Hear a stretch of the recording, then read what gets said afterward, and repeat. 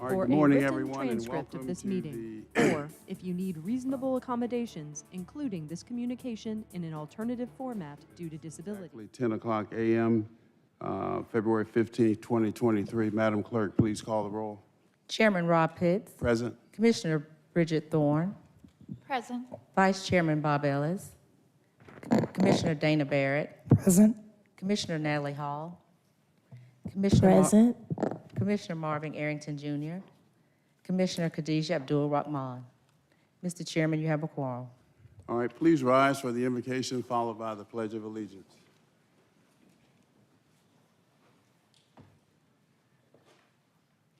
Let us pray. Almighty God, we are grateful for this day, for your blessings upon our lives. We pray now your continued strength upon our commissioners. Give them your guidance, your patience, and your wisdom. It is in your name that we humbly pray. Amen. Amen. I pledge allegiance.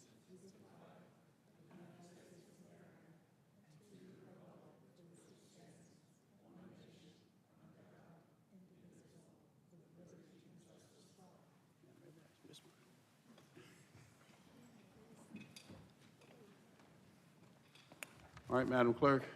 On page 2, consent agenda.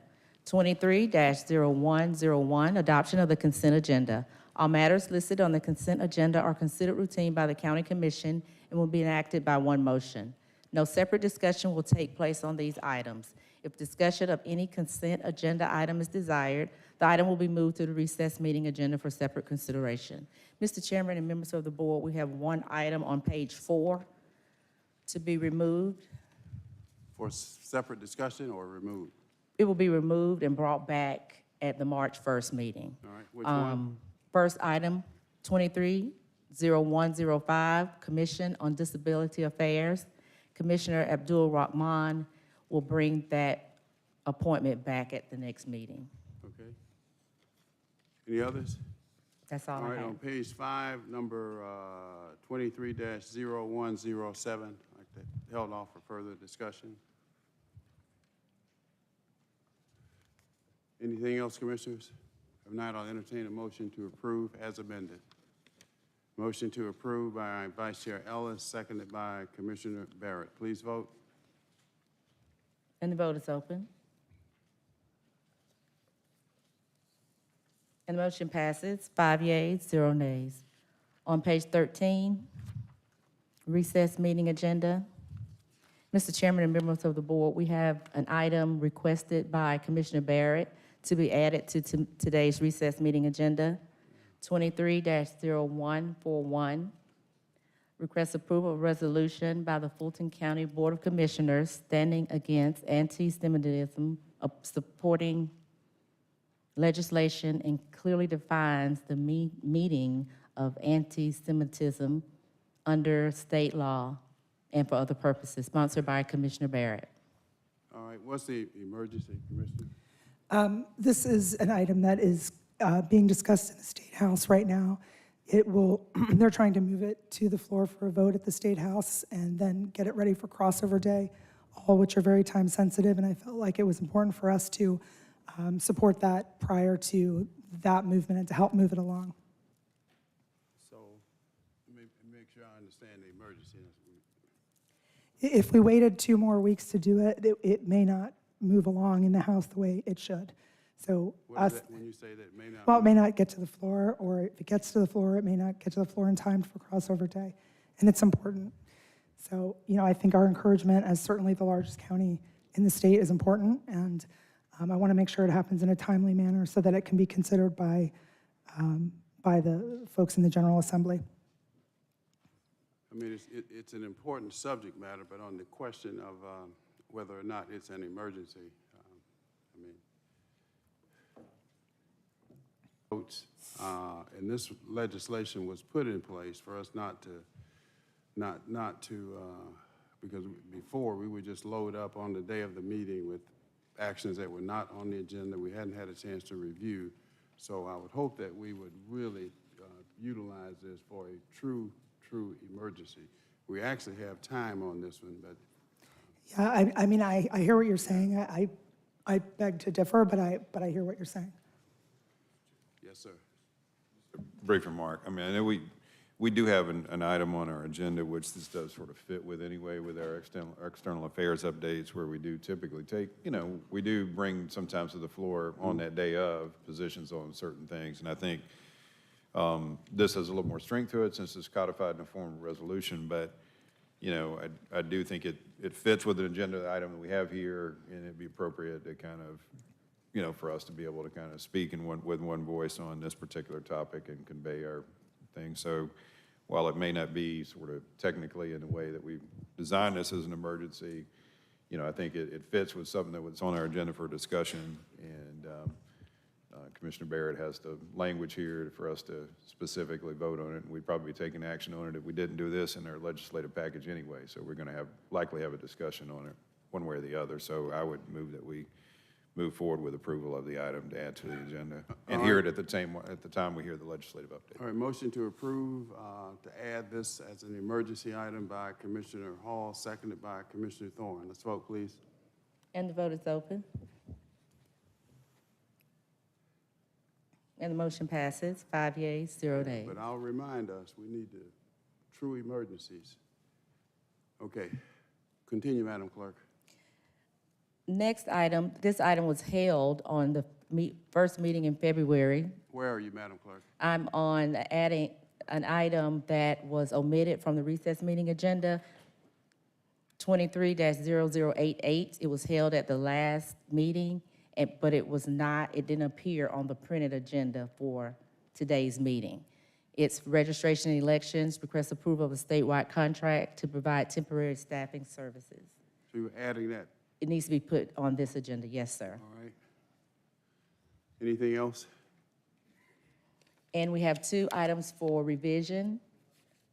On page 15, 23-0086, Sheriff.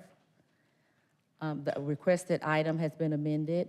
Approval of a resolution authorizing the sheriff to offer above the minimum salaries, authorizing a 5% base rate increase for certain employees of the Fulton County Sheriff, directing an amendment to the overtime and compensatory time personnel policy, and authorizing increased overtime pay and for other purposes. Next item on page 16 has been revised to amend the requested action, 23-0050, Juvenile Court. Request approval of a statewide website system development services in the amount not to exceed $115,000. Anything else? That's all I Anything, have. Commissioners? All right, on the agenda, as amended. All right, motion to approve by Commissioner Hall, seconded by Vice Chair Ellis. Please vote. And the vote is open. And the motion passes, 5 yeas, 0 nays. 23-0123, ratification of minutes, recess meeting minutes, January 18th, regular meeting post-agenda minutes, February 1st, 2023. All right, motion to approve by Commissioner Thorne, seconded by Vice Chair Ellis. Please vote. And the vote is open. And the motion passes, 4 yeas, 0 nays. 23-0124, presentation of proclamations and certificates. We do not have any proclamations for presentation today. Praise the Lord. Continue. On page 14, public hearings. 23-0125, public comment. Citizens wishing to participate in public comment will be allowed to appear in person or may choose to participate virtually via Zoom video conferencing or by submitting their comments in writing by registering on the county website, www.fultoncountyga.gov. Priority for public comment will be given to Fulton County citizens and those individuals representing businesses or organizations located within Fulton County. Speakers will be granted up to 2 minutes each. Public will not be allowed to yield or donate time to other speakers. The public comment portion of the meeting will not exceed 30 minutes. In the event the 30-minute time limit is reached prior to public comments being completed, Public comment will be suspended, and the business portion of the BOC meeting will commence. Public comment will resume at the end of the meeting. Mr. Chairman and members of the board, we'll start with the speakers here in Assembly Hall. We have received 20 speaker cards. 20? 20. Will the first 5 speakers please come down? Brian Dunn, Forrest Webb, Anita Lane, Lucia Frazier, and Jason Frazier. All right, and speakers, as always, when you have 15 seconds left, I'll simply say 15 seconds, and that'll be your clue to conclude your remarks.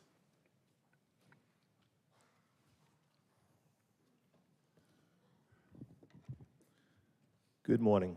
My name is Brian Dunn. I live in Fulton County. Speak up, sir. How's this, better? Much better. My name is Brian Dunn. I live in Fulton County. The position that pays $185,000 a year you are looking to fill for Fulton County Elections Director is an important position. From my understanding, this person would oversee most, if not all, of the election processes and procedures to ensure our elections run smoothly, that our laws are followed, and all legal votes are protected and counted. So how is Ms. Williams still being considered after so many issues being identified, including poll workers being overworked with over 12-hour days for 19 days straight, also paying out a lot of costly overtime, long 2 to 3 hour election lines even during the runoff, thousands of voter challenges not being addressed. Many voters were not made aware that they were redistricted to find out after waiting in long lines. Many probably just went home after that and did not even vote. Lack of security at some voting locations, and the list can go on. Even with all the public comments of issues, some that are very serious, you publicly claim that the elections ran smoothly. Just because you state that the elections went well, that does not mean it's true. After speaking with many voters around different parts of Fulton County, discussing how the vote went and what was exposed in 20 and 22, I was not surprised how many felt like I did. Knowing and seeing obvious evidence being brought forth of laws being violated, feeling disenfranchised and ripped off is not a good place for the Fulton voters. However, not all voters are aware of the issues, but they should be. Some people that do know the issues do not even vote because they don't think their vote's even going to count. We need someone in this position that will restore confidence, 15 look out for the seconds. voters, and protect the vote. If Fulton County is truly honest with our tax money, running our elections, and we're transparent, the correct person would be put into place, not breaking laws and regulations. Please vote no to Nadine Williams. Thank you.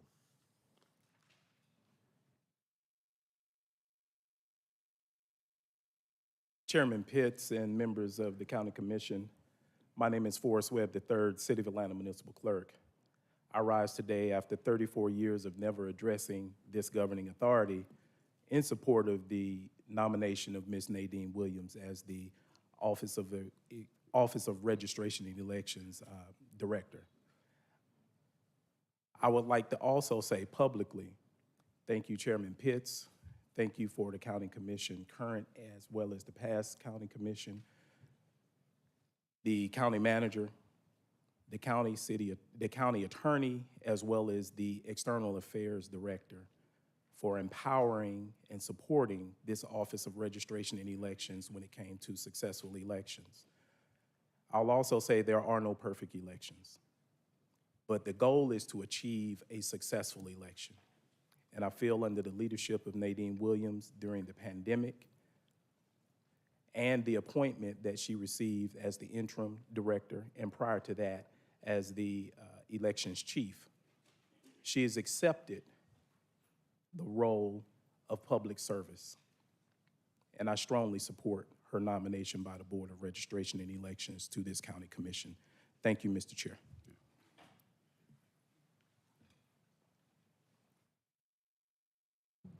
Good morning. It's an honor to stand before you, and I thank you for your public service, and God bless you. I'm here to speak on the Election Board Director position also. And I work in Pittsburgh. I've been there for 30 years helping the homeless, and I live in Midtown. And so there's so much chatter from every type of population on this particular position. If this position was to be filled and the topic was a Holocaust museum, you would be incredibly sensitive about the person that you would put in that position.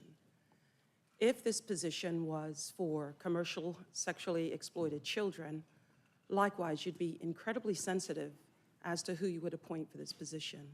All public servants like myself are dedicated, and I do not deny the dedication of Ms. Williams.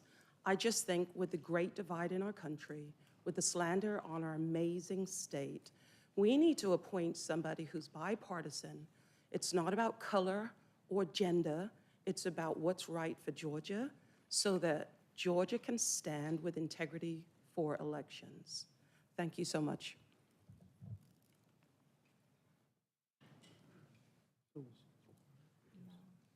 She said no.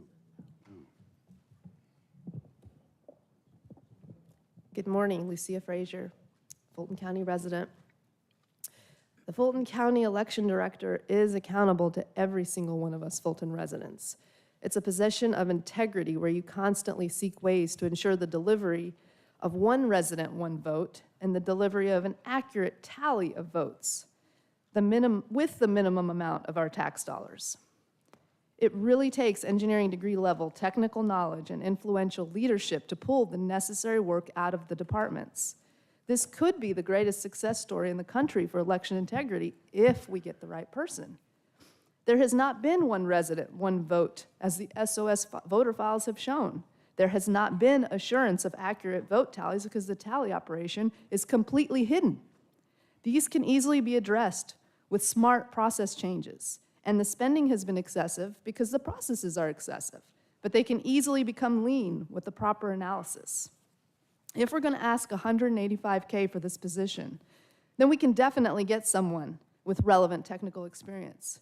I've worked with plant managers that get paid less and are responsible for hundreds of processes with tedious steps to deliver parts accurate to 0.001 of an inch. With proper outreach, we can get the right person. Many previously uninvolved Fulton residents have stepped up to help work our elections so that we can learn and help identify weaknesses in the processes. We didn't start coming here over a year ago with empty complaints. We came here month after month with solutions to make our elections more secure and cheaper. As poll workers, many of us performed so well, the poll managers requested us over and over again. So you've seen our integrity, our 15 passion, seconds.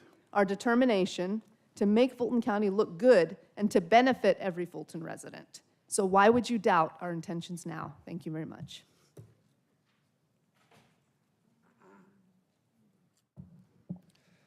Jason Frazier from Roswell. I sent you all an email yesterday, and I hope you've received that, but I wanted to speak on the record for everyone to hear.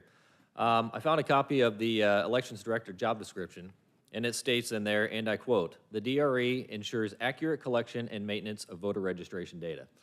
I think we can all agree that's not happening.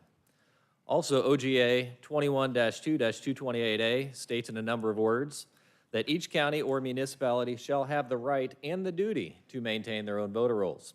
HAVA 52 USC 21083 stipulates in a number of words that you need to be maintaining your voter rolls, which again is not happening. It even calls out specifically that duplicate names are to be eliminated from this computerized list. Well, that wasn't happening, but now some of them are because I've turned in 20,000 of these, okay? So HAVA precedence has already been set with a case in Minnesota where Public Interest Legal Foundation found 73 duplicates and they won their complaint. Again, I've turned in 20,000 in Fulton. That's a little bigger than 73 for those that aren't real good at math. But at any rate, after that case was won, the results were forcing of the hand of this county in Minnesota to, and I quote, "take additional steps to locate and remove duplicate registrations." Why can't we do that without me forcing the hand of a HAVA complaint? It is the law. We need to be doing this, and it's not happening. It's very disappointing for me to spend all of these hours to do this work for you guys, for an election director that's dropping the ball. So at any rate, it's pretty clear that the Director of Elections position is required to be doing this. It is state law. It is federal law. 15 seconds. So at any rate, Fulton County is in violation of HAVA, OCGA, and the DRE's own job description and mismanagement of Nadine Williams. I hope you will do better. Thank you. Next 5 speakers, please come down. Candy Muldowney, Melissa Ferrello, Sarah Pedro, Kevin Muldowney, and Julie Allen.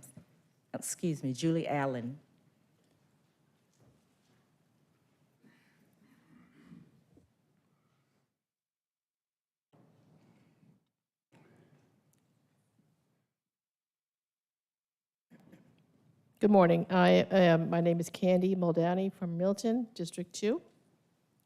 I'm here today to state my opposition to the permanent hiring of Nadine Williams as the Fulton County Elections Director.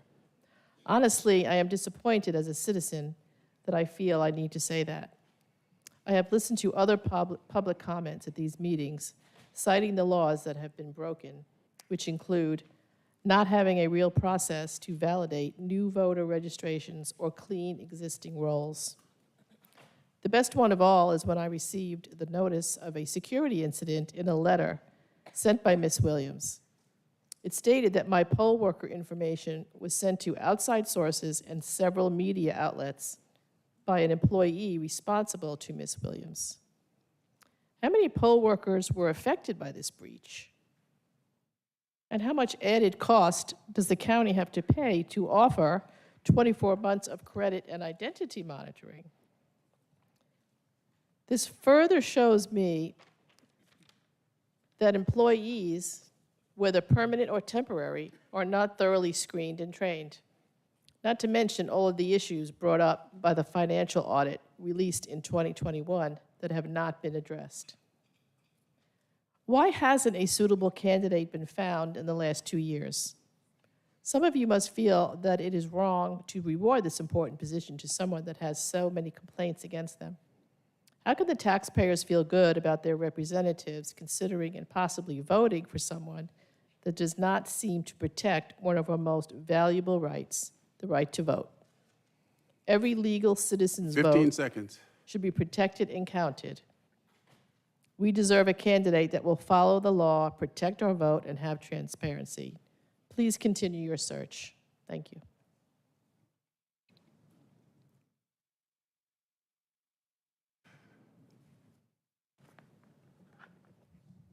Good morning. My name is Melissa Fiorillo, and I live in Fulton County, Milton, Georgia.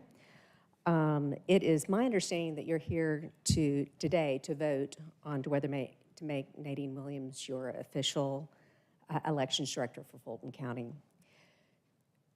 You've had many public comments against hiring and a lot of supporting examples and issues. You've also had some public comments supporting her. Those that support her, I would ask why. What are their reasons for supporting her? What examples do they have? I know one said last week longevity. Longevity should be rewarded, they said.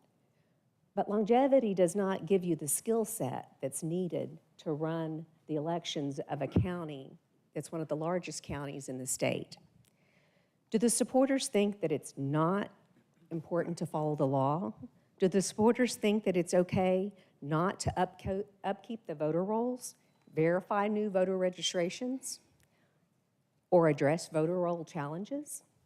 The supporters think that it's okay to agree to spend taxpayer money for elections without supporting invoices with detail, documents, or agreements.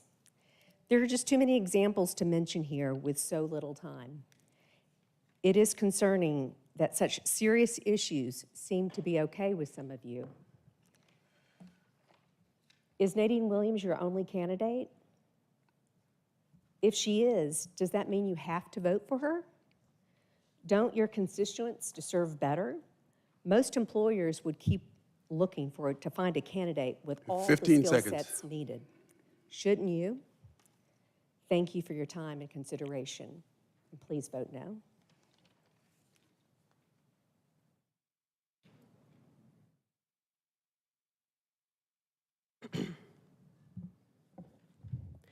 Good morning, Commissioners and Chairman Pitts. My name is Sarah Pedro. I'm a Fulton County resident. It's time to change election leadership in Fulton County. Being a leader means having the courage and humility to accept that things might not be working and to make the hard choices to remove people not doing their jobs. As a poll watcher, I followed much of what was happening, not only at my precinct, but many others as well. It was definitely a tale of two counties here in Fulton, the south and the north. This included disparity in level of poll worker civility, wait times, voter processing times, and count tallies. Many issues stemming from election law violations were raised during the primaries, runoff, and general elections in 2022 across the county, but especially in North Fulton. Just about every day during early voting, I would hear of more instances of machine issues, violations of policy, poll watcher intimidation, and voter suppression. Good, clean voting procedures should never be so arduous and riddled with irregularities. And why has Fulton been at the center of so much controversy? I believe it is related to cronyism versus the focus on hiring qualified, nonpartisan professionals, especially in leadership positions. We need a leader who can restore dignity, respect, and trust to this county and change course. I oppose the permanent placement of Nadine Williams as elections director. She's not lived up to the job expectations. Let's try this again with a new, fresh perspective and focus on strong job qualifications. The last thing we need is one county of 159 dragging this great state down, and it starts with strong, righteous leadership. Thank you for your time and consideration.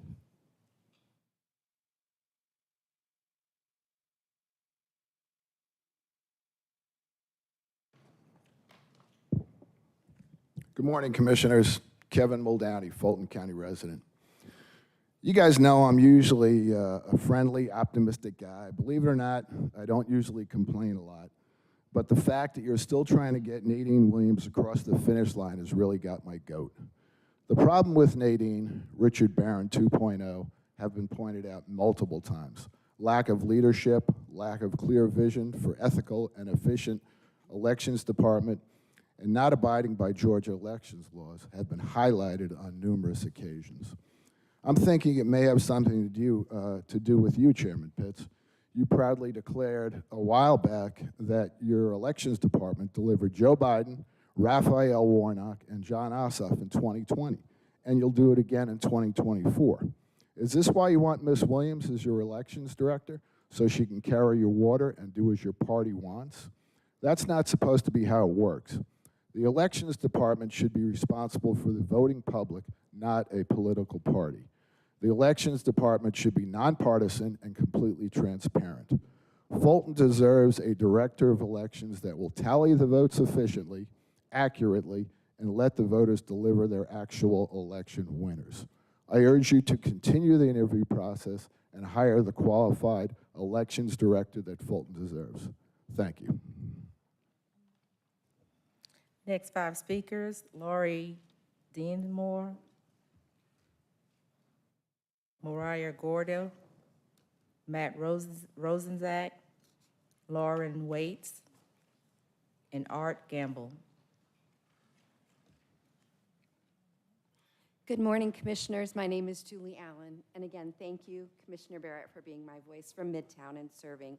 And thank you, too, for following legislation and advocating for the needs for addressing anti-Semitism. Hatred of any form in our community is unacceptable. Thank you for your voice. I have come before you multiple times today, February 1st, January 18th, December 13th. I thank you for ears to hear my concerns. Each time I spoke about the extreme mismanagement, including voter suppression, experienced by myself here in Midtown, searching for a place to vote early, as well as what I saw in North Fulton, what they were experiencing in the runoff as I looked for a place to vote with wait times of 120 to 80 minutes, kind of all around in a lot of places. Nadine Williams failed the test as interim elections director and must not be hired. The vote for Nadine Williams as election director has been deferred multiple times. Why? When did Fulton County Elections Director become a partisan position? The Democratic Party posted this call to action February 10th, stating email messages are needed to make sure that the Fulton County Board of Commissioners hires Nadine Williams as election director right away. Why is the Fulton County Board of Commissioners so partisan when it comes to elections that you delay a vote by more than 2 months so that you can call in the cavalry, intentionally wasting the time of concerned citizens like myself who take time off work to come before you with documented concerns. Many Fulton County residents are asking why the County Commission would continue to consider hiring an election director with a lengthy track record of issues, including failing to follow Georgia law with regard to election operations. You all have been provided with evidence of confirmed problems with elections under Ms. Williams. Multiple duplicate voter registrations that have not been addressed. All public record. Please review that evidence and vote 15 no seconds. on Ms. Williams. Fulton County deserves better than Nadine Williams, who is a clear partisan choice of the Democratic Party.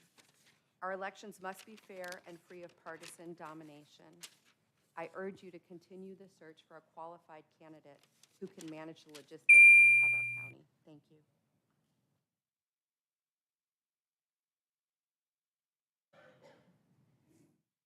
Morning. My name is Laurie Demarest. I'm a Fulton County resident, and I'm here to speak in support of the selection of Nadine Williams as elections director. I just wanted to note that notwithstanding the number of opposing voices you've heard this morning, there's, I think, about 10 of us in the audience here to speak in support of her, and I'm not sure how many you'll be able to hear before your break, so I just wanted you to be aware of that. I had the opportunity to observe the results of Ms. Williams' leadership during the last election in a couple of different ways. One as a voter, but also as a poll watcher for the Democratic Party of Georgia. And I was able to watch a couple of different precincts, and everywhere I went, I was very impressed with the poll workers themselves, who clearly had excellent training, and the poll managers particularly were just very impressive. And the results I saw were a very smooth election. Not to say that there aren't problems that are caused by a variety of different things, but they were all addressed. I also, since last summer, started watching the Board of Elections meetings and saw Ms. Williams' reports and her responsiveness to the board, and thought that she did a terrific job reporting and responding, and clearly the Board of Elections itself has confidence in her, given that they have unanimously recommended her for this position. In addition to that, the Carter Center report and the report by the independent panel support these observations, and one quote in that report applies here. Fulton County Board of Elections and Registration is engaged in helping to drive these improvements. Replacing the board would not be helpful and would, in fact, hinder the ongoing improvement to Fulton County elections. Thank you. Good morning, Commission. Maria Gaudio, Fulton County resident. As being a poll watcher and also witnessing the cheating firsthand, I know that it comes from the top. You know, the Georgia Record, Johns Creek Post, made a 3-page litany of Nadine Williams' crimes, criminal offenses, and many of which I witnessed firsthand, so as a poll watcher and filmed. So, you know, I just can't believe she's still up for this position, why she isn't in handcuffs and taken away.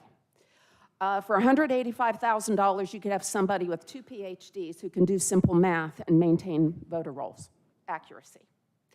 You know, a vote for Nadine is a vote for election fraud.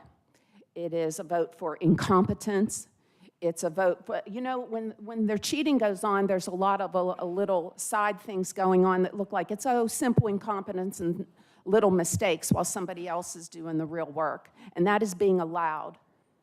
So if anybody votes for Nadine Williams, you're voting to continue election fraud in Fulton County. Thank you.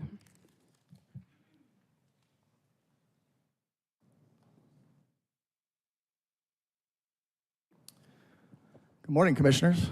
My name is Matt Ronzak, Fulton County resident, and this is very simple.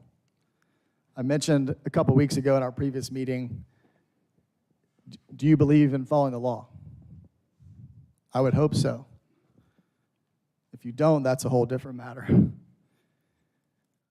I shared several examples last meeting of last year where the law was violated, both state and federal. We shouldn't even be having this conversation. That should be the end of it. If you can't follow the law, you don't deserve to be elections director. This is such an important and critical position, and I feel silly and ridiculous to even put this argument out there today. If you can't follow the law, you don't deserve to be the elections director, and especially not at $185,000 a year. I've seen Ms. Williams come before you more than once. You have questions for her.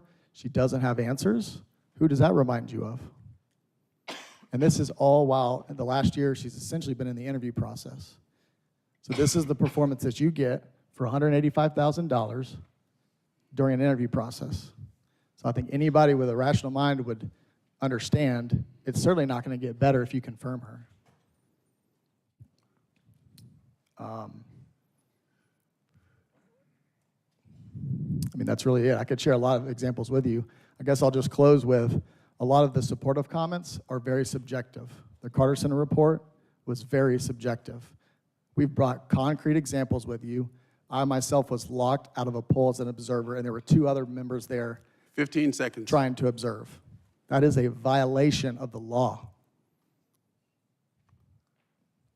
That's it. Your candidacy should be done. So, and Ms. Williams was not supportive of resolving that. So, vote no for Nadine. Thank you.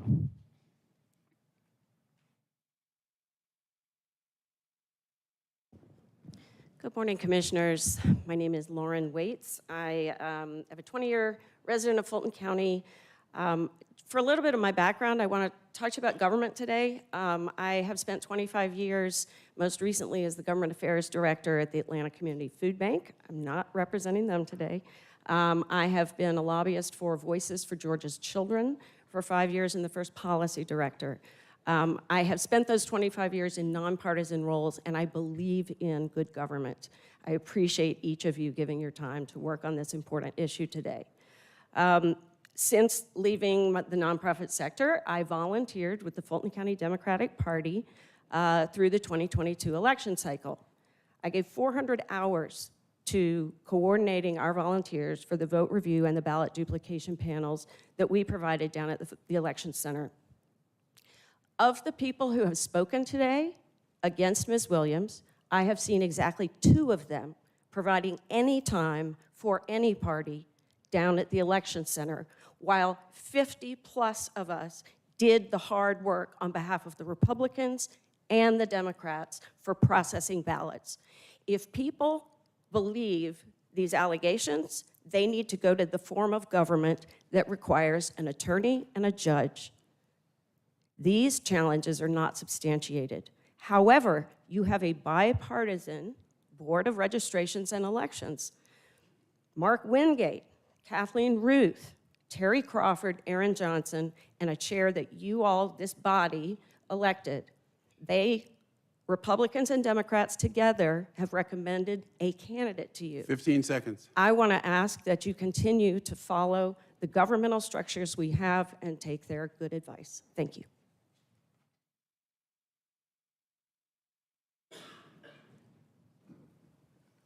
Good morning, Commissioners. My name is Art Gamble. I am an attorney and a resident of Fulton County. I live in Midtown. And I am here speaking today to support the hiring of Nadine Williams as the Director of Elections. And my comments here today are based on my personal experience serving as an official election observer for the Democratic Party of Fulton County at the English Avenue Election Center, both on Election Day in November of 2022, as well as the runoff election in December of 2022. On both days, I was there at the election center from 8 a.m. until almost midnight. And I can tell you that for me and everyone else who was observing there, it was the most boring and uneventful days of our lives. And that's exactly what you want when you're carefully tabulating votes and trying not to become the subject of national news media stories. Several of the observers that I was there with had been present for those processes in 2020 and told me that it was night and day difference in terms of the improvements. These were Republicans telling me that. Nobody of any party who was a partisan observer had anything of any import to report back to their campaigns or back to their parties. It made me proud to be a Fulton County citizen that day, that we were avoiding the kind of issues that you see national media seizing upon. Given the improvements that have happened under Ms. Williams' leadership as interim director, I can't imagine why we would change course, given the improvements that have happened since 2020. Thank you. Last 5 speakers in Assembly Hall, please come down. Mary Jo Peed, Jane Zolan, Laurie Altman, Ann Gray Herring, and Phil Looney. Okay, the 30 minutes have expired, colleague. How many do we have? We have 5 more here in the Assembly Hall. How many on Zoom? And we have 3 on Zoom and 6 emailed in comments. Okay. You want to hear from him? All right, continue. Thank you. My name is Mary Jo Peed. I'm a resident and a voter of Fulton County. I'm appearing today in support of the decision by the BOC to approve the recommendation of the BRE to hire Ms. Williams as the director of Fulton County's Department of Registration and Election. I've appeared before this board a number of times speaking on behalf of the department and of the BRE. I also want to state that there are 4 very specific items that you ought to consider. The first being in my career as a corporate attorney for Bell South, I had the privilege of having your county manager, Dick Anderson, as my client and to work with him for many years. I supported 2 of the business units that Mr. Anderson led while at Bell South. As you all do, I trust his business judgment and his organizational aptitude. I understand that Mr. Anderson is in favor of this appointment, and I think that's an important distinction to make. The BRE, which is a bipartisan organization, unanimously, Republicans and Democrats together, have recommended the hiring of Nadine Williams. The Performance Review Board and the Carter Center have both issued their reports. The Performance Review Board individually donated hundreds of hours to their endeavor observing and reviewing practices and procedures and other documents from the department. And the Carter Center donated over 4,000 man-hours observing the department. Both of these entities in their reports support where the Department of Registration and Election is now and where it is going in the future under the leadership of Nadine Williams. Thank you very much.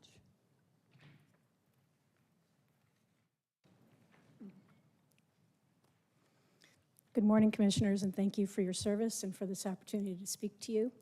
My name is Jane Zellick. I'm a resident of Fulton County.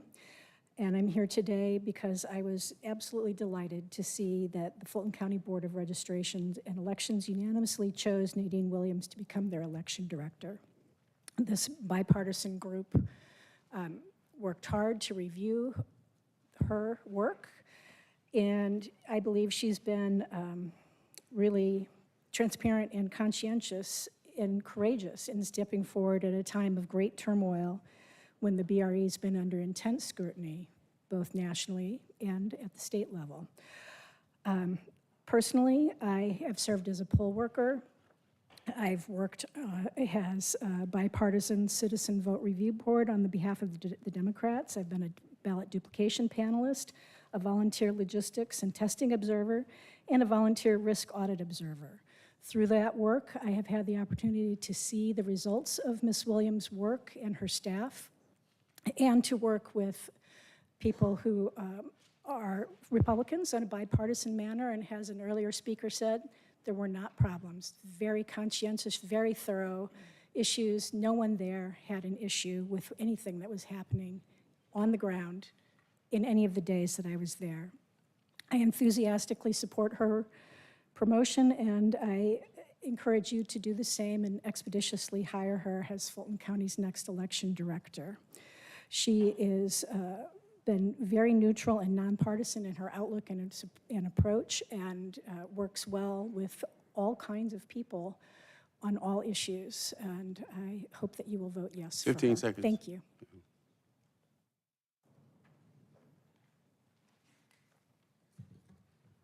Hi, my name is Lori Altman, and I live in Fulton County, live in Sandy Springs. First of all, I want to see from the people that are here, who has worked in the elections? Who's actually volunteered? Okay. I've actually done it myself, and I've worked in North Fulton and South Fulton, and I've seen a big difference in the way the elections were handled in North Fulton. There were so many problems, so many issues. I also worked South Fulton, where it went off without a hitch. So there were discrepancies. We really should be looking at this as what gives us the clearest, best, most honest elections. And it should not be a partisan issue. It should just be cut and dry. What is the right thing to do? We've got people here that have shown week after week, month after month, that there are so many laws broken. If Nadine Williams was so conscientious, then why are these things not addressed and they just keep happening? You guys, I'm gonna say, with that being said,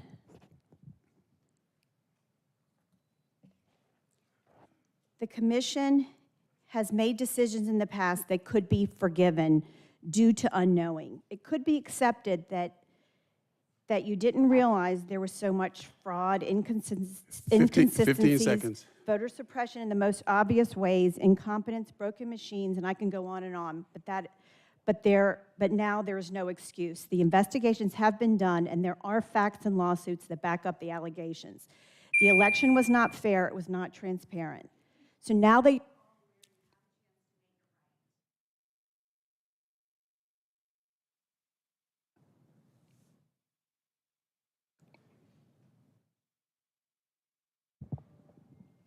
Good morning. My name is Ann Gray Herring, and I am the policy analyst for Common Cause Georgia. Common Cause is a nonprofit, nonpartisan advocacy organization that works to strengthen public participation in our democracy. We actively engage in elections and election administration across the state. We would like to encourage this body to finalize the appointment of a director of registration and elections for Fulton County. With municipal elections on the horizon, the county will be better served by the stability of having a permanent appointee in place.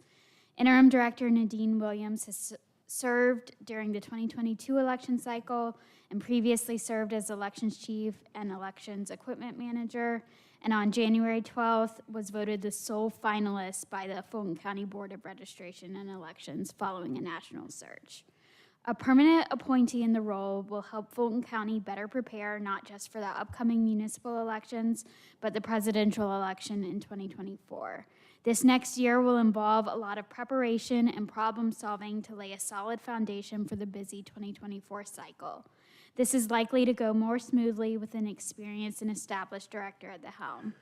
Common Cause Georgia values equity and efficiency in the administration of elections, transparency in the elections process, and ensuring that all citizens have access to the ballot box.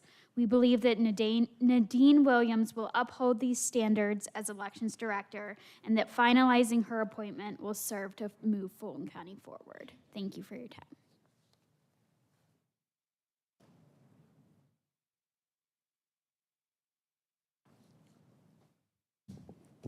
Good morning, Commissioners. My name is Phil Lunny. I live in Roswell, Georgia for the second half of my life. I enjoy it. Thank you so much.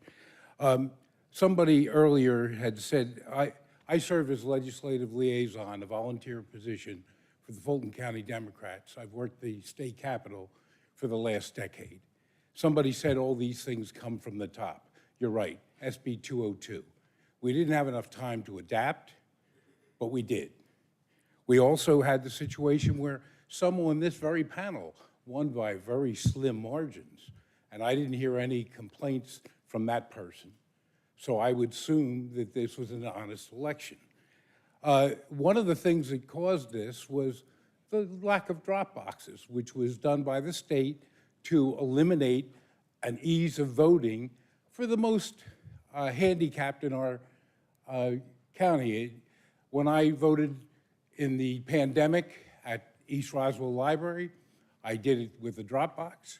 When I voted again this year in the election, I watched as they had to walk all the way into the voting room to deposit in the drop box, which nobody was watching because we had voters there. So we had a late census where it seems that we didn't get, in Georgia, the extra person that we should have, but somebody up in the Montana area got an extra congressperson. And you see that the removal of the drop boxes, the late redistricting was very confusing, that we have done the job we did, and that the Carter Center came in 15 seconds. it.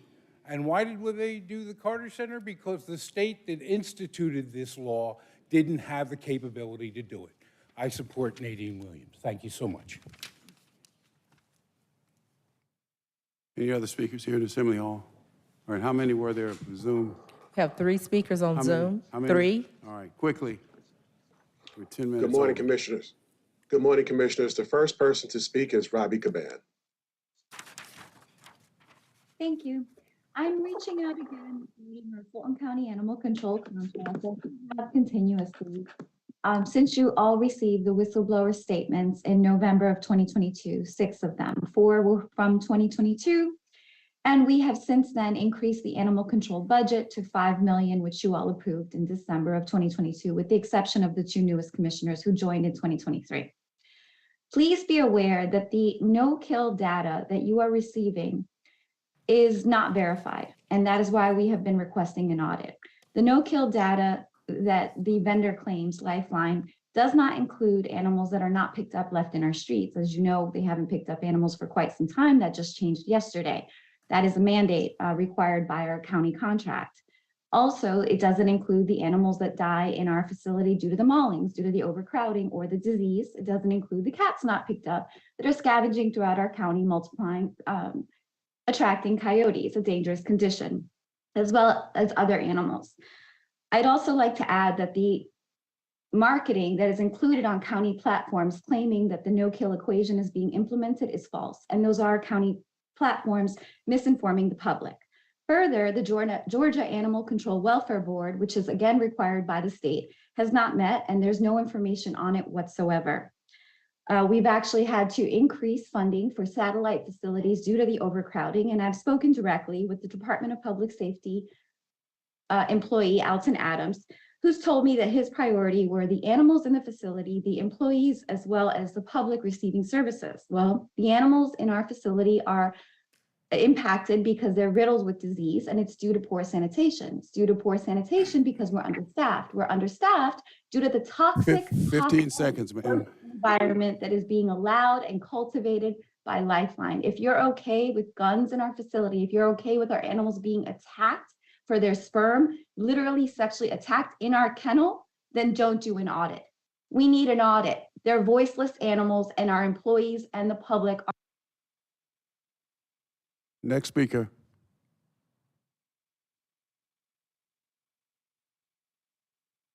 Next speaker.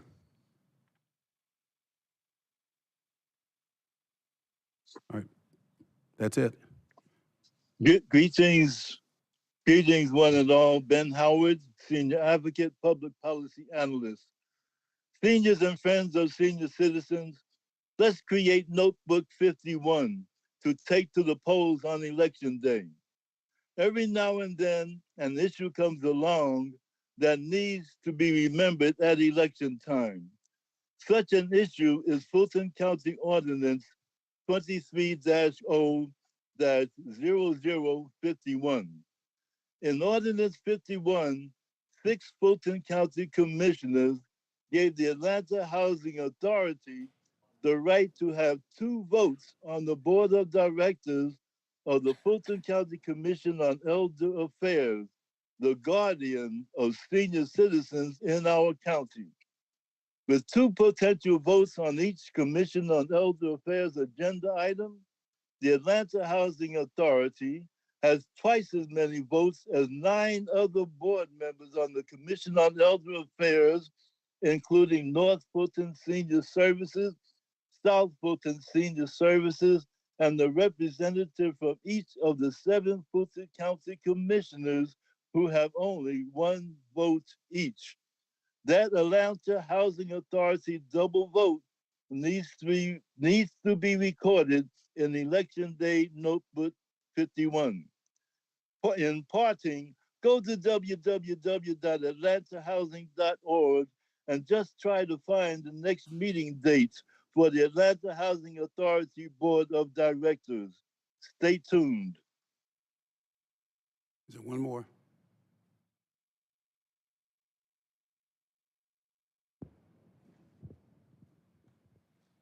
Yes, no? All right. Hello. My name is Brett Cromie. I'm a Milton resident, Fulton County. 2 weeks ago, you cut me off for my 2-minute commentary. I shouldn't need to remind you, but you work for me, for the public, for we the people. You provide plenty of time for the people that work for you, who are paid by us, the taxpayers. You provide endless amount of time for all your proclamations. You give these items as much time as they need, yet you give the public only 30 minutes. My ability to redress my government is more important than your lunch appointment. 2 weeks ago, there were 14 people on Zoom, so allowing each of them to speak for the full 2 minutes instead of 1 minute would have cost you only 14 minutes. Moreover, at least 5 of those speakers did not respond, so that they would have cost you even less time.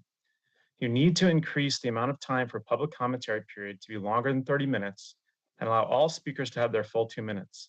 The most egregious of all government tyranny is to take away our First Amendment rights. For people that come down in person or sign up on Zoom to speak, they deserve to be heard, especially if they have a disagreement with our government. It is your responsibility to sit there and listen to your constituents. Hopefully you will do more than just listen, but to think, ponder, and act on the information you receive. Today, I will finish my point about Nadine Williams from 2 weeks ago. During this election cycle, she was made aware of at least 8 people who were disenfranchised from their ability to vote properly due to problems with the incorrect combo code. Her response was that it was no big deal, there's only 8 people, and it didn't affect the election results. This is a horrible precedent to set that disenfranchised voters only matter if it affects the outcome of an election. How can she accept any disenfranchisement? Has she given you all a satisfactory explanation of the situation? Do you even know about this situation? She is unqualified for this job because her lack of consideration of each and every voter is obvious, and you need to keep looking to find a more competent elections director. With the remainder of my time allotted, I also want to bring up the mask mandate during jury duty. It is well past time to let the judge know he is infringing on our rights and for you all to put pressure on him to remove this mandate. At the March 22nd, 2022 election, a full year ago, you correctly realized to remove mask mandates from all government buildings and services, but you've done nothing about the court, even though Dr. Paxton said wearing a mask is a personal risk decision. Anyone else in Zoom? All right, how many emails? We have 6 email 6. comments. Can you summarize them quickly? The first email comment is from Alan Powell. My wife Betty and I are old hands at campaigning, especially in GOP presidential elections. We have been engaged since Ronald Reagan and worked really hard in 16 and 20. One thing stands out, and I want to speak about a lack of enthusiasm we run into and ask for campaign signs and stickers. I usually just make my own signs. This past election cycle, it was very hard to get signs, even with our usual donations to put out for GOP persons. There seems to be a shortage of signs available, especially late in the election cycle. We consistently saw more of Democratic signs. I see a failure at grassroots level to supply signs to folks like us who travel all over the state. Don't discourage the grassroots volunteers by being chintzy with the signs. Our strength is in changing with the times, not beating the same old drum. The next comment is from Michelle Sardisi. Hiring an elections director should not be a partisan issue, and for me, along with countless others in Fulton County, it is not. We simply want you, as oath-based county commissioners, to serve us and the entire county well. Nadine Williams is not qualified, and you know this. She does not follow the law. She does not even be prepared for meetings with you. The commissioners have pages upon pages of documented errors and outright law breaking from our last couple of elections with Williams at the helm.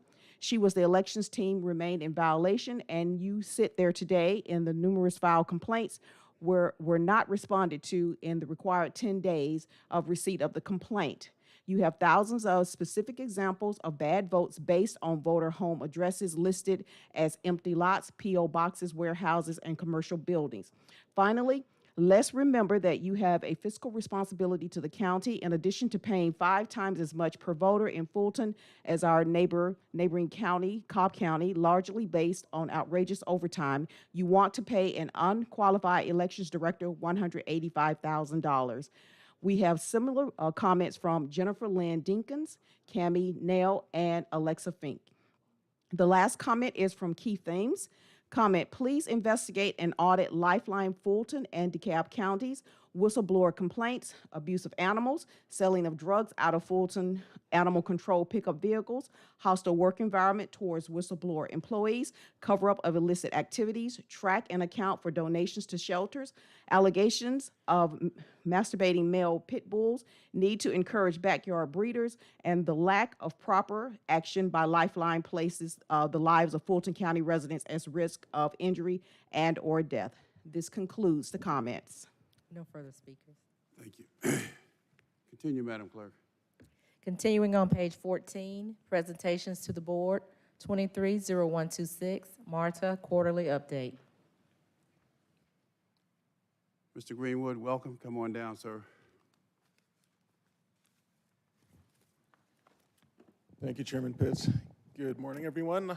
Chairman Pitts and Commissioners, it's Collie Greenwood. I'd like to bring our Q1 briefing to you all.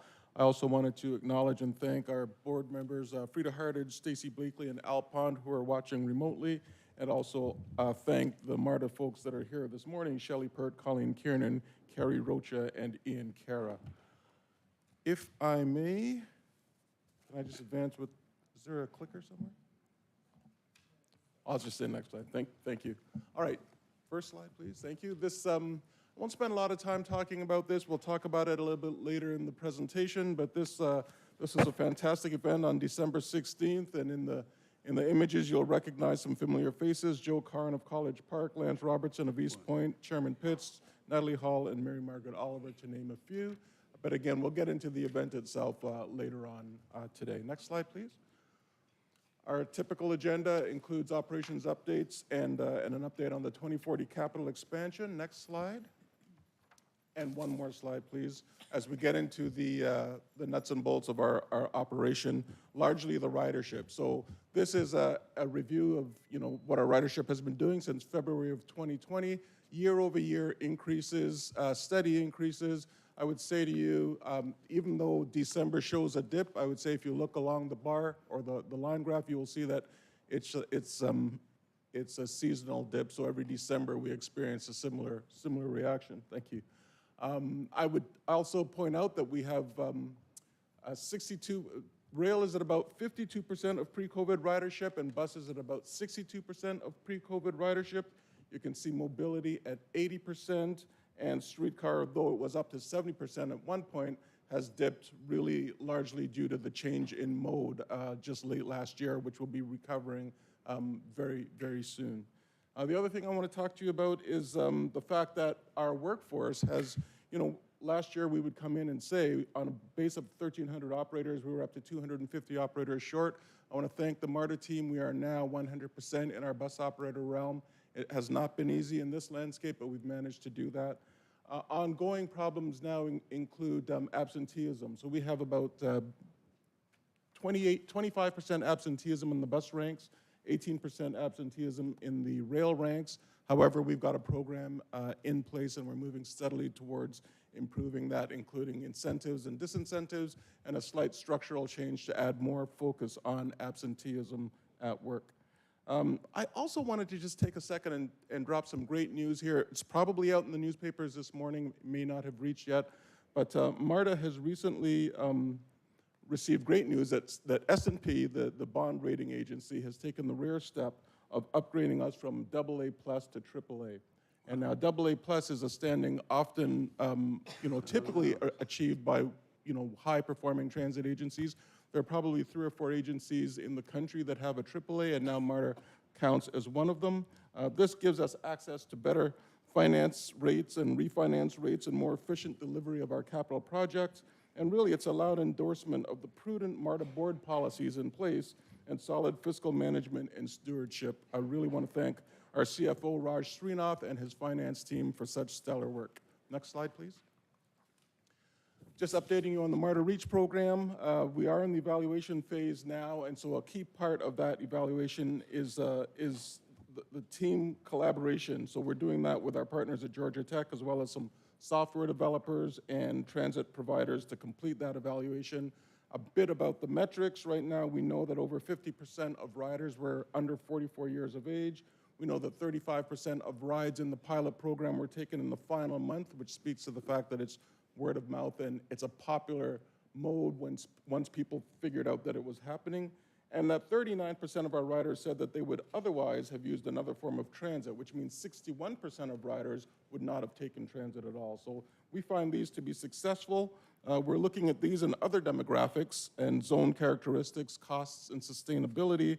Ultimately, we feel that an on-demand component appears to be a viable option for inclusion in the mix of services that we can provide. So we will discuss budgets and service bundles with our board this spring. Next slide, please. Wanted to bring everyone's attention to the track replacement that's going on, TR4. So that starts February 17th at 9 p.m. and it goes for 5 days. Those of you may recall that we've done this in the past. It's a really successful method of delivering these changes. We can either do it in 5 straight days or we can do it day after day, weekend after weekend, really putting people out for an extended amount of time. So this was very successful because we had customer and community readiness, we have contractor efficiency, in other words, you don't have to tear down and set up each time in time for to work inside of that 2-hour maintenance window. We have supportive resource utilization and overall reduction of inconvenience. So this upcoming work will be done on the red line between Buckhead and Medical Center stations. You can see there that we'll have bus shuttles, local bus shuttles going from Med Center to Buckhead and then on to Lenox and reverse, and then an express going directly from Medical Center to Lenox Station. Extensive customer campaign is involved here, including notices and announcements in the stations, social media, radio, newspaper ads, and a full review on the itsmarta.com. And of course, despite all the other things that we'll be doing, we will have operational and administrative staff, boots on the ground in vests throughout the duration of those 5 days to make sure that our customers are well served. Next slide, please. And once more. Thank you. Talking about station rehab, so MARTA, as you may know, is we have a $1 billion thereabouts station rehab program at all 38 of our stations, but I wanted to talk about these two in particular. HE Homes, we're planning our HE Homes station rehab, but we've launched our transit-oriented development planning in December. We had a listening event, and I really wanted to thank Commissioner Khadija for your leadership and engagement. The design is now at 60%, and we're dealing with the scope of the canopy as it's being developed. On College Park, the work at College Park continues to progress. We have a punch list of items being addressed. All the concrete is now poured on external sidewalks, and you'll see new landscaping, cleaning, and plaza-level pavers in progress. There have been some weather delays. The cold weather means that concrete ceiling had become a challenge, but the platform paver installation starts in earnest in August of this year. Next slide, please. When it comes to our bus shelters and amenities, I want to update you there. So this is part of a 5-year program. We are now in year 4. The FY22 50 amenity status went as such. There are 31 installed. There are 8 under construction right now. I'll remind you that the construction timeframe is about 4 weeks. There are 9 in permitting, which is approximately a 12-week process, and 2 in design, which is an additional 4 weeks. Of course, there are additional plans for 50 more amenities in FY23, and currently those amenity status stand as 48 in design and 2 in permitting. What it means, though, is that after those 50 in FY23 are done, we will have about 23% of all bus stops in Fulton County served by amenities. Next slide, please. And so what that means in picture form is here, the before and after. This is the Piedmont service, but you can see, again, we have shade, rest, and refuse containers available on the right. We also have protection from water overhead and underfoot, and we also have a sidewalk put in there for safer access and egress from the station amenities. You can see a copy of all the installations in FY22 in the hard copy handout that we brought for you today. Next slide, please. So the South Fulton planning update, we briefed District 5 and District 6 late in 2022. The project team briefed South Fulton mayors on December 13th, and the MARTA planning staff met with GDOT on January 20th. All of this to discuss short-term safety improvements and longer-term initiatives. MARTA, in working with these groups, has identified a priority list of safety improvements at intersections on Roosevelt Highway in each of the 5 cities. So that would be Palmetto, Fairburn, Union City, City of South Fulton, and College Park. And we're working with each city to advance those improvements. Next slide, please. In terms of North Fulton, the I-285 express lanes, also known as the Top End BRT, we're working to select the planning consultant for this project. We kicked off the project in the first meaningful way with our policy working group kickoff in January. The Georgia 400 Express Lanes Transit is, we're working with GDOT there to procure the design and builder. August is the expected selection date for that, and continued coordination and collaboration is going to ensue in that area. In December, we entered into a partnership with the North Fulton CID to do transit-oriented development and station area planning. So that's good news as we progress this project as well. Next slide, please. Artbound. I just wanted to take a second and just talk about Artbound, and I think folks in the room are well aware of the installs and the impact that Artbound, the MARTA program, has had in its wake over the recent years. But we're once again partnering with Fulton County Arts and Culture to sponsor an artist in this initiative, which is the Artist in Residence, and sponsor this to have them explore the intersection this year, the intersection of technology and the arts. So the residents this year will have the opportunity to use Microsoft's AI technology to create an interactive public art experience. Fulton County has established the Public Art Futures Lab, which is located at Underground Atlanta. There are 3 artists per year, and MARTA Artbound sponsors one of them. And the goal this year, of course, as I said, is to explore how public art can leverage technology to reach a wider audience. Next slide, please. In terms of MARTA's Council for the Arts, it's a 7-person council, and this year we have 4 of them represented by or in Fulton County.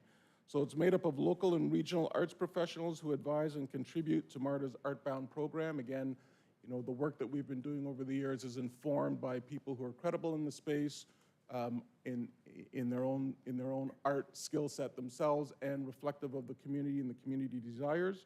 So Fulton County is well represented with Chris Swain from East Point, Axia Pascal from Roswell, Erica Smith, Sandy Springs, and Brianna Camello from East Point.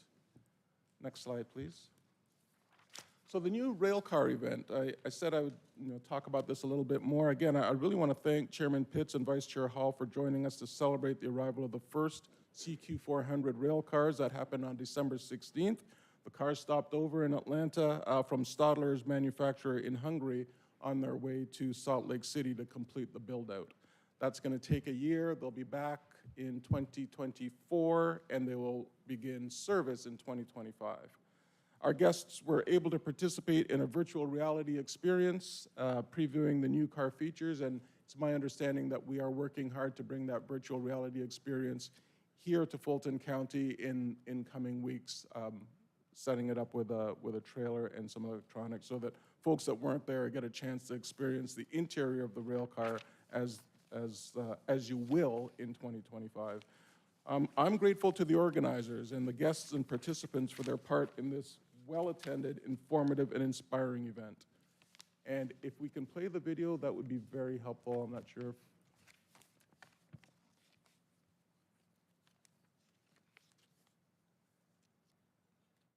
And if not, let me just assure you, it's an engaging video that really talks to the fact that this design is customer driven. There's a lot of input from our various community groups that we're working closely with Connie Krisak, our designer, and really getting comments from the ATU, from the community, and just even operators talking about how excited they're going to be a part of this project. So it also gave you a firsthand view as you walk through the vehicle of the open gangway design, the improved design and seating and information systems available to customers, the high tech inside of the operator's cabin or cockpit, if you will. It resembles an airplane without wings, and we think that that's going to inspire employment at MARTA. It's going to inspire ridership, and it's just going to inspire that feeling of pride from all involved.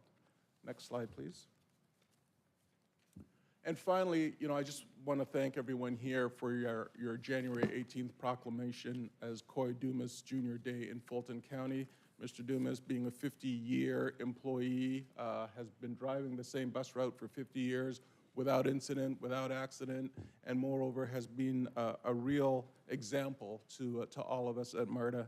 And so it was really great to see everyone gathering around and really supporting him. So thank you, Commissioner Hall, for sponsoring this proclamation.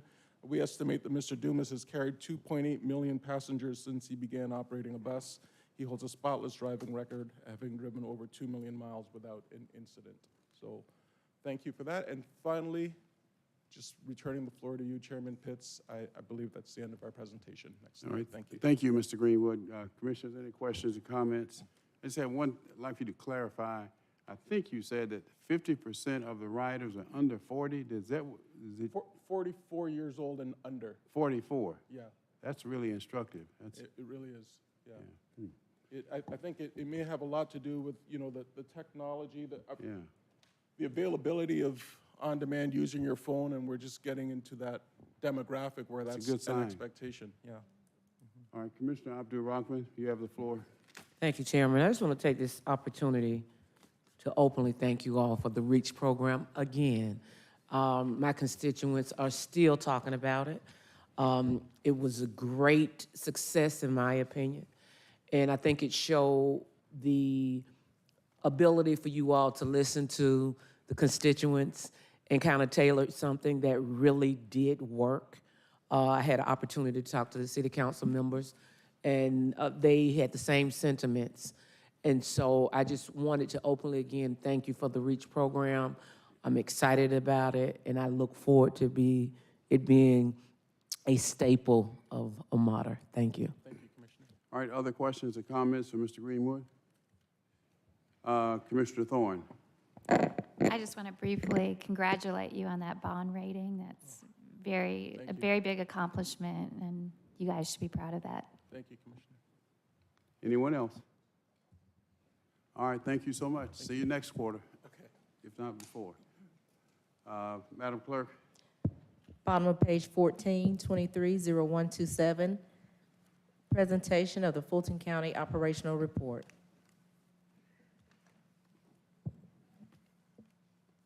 Mr. Manager. Good morning, Mr. Chairman and Commissioners. We want to welcome Dr. Paxton and her team back today as part of this update for her quarterly update. And I'm assured we'll have better answers than we had last time relative to any of the things relating to medical issues. Thankfully, all the trends look good, and she'll speak to that. We've also asked for her to do a deeper dive on environmental health and restaurant inspections, where we are in a situation where we have a backlog of about 2,300 restaurants due to staffing issues, but showing good improvement with staffing actions that the Board of Health has taken. So I'm sure you'll be interested in that. We're not reporting on this today, but we have begun our discussions with Grady Hospital jointly with DeKalb on a new operating agreement. We'll continue to keep you informed on the progress on that. We had a very good first meeting with them this week relative to their community needs assessment. I think that'll dovetail nicely with the work that we're doing with outside consultants in Morehouse, looking at health access gaps that have been caused by the Wellstar closures.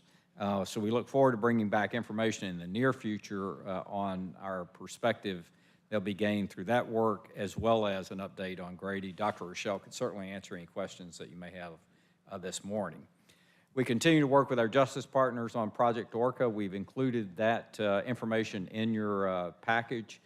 We had a very productive meeting this week with all the justice partners, focused specifically on actions to be taken in reducing the jail population. Alton Adams is out on sick leave today, unfortunately. We could answer any questions that may come up, but we'll plan to provide you more detail when he returns, as well as answer the questions raised during the jail feasibility study discussion. Most importantly, I think from our perspective, we want to update you on the legislative efforts regarding the Behavioral Health Crisis Center. Jessica Corbett and her staff have done, and our lobbyists, have done a terrific job getting us in front of the right people, both at the delegation level as well as committee chair level. I want to thank the chair and vice chair for coming and giving their support this week to the committee in the House. By the way, it was almost unneeded in one sense, because the commissioner did such a great job describing the Behavioral Health Crisis Center, the need for it in Fulton County, and the funding that will be necessary. But it was great to have our leadership complement his excellent presentation. I wanted to briefly tell you that the effort to completely restore and reopen our facilities post the events in the winter days of Christmas or so, Christmas Eve to be specific, have continued and made great progress. OC Library and Hateville Senior Centers are completely restored and open. The Milton Library carpet, if you're not familiar with it, it was very unique, and it has been found and has been sourced and will be in the first week of March. That library's been open, but replacing that carpet is very important to the patrons. And then the Mills Center, where we had the heaviest damage due to flooring, or due to the flooring needing to be replaced, it'll be completed on February the 20th. We still have issues with the jail elevators due to parts unavailability, and Joe's been working with the sheriff and the sheriff's office on workarounds, but we are hampered but not without elevator service. So again, I want to thank Joe and his team for really a terrific effort. Speaking of facilities, as you know, we're moving close to a date in the March-April timeframe where we'll move elections to the what I'm calling the Operations Center, the South Fulton Operations Center. We may work on that naming, but it's so much more than a warehouse. Even though that was its original intent when it was designed, we have turned it into what I think will be the most significant investment that we'll make in elections, giving them end-to-end capability in one location for their machines, logic and accuracy testing, where absentee ballots can be received, and where their staff will be located. Where also the public can see in real time and with video all of our elections activities. So I think it's, again, gives us an enormously strong operational platform for elections going forward. Last, Finance continues to work on finalizing and publishing the 2023 budget, as well as monitoring the ARPA budget, and Sharon can address any questions that you may have. I think after we've done a walkthrough of this, Sharon will also pass out a summary of all the actions approved in the budget and follow-ups that we'll have to do to effectuate those actions for your information this morning. A couple of more things I just wanted to say. Just as a reminder, the next 12 to 18 months, we have a huge, huge agenda. As you know, as I just mentioned, we'll complete this South Fulton Operations Center. We'll also deliver the animal shelter on Fulton Industrial. If everything works according to plan, the Behavioral Health Crisis Center will be fully underway in terms of construction and an expected delivery date of January of 2024. We will complete this operating agreement with Grady, plus any additional initiatives in public health that we'll find with the work with the consultants that we will be doing, and I'm sure that will require your consideration and investment. And of course, maybe the penultimate is a clear path forward relative to the Fulton County Jail. So many things in front of us over the next 12 to 18 months. Last, I've sent you a note and pleased to also say for public consumption that we have appointed a new Chief Information Officer, Kevin Kerrigan. He's joining us from stints at both Gwinnett, most recently in Hillsborough counties, over 20 years experience, and I think will fit greatly with our team and be a huge complement to the efforts that we have and the importance of technology. I also want to thank Lateef for his efforts as the interim, keeping us pointed in the right direction, and everything that he continues to do on a day-to-day basis, and the rest of that team. So, Mr. Chairman, the plan today is to have Dr. Paxton be the primary star of the show, and then if there are any other questions on these other areas, we'll answer those. So I'll be glad to have Dr. Paxton come down. Dr. Paxton, you have the floor.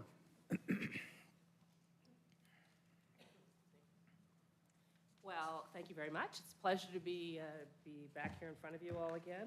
I'm going to change things up just a little bit today in terms of our presentation, because I've been on this job now for almost 3 years. You've seen a lot of me. You've heard from me a lot. What I thought would make a great sense today would be for you to have a chance to meet the heads of some of our departments that are taking on some of this, who are, who really are responsible with their teams for doing this. So what we're going to do is we're going to have Dr. Brandon Leftwich, who is the director of our environmental services, will be doing that part of the presentation. Then to be followed by Beatrice King, who is our public health analyst, who is a specialist in our opioid and other narcotics related things.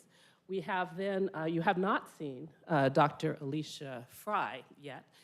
Dr. Fry had a storied career at CDC. She is an infectious disease physician and was most recently the head of the influenza branch at CDC. So she'll be covering, she is our new director, well, I guess not that new, but relatively new. Director of Clinical Services, so nursing and medical and preventive services. So she'll be covering that portion of the presentation, along with the COVID presentation. And then, of course, we have Dr. Felicia Mobley, who is our program director, and so she will be covering that part. And then we'll all be here to answer questions. So we'll try to keep this as smooth and seamless as we can. So can we have the first slide, please? You're going to be up first. All right.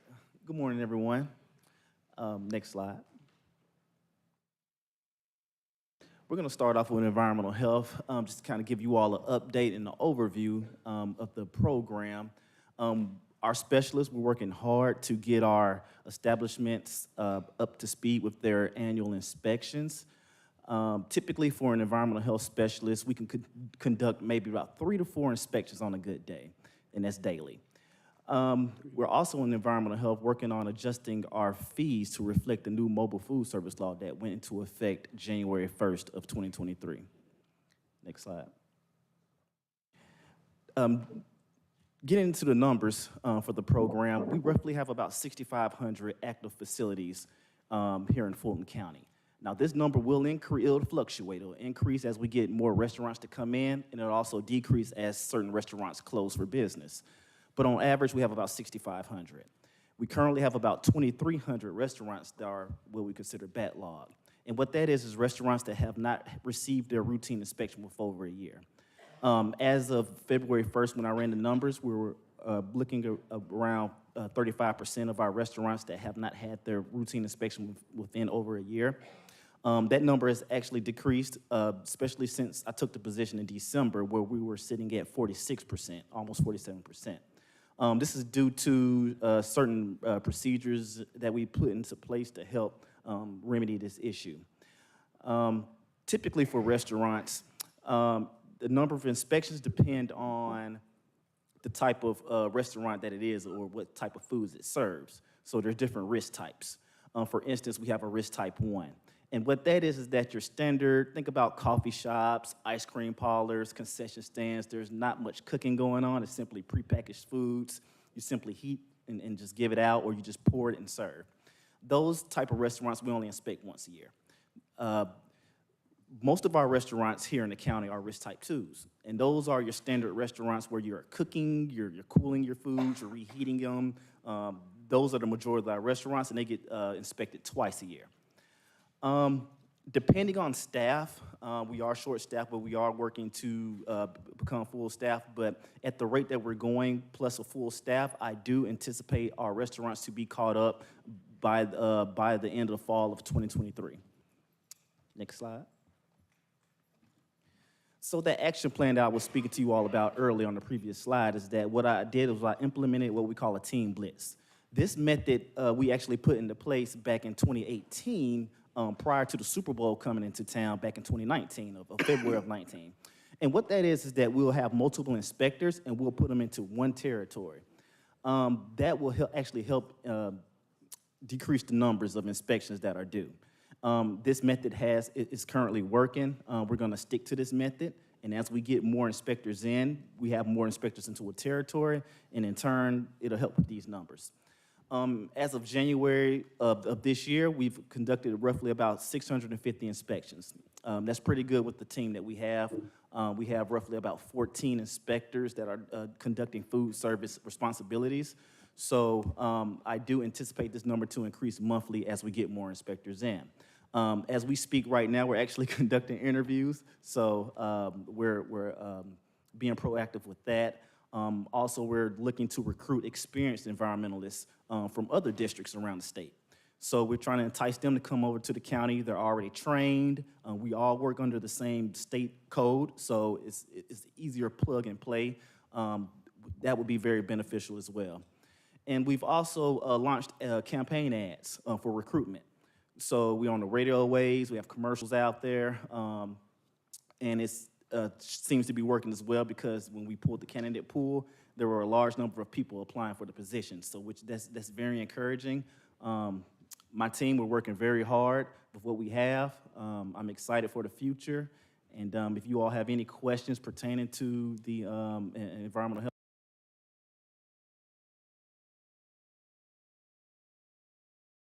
Paxton, would you like questions, presenter, or? It's up to you, whatever you all want. All right, Commissioner Arrington.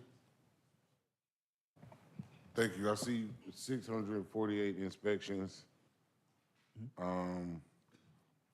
I don't really have any basis for that. I mean, what are the total number of restaurants? How many do you normally do on a monthly basis? Is that an increase or decrease? It's an increase, yes, sir. What it is that this number is based on the number of inspectors that conduct inspections. So last month we had around about 12 to 14 inspectors conducting routine inspections. And what I did was I asked them to let's increase the amount of inspections. Typically, we would say 2 inspections a day. That's a pretty good day. But I'm asking for them to just give me more throughout the day. So instead of doing 2 inspections, let's go ahead and do 3. And if you can get in 4, let's do 4. So that has really helped with that number. And that's where I got the 648. So I guess my question is more about, not about the number of inspectors. I understand you may be constrained by the number of inspectors that you have. I mean, but what is the, is it once a month for all restaurants? What is the total pool of all restaurants? Right. Like, what is the process or procedure? Is there a monthly schedule, a quarterly schedule? How does that transpire? Typically, it's either once they get an inspection twice a year, basically, because it just depends on the type of restaurant. So, like, if it's something where the risk is low, like a coffee shop, they get inspected once a year. So, if I were to go do, let's say, Starbucks, if I inspect them today, they won't be due for another inspection by rule until this time next year. So that restaurant is checked off the list. So if I do an inspection that's required twice a year, I would do it in February, and then I'll go back and do another inspection 6 months from February, which is, maybe August or something like that. And that would be checked off the list as well.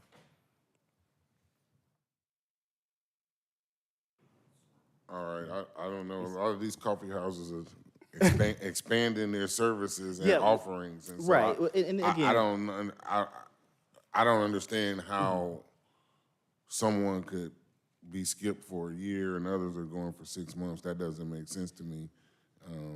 right. I mean, if the coffee shop is like doing like, making sandwiches and things like that, that's a whole nother category. The number of inspections will increase then. But if it's just simple, just think about simple operation. If it's All right, the well, you risk said is low. Starbucks, and they're Right. selling sandwiches now. So Right. I'm using your example. Yeah, it's prepackaged. It's just simply heat and go. It's, we can get technical, but, just. Okay, and what is your ideal number? I see you saying you're expecting to hire 10 people. Yes. How many people do you need? Will that be enough, or you'll still be short? We will still be short, but we will be able to maintain. We won't necessarily go in the backlog as with those 10, we'll be able to fill every territory up with an inspector. If we were to have more, I would like to create backups for our guys. So, for instance, if somebody's out on leave or something like that, we can have somebody simply plug in and help out with that territory when the inspector is out. All right, and I don't know that I have heard yet a total number. Of inspectors? Oh, no, you talked about the inspectors. I'm asking about the restaurants. I've been asking, yeah.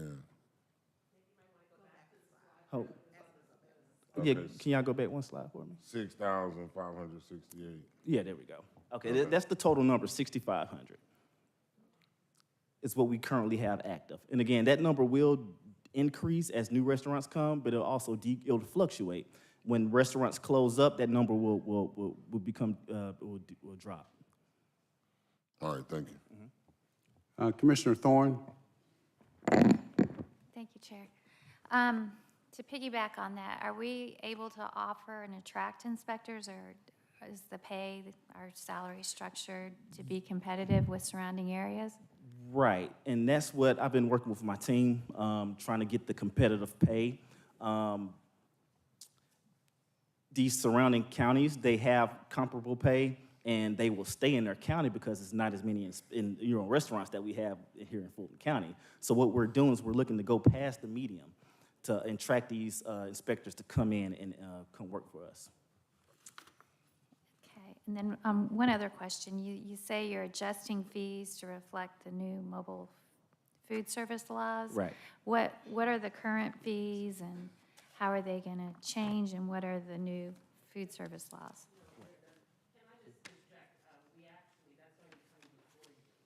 Oh. Right, on the March 1st, yes, ma'am.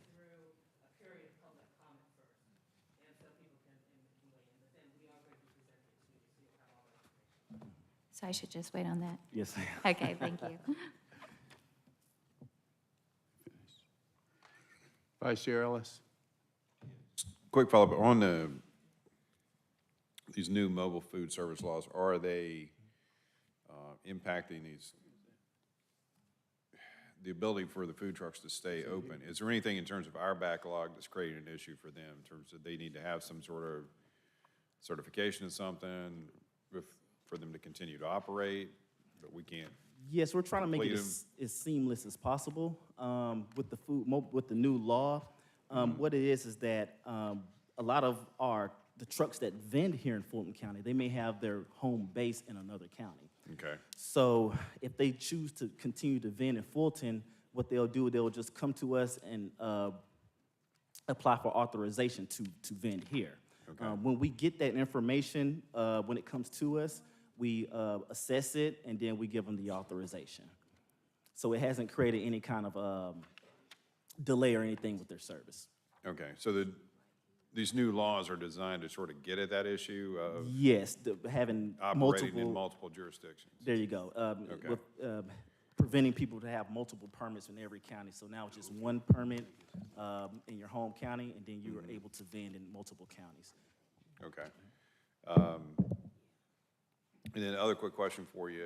I know this goes back several years now, predating this administration. We had spent a good amount of time sort of as a board and, having a conversation with Department of Health Administration at that time about getting getting the inspectors and so forth equipped with all the mobile tools they needed, that sort of stuff. So I'm presuming we are equipped in terms of, you know, having those mechanisms, being able to, you know, write up a report, you know, mobily and all that sort of stuff, correct? Yes, sir, that's correct. Okay. And then sort of the slight follow-on to that, in terms of, and I think we'd had this discussion back then, I think there were some changes, but maybe there was, you know, things reverted back. Obviously, we're a very geographically challenged county in terms of, you know, what that means for travel for employees to do something, particularly those ones that have those kind of roles. Are all of our inspectors housed at one central location? No, Is we it actually home have, base? we have 3 locations. So we have Okay. a south office, that location is in the College Park area. And then Okay. we have the 10 Park Place just right around the corner. And then we have an Alpharetta location as well. Okay. So they are geographically assigned? Yes, and sir. they're going in and out of those, continuing to go in and out of those Correct. offices? Yes, Okay, sir. thanks. Other questions? All right, your inspectors have vehicles? Yes, sir. Yes. Other questions? Next slide. All right, this is a quick update on COVID-19. This is a slide that shows the daily and cumulative confirmed and probable COVID-19 cases in Fulton County. The red line is the cumulative total number of COVID-19 cases, so that includes both confirmed and probable. And since March of 2020, there have been almost 271,000 COVID cases in this county. The blue line are the confirmed cases, and the bars below the lines are the number of cases on each week.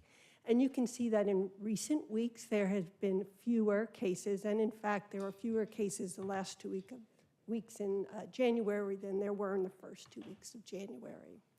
Next slide.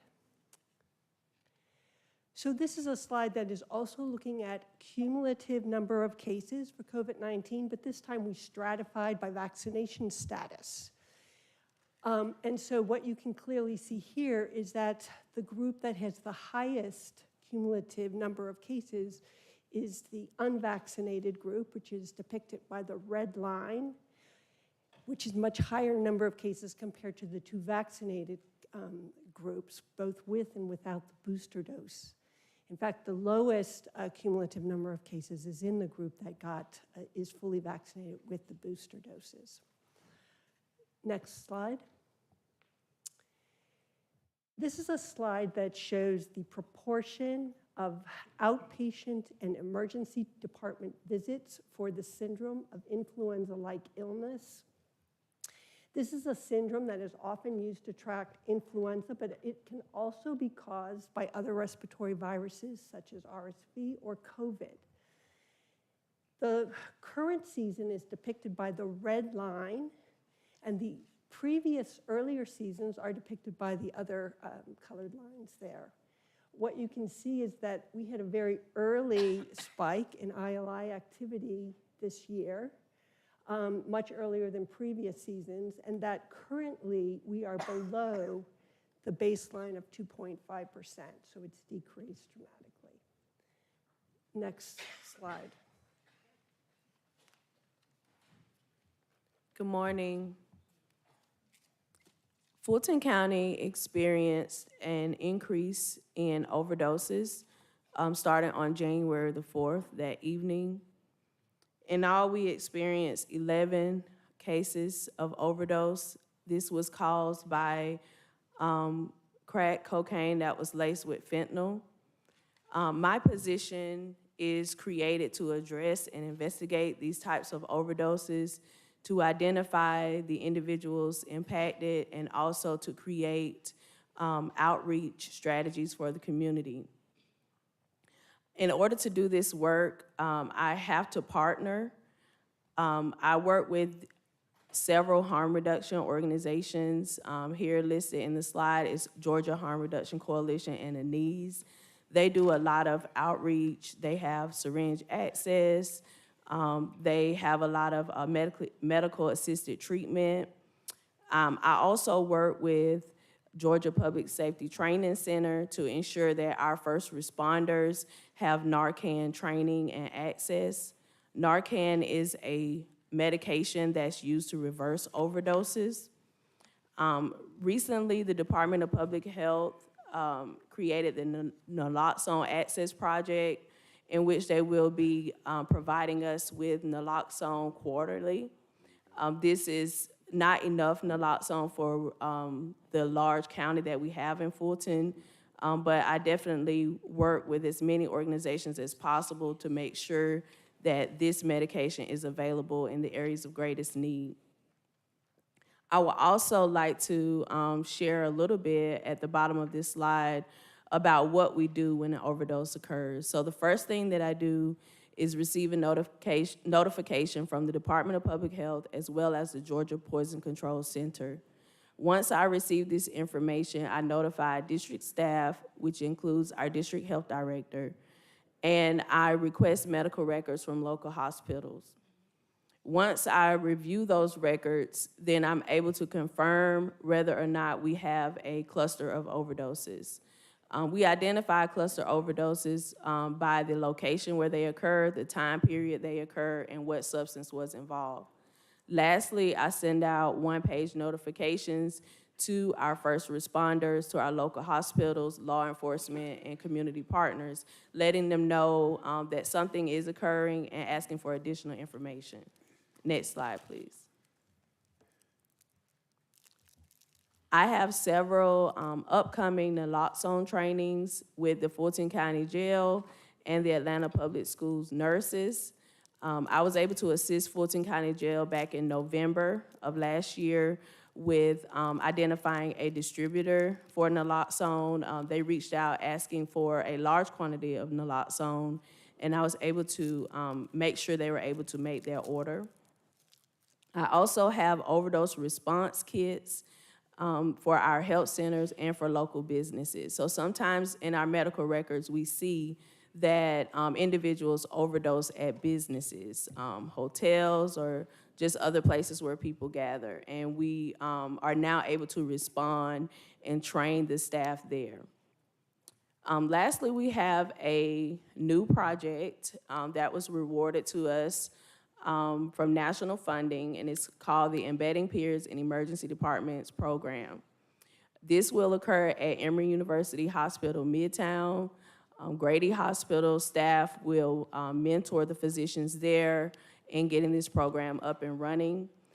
This is going to be something new for that area, but what we're hoping to do is to capture some of the people who overdose repeatedly, knowing that they are most vulnerable for death, and to really offer them services, offer them group recovery meetings, offer them treatment services if they would like to participate in them. And this program will also provide transportation to medical appointments. Thank you. All right, Commissioner Abdul-Rahman. Thank you, Chairman. I just wanted to commend you all, Dr. Paxton, to our department, because this issue here, in my short amount of time that I've been educated on, is not only a serious issue, it's an issue that the community this time last year was not, I would say, they didn't realize how serious it was. And just the fact that you're standing here in front of us giving this report, the harm reduction individuals I have had an opportunity to meet with in my district, they've educated with me on the number of people that seem to be an increase, which is our younger population, and the stats and a lot of the issues with the Narcan. I'm glad that we are stepping up, Fulton County is stepping up to the plate, handling this issue, because it is an extremely serious issue. And I just wanted to openly commend that I see you standing here in front of us talking about it today, because this is hitting my districts as well as other districts, and it's very, very serious. And whatever we can do to not only educate our constituents, but make sure that we have those kits in place. it's all worth it. So I just want to commend you all. Thank you. All right, Commissioner Hall. Thank you, Mr. Chair. This is absolutely a serious issue, and I saw it firsthand during a walkthrough of the Rodney Cook Senior Park, where I hosted my last Joan P. Garner Walk and Health Fair, and we had an entire team from Fulton County. Jessica Corbett shaking her head already. She already knows what I'm about to say, I'm sure. But we had my entire team and the team from Fulton County External Affairs and several other departments and nonprofit organizations at the park, just going over what we were going to do for the upcoming Walk and Health Fair. And a young man who looked no more than in his 20s was stumbling through the park. And most of us saw him, but what happened afterwards was just a tragedy. And we saw him walk onto the rocks next to the water and literally just hit the rocks. It was like the life and the soul of him just came directly out of his body. And I proceeded to call the sheriff and the ambulance and anyone that could help. And we later found out that it was a fentanyl death. So this is an issue that is critical, and I'm so happy to see that you're doing such a great job in this area.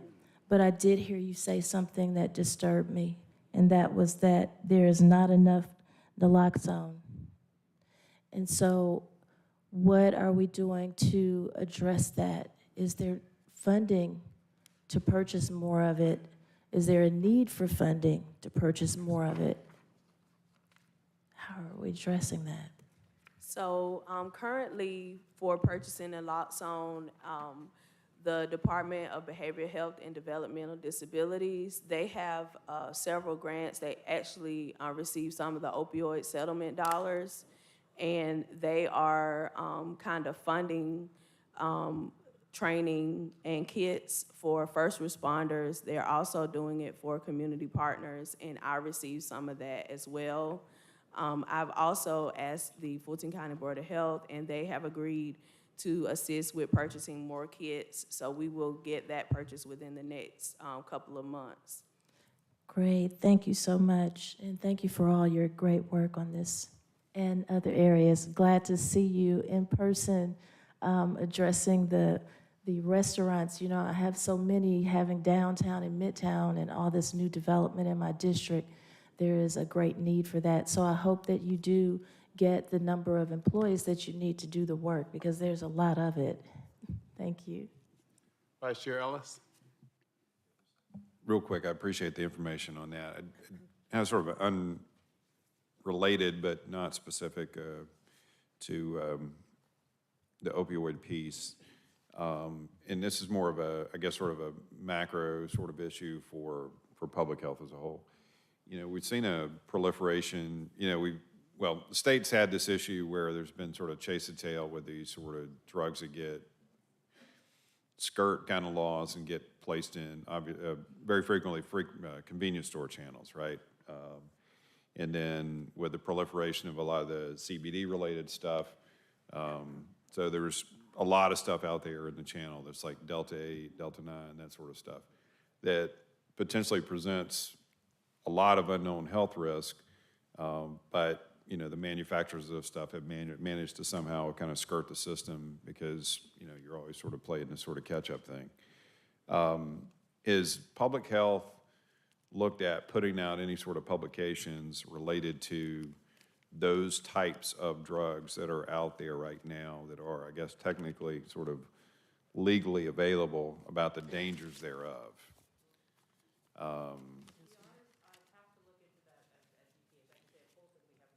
Okay.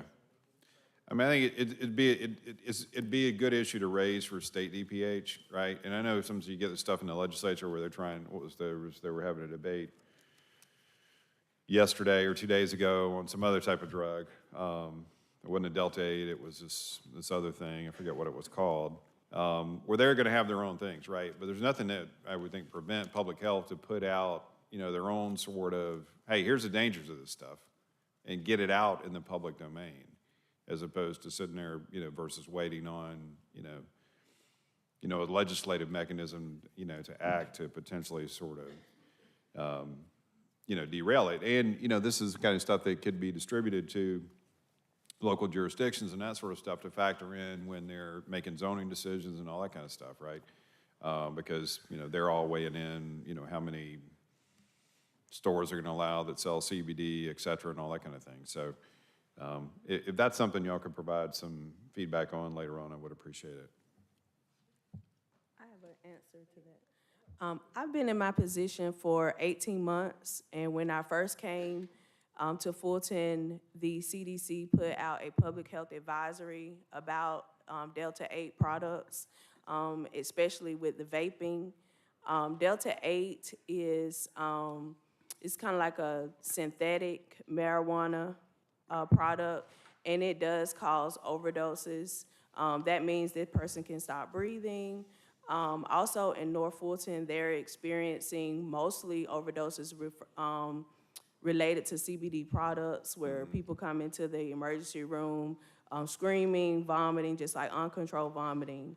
And so definitely there needs to be more messaging to let people know the risks of using these types of products. Right. Also, the One Johns Creek Coalition, they received the Drug-Free Communities Grant, but they have worked with their local city council and their mayor to decrease the amount of vape shops that are zoned, especially around schools. And they also have kind of like secret shoppers to go in to see if these harmful products are being sold to young people. Is on that secret shopper thing, and I don't know if this is accurate or not, right? But I'd also heard that the way that product can get formulated and put into a system, it can go in looking one way, but the way it's actually sold, it's laced with something else. Yes, and the secret shopper is really looking at how it's being labeled. Like, How it's are they being honest with the labeling of what's in the product? But is there anything where the secret shoppers are actually buying it and testing it to see whether what's they say is in there is actually in there, or it's actually been somewhere in the process it was reformulated and other things were added before it's sold?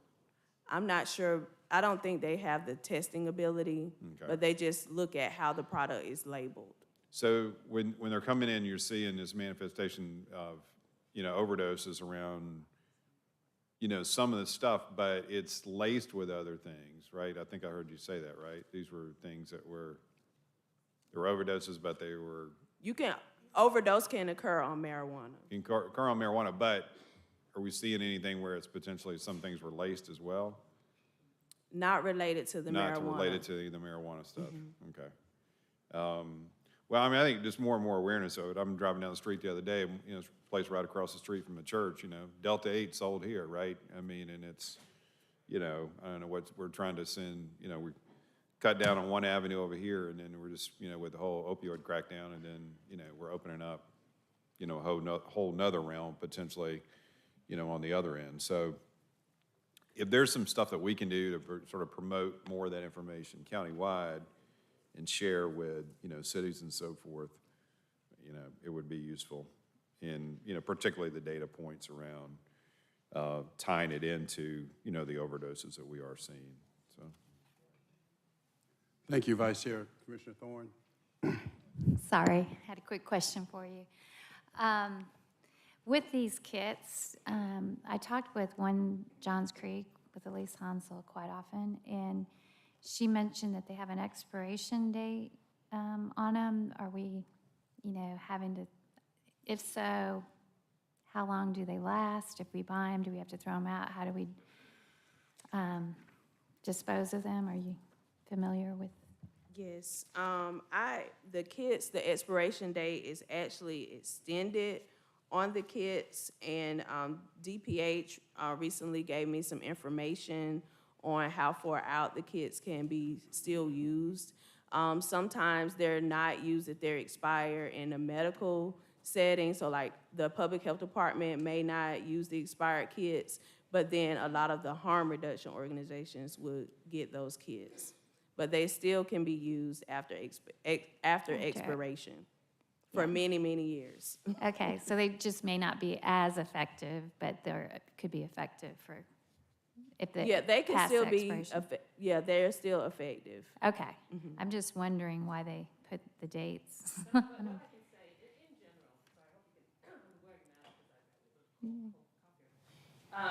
In general, we at Public Health, we don't put out products that are, that are expired. Okay, so we try to avoid that. And what often happens though is that the manufacturers themselves will look back and say, oh, well, we have reevaluated and this is now, continuing to be, this is actually still valid. And so we do that quite a bit. You might have seen that's happened recently with COVID tests. But one thing that I don't think that we have gotten information a lot about is that there's a program in which people can get Narcan through pharmacies. And so maybe what we should do, I'm listening closely to what you say, Commissioner Ellis, about, getting out more information into the communities, about, CBD-related products as well. But I think we could also work on letting the general community know about the pharmacy access program. Hi, my name's Sarah Farber Cordero. I'm a PhD nurse with Emory University, and I'm the harm reduction nurse for Atlanta Harm Reduction Coalition. Just so everyone knows, Narcan is probably going to be approved for over-the-counter status by the FDA at the end of March. So that is probably going to change the way public health is trying to get people to carry Narcan. One of our concerns is cost. And I do think that is something that will come before this council, is how are we going to make sure that Narcan access is affordable and accessible for everyone. 2 doses of Narcan currently cost $140 for 1 box. So usually when things go from prescription to over-the-counter, they become more expensive. So long-term, I think thinking about strategies about how to make over-the-counter Narcan more affordable will be helpful as well. And Narcan, by the way, there have been studies that Narcan works 28 years after expiration date. 90% effective still, so thanks. 28 years, wow. Good marketing for them. And then I was just up in DC and I was listening to some campaigns that they were doing. Do we partner with the campaigns, the national campaigns? They mentioned one pill can kill campaign going on, and I was texting One's Johns Creek during the thing. She said, yeah, but they tend not to like the fear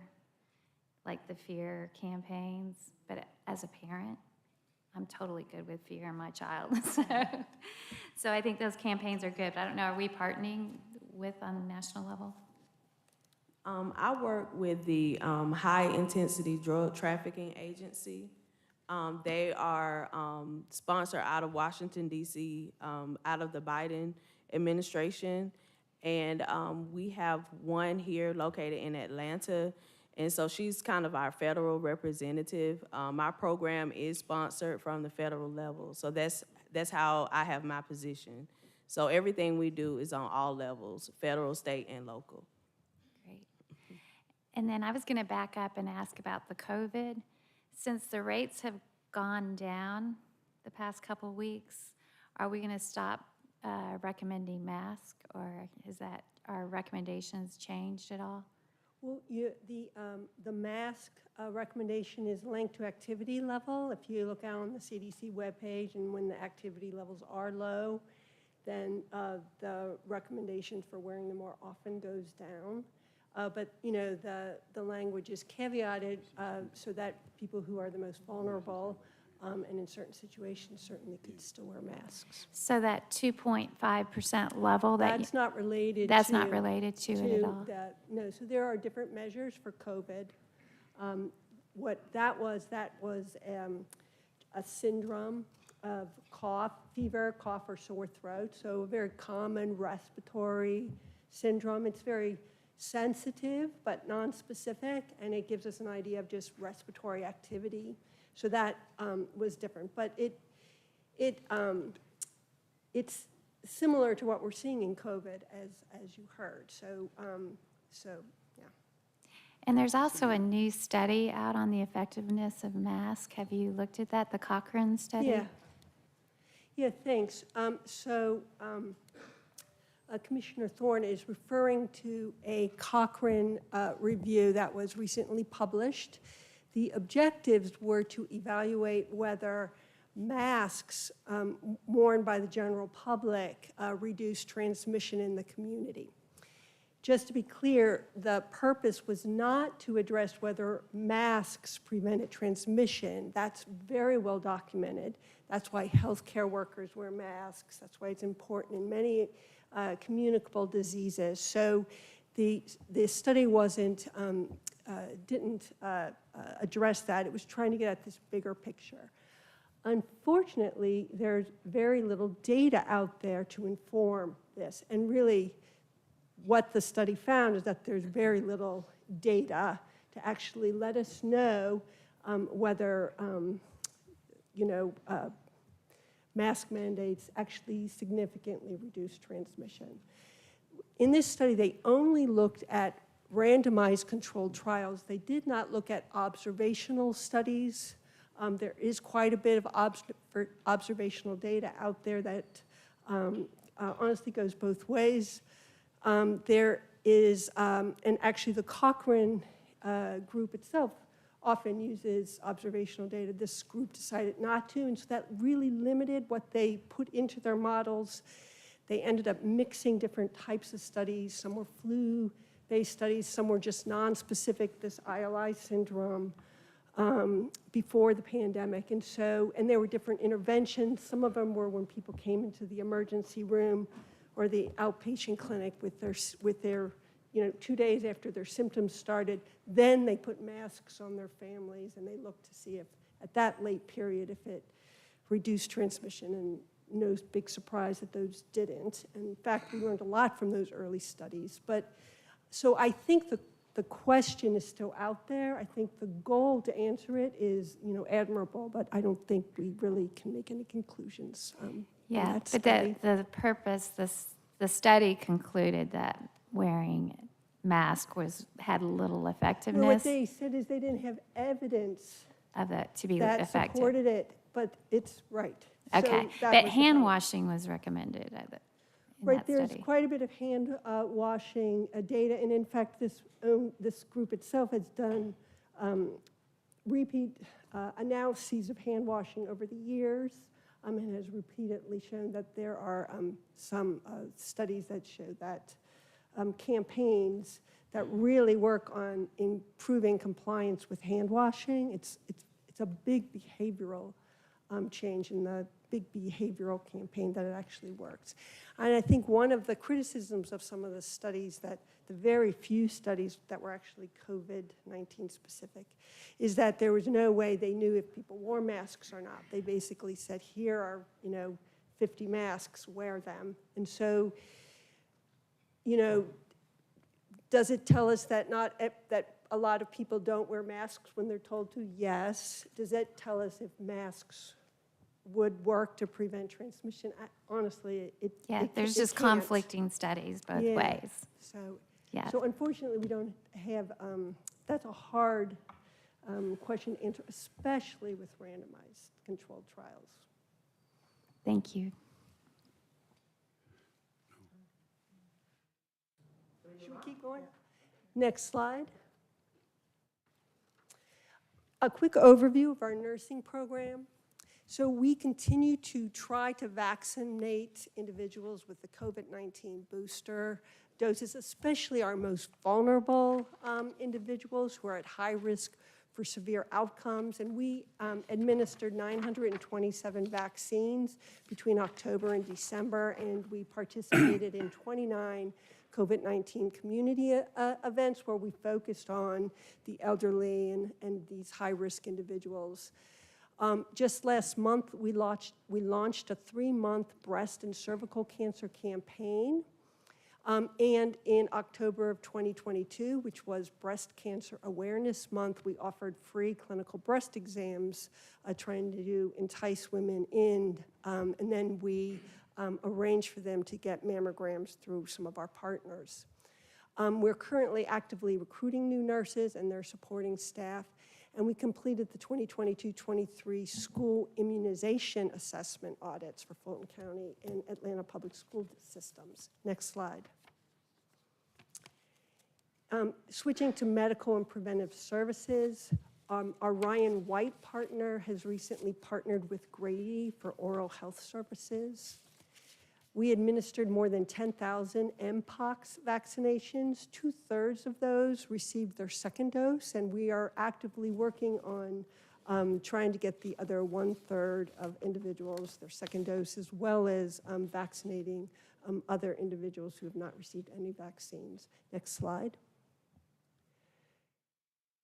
Our sexual health services have expanded to Neighborhood Union, and we are launching a new awareness campaign so that people are aware of that.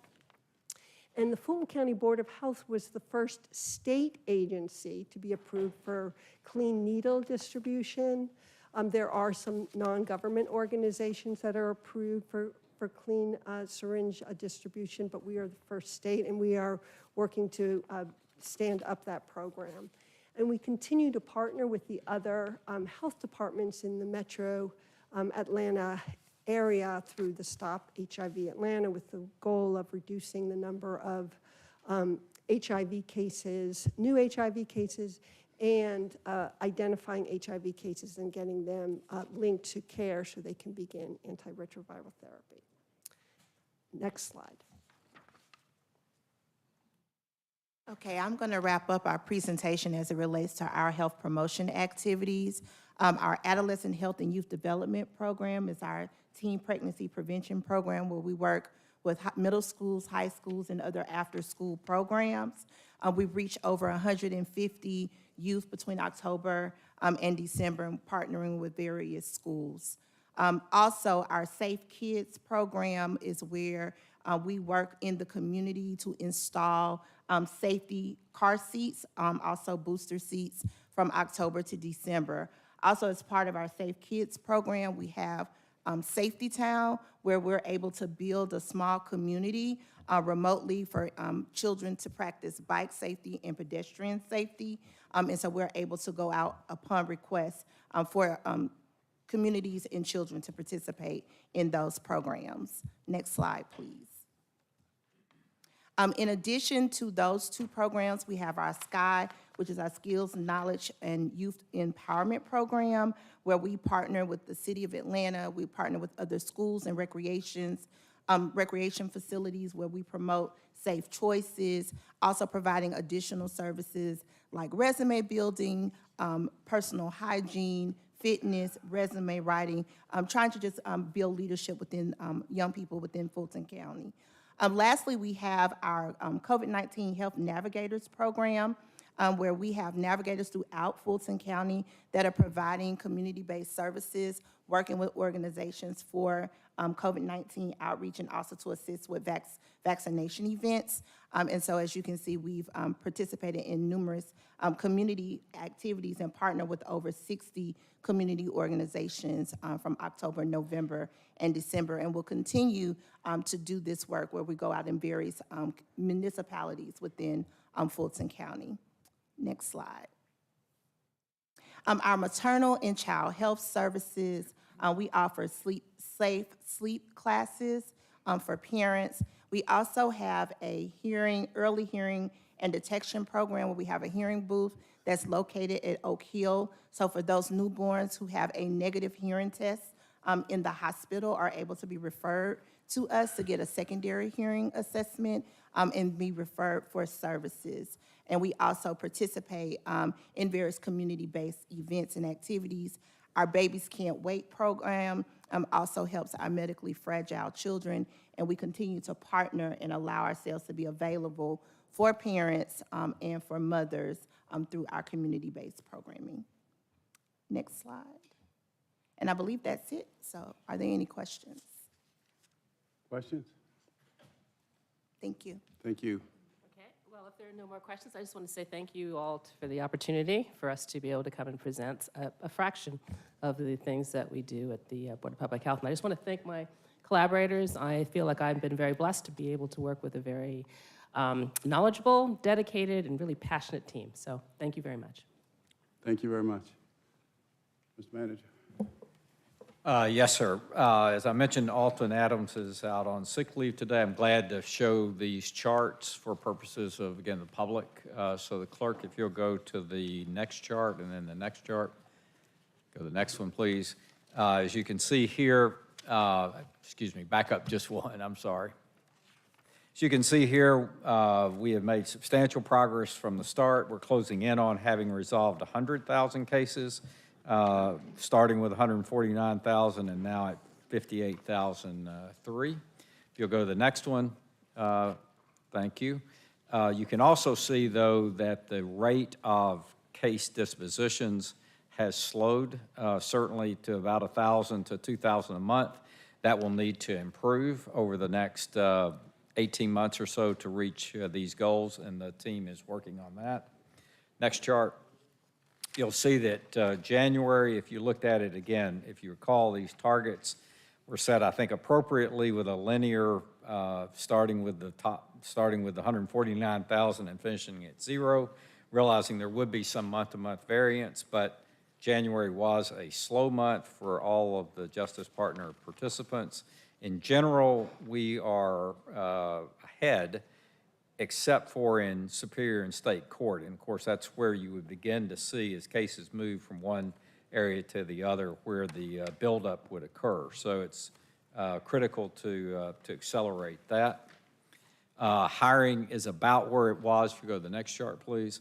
About where it was. Adjustments as we met this week in a review have been made to accommodate this. So in other words, even though there's slow hiring in both sheriff and marshal areas, because we've reconfigured how we're going to deliver services, those have not impacted the workload, and security's been maintained.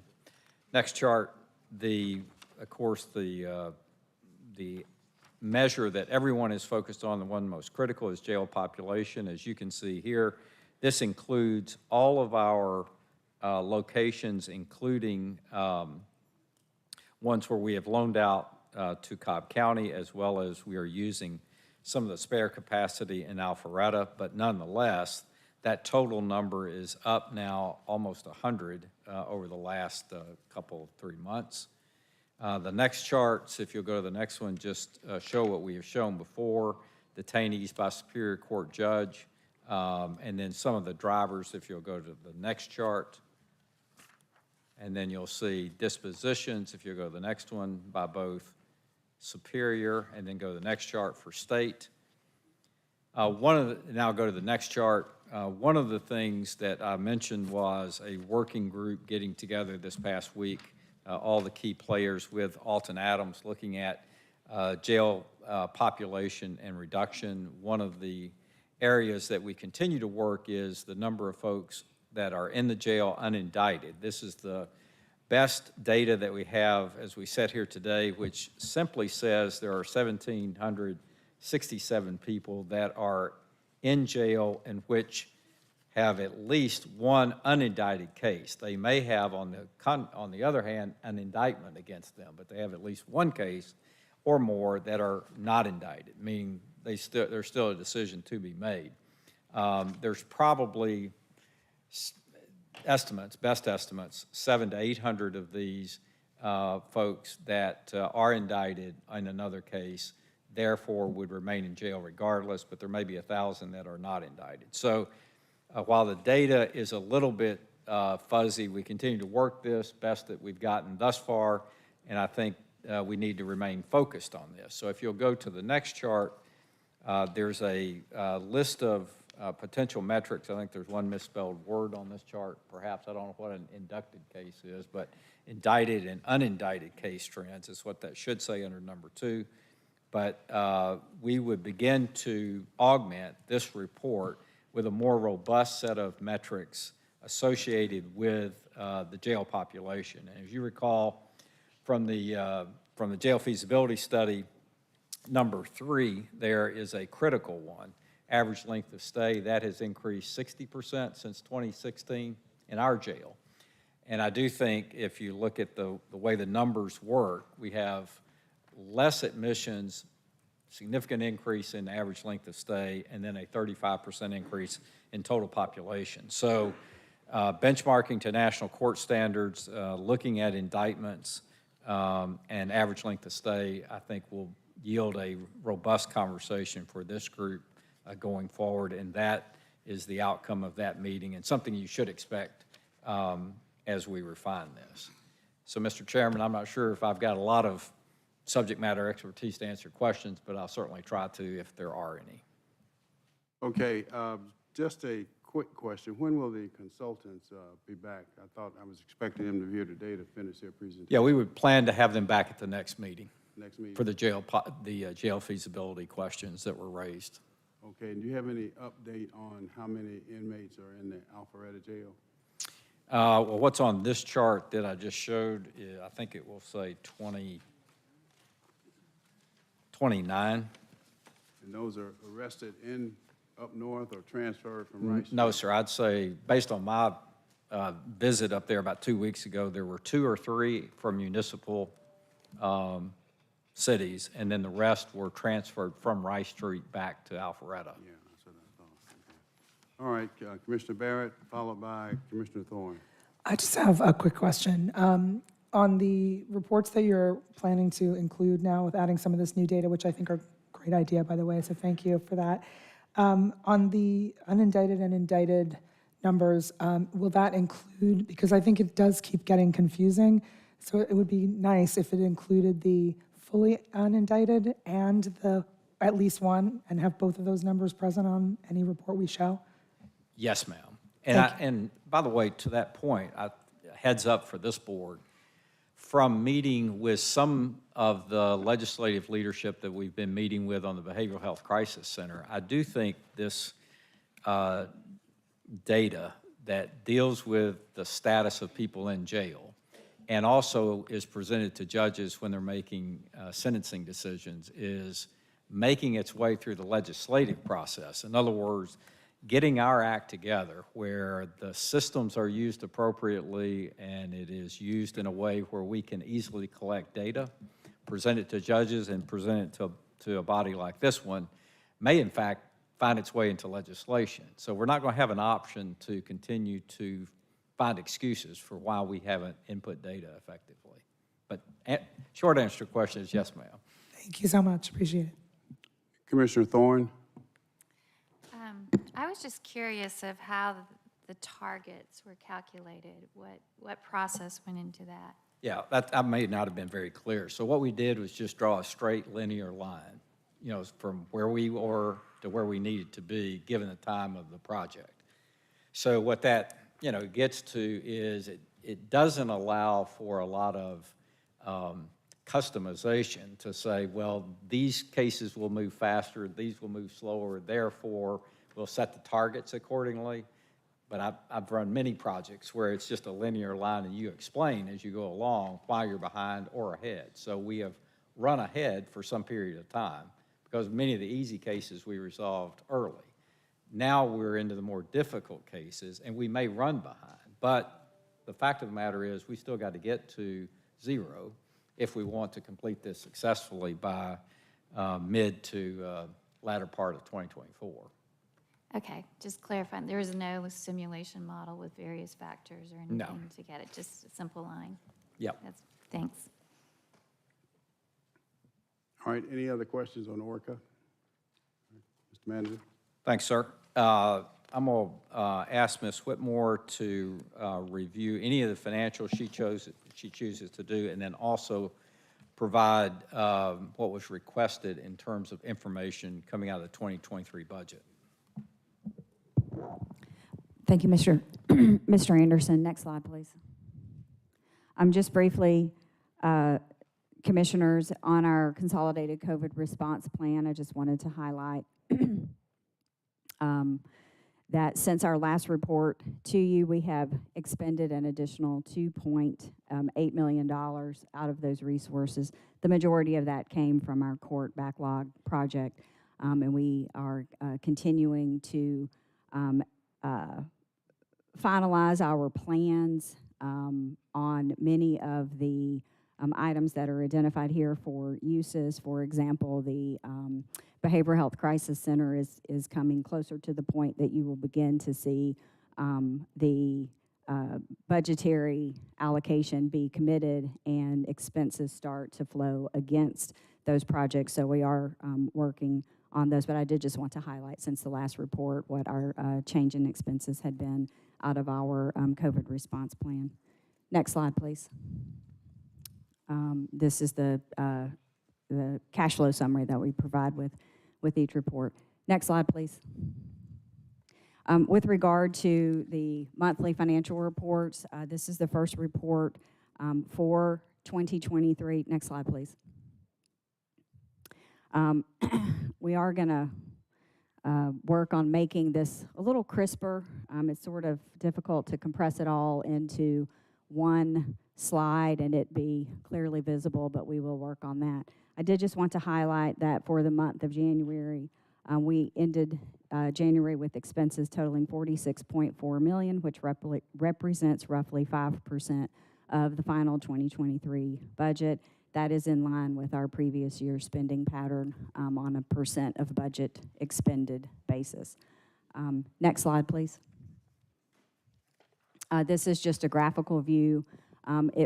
It will be a little clearer as we progress through the year, but this is intended to show you current year spending compared against the last 2 years. So as we progress on through the months, you'll actually be able to see the third year line start to present itself there on the graph.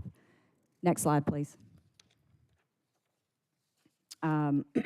This report is the summary of funded positions out of the general fund budget, and the item I wanted to highlight on here is at the bottom in the grand total line all the way to the right. It shows that our vacancy rate through the end of the month of January was roughly 14%. That is slightly below where we ran most of 2023. 2022. In that in 2022, we ran an average vacancy rate of about 15 to 16%. So we are slightly below where we were in the prior year. And that is it for the monthly financial report. And Hakeem, did you pass this out? The chairman had asked at the last meeting that we summarize the changes that the board had approved at in January when we finalized the budget. And what we have done in this document that you're receiving is to summarize those changes and then just simply to identify what actions are required to effectuate those items to carry out the intent of the board on allocating the resources and whether or not there were any impacts associated with that. I would highlight that on the last page, it's a double-sided page. On the last page, we have identified that in our analysis of this, we made the conclusion that any of the funding that was provided for personnel-related or compensation-related transactions would be a recurring expense, meaning something that would be included in the base budget going forward, and anything else would be non-recurring and would not be included in the base budget going forward. So that is what is included on the document that is shared with you currently. Commissioner Hall, and one of the items colleagues will be discussing in executive session. Commissioner Aaron, you remember you wanted to discuss the personnel in executive session, which we'll do today. Commissioner Hall. Yeah, so that was interesting, an interesting statement, because if we're going to speak on the personnel issue related to this in executive session, then why are we receiving this not in executive session? Because if you just look at number 1, I believe, Commissioner Arrington, that was one of the reasons why you didn't want to have this publicly discussed. Is it not?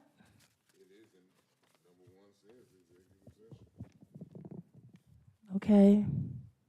So that's why I'm questioning, why are we receiving this right now and we're not in executive session?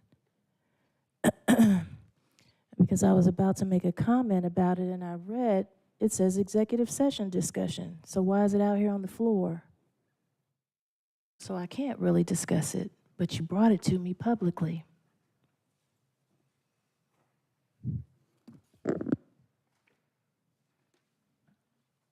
Okay, Commissioner Abdur Rahman.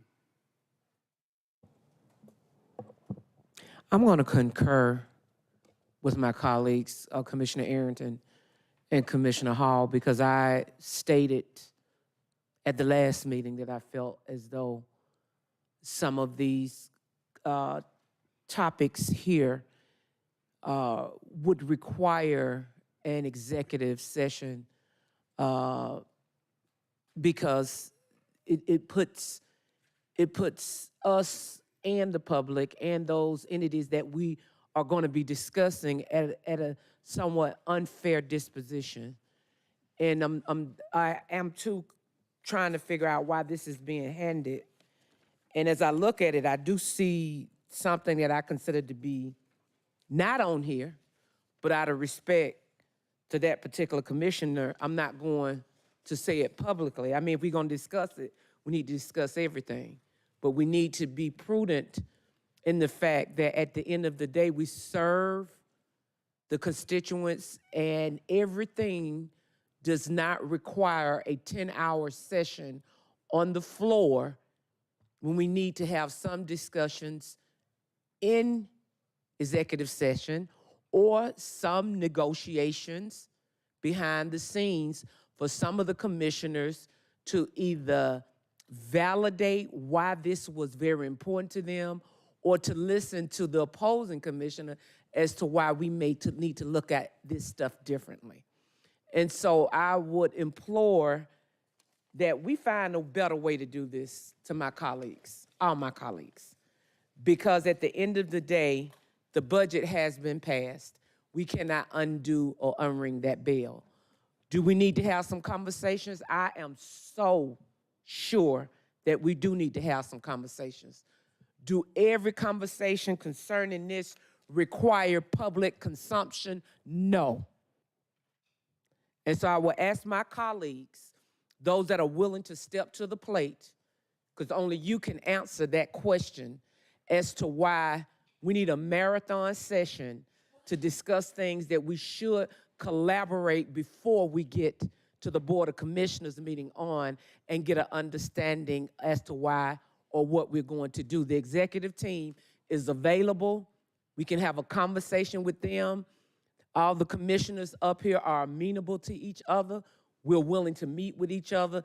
And I just feel like at this point in the process, that's what we should be doing, is resolving issues, advocating either our position or advocating a maybe change of thought or whatever behind the scenes, and stop coming to the Board of Commissioners meeting doing all of this in the public. Some of this does require us to have a conversation with each other before the first and the second Wednesday. And so I don't know what else to say to my colleagues other than the citizens are watching us. They're watching how we conduct business. They're watching how we work with each other. And I think it's very, very important that some of this, when I look at this list, some of this requires executive session conversation, and something is not on here that should be on here, but out of respect to that commissioner, I'll have that conversation with the commissioner why their stuff didn't make this list. So at any rate, I would implore that we do better, folks. Thank you. Commissioner Barrett? I agree with my colleague, Commissioner Abdur Rahman, on some of this. I think some of these conversations can happen offline or in memos. That said, Madam CFO, I really appreciate you putting this list together because I think I was pretty clear on the budget day that I was really sort of distressed by the process. And I think the process needs to be, reviewed and potentially really overhauled. And Vice Chair Ellis and I have already met and started having some conversations about what we might like to see. And one of the things on our list was to talk to you all and see what kinds of things would have consequences that you're having to deal with. And this is a good start to that list, so I appreciate having it. But I do agree that as a means of, pardon the expression, but as a means of scolding us, it doesn't feel necessary to do that. I think we all know what happened on that day, and we'll all address it in our own ways. Thank you. Vice Chair Ellis? Yeah, I think there's sort of two pieces to this. I mean, I think we probably could have just got the second page, and that probably would have been fine. Because those are decisions that were made, and then here's what you got to do to affect them. So we're just all, it's the facts-based thing. Probably could have left off page 1 with a cover. So, that speaks to the whole issue of just, put the facts-based stuff out. Obviously, we got to effectuate those when they come down to, you set a budget, they're going to come back, a lot of these expenditure items are going to come back for individual discussion to be voted on and debated and all that sort of stuff and fleshed out anyway. That's going to occur every year, but we probably didn't need this cover memo. And I thought I thought sort of collectively we were sort of instructive on that, at the prior meeting. So, I mean, obviously it's, I don't think this is a particularly productive use of time to kind of debate process and all that sort of stuff right now. But page 2 is a good document. Appreciate that being, or 2 and 3. Appreciate that being shared. Probably could have left off the first page. Excuse me, Commissioner Arrington?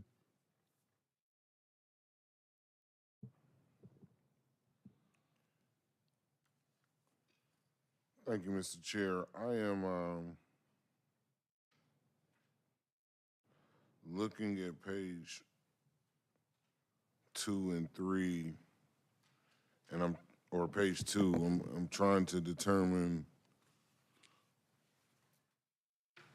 I know what my motion was, and I'm trying to see who took the liberty for the arts funding to give 30% to the library. Who took that liberty?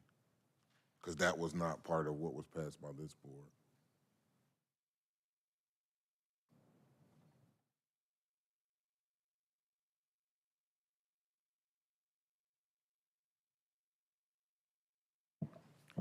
Commissioner Arrington, during that deliberation about positions, our interpretation was that that funding was for arts and libraries as it was discussed.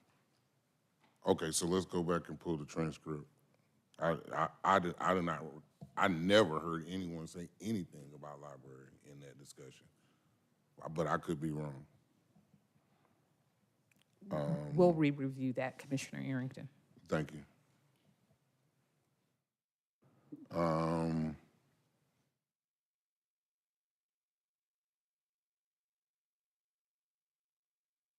All right, and so then this second column, the funding activities, is the additional amounts that were added.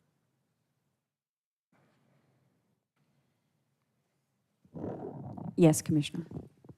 Okay, thank you. Excuse me, Commissioner Barrett? I just have 2 quick things. One, has this been sent to us digitally? It has not. I'll follow up with that. If it had been sent to us digitally. No, email. please do not. It has executive session information in it. Please do not. Well, I just want it emailed, is all I'm saying. Please do not. It has executive session I'll information. take that when you take this front page off and send the other piece. Colleagues, just a minute. So, let's do this. There's one item in particular that on this list. In fact, the first page is what Vice Chair said. Ms.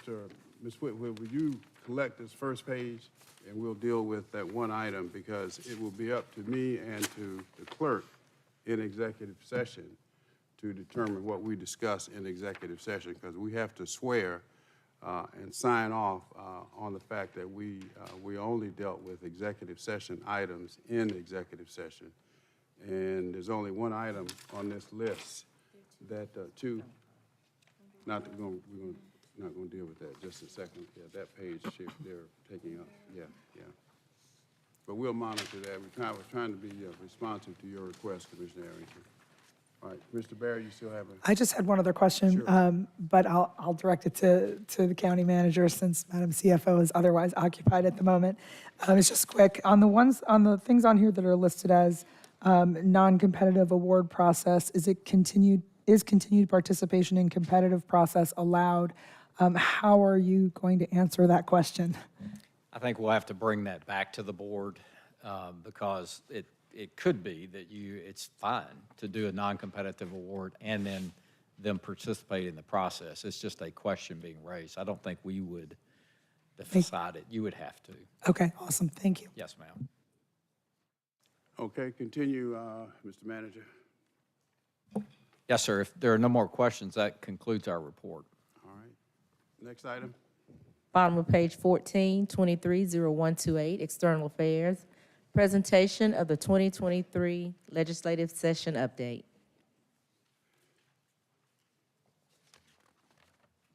Thank you.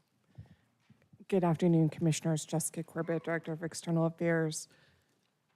While the slides are coming up, just wanted to Speak up a little bit, Ms. Corbett. I'm sorry, Mr. Chairman? Speak up. All right, thank you. Let me adjust my microphone.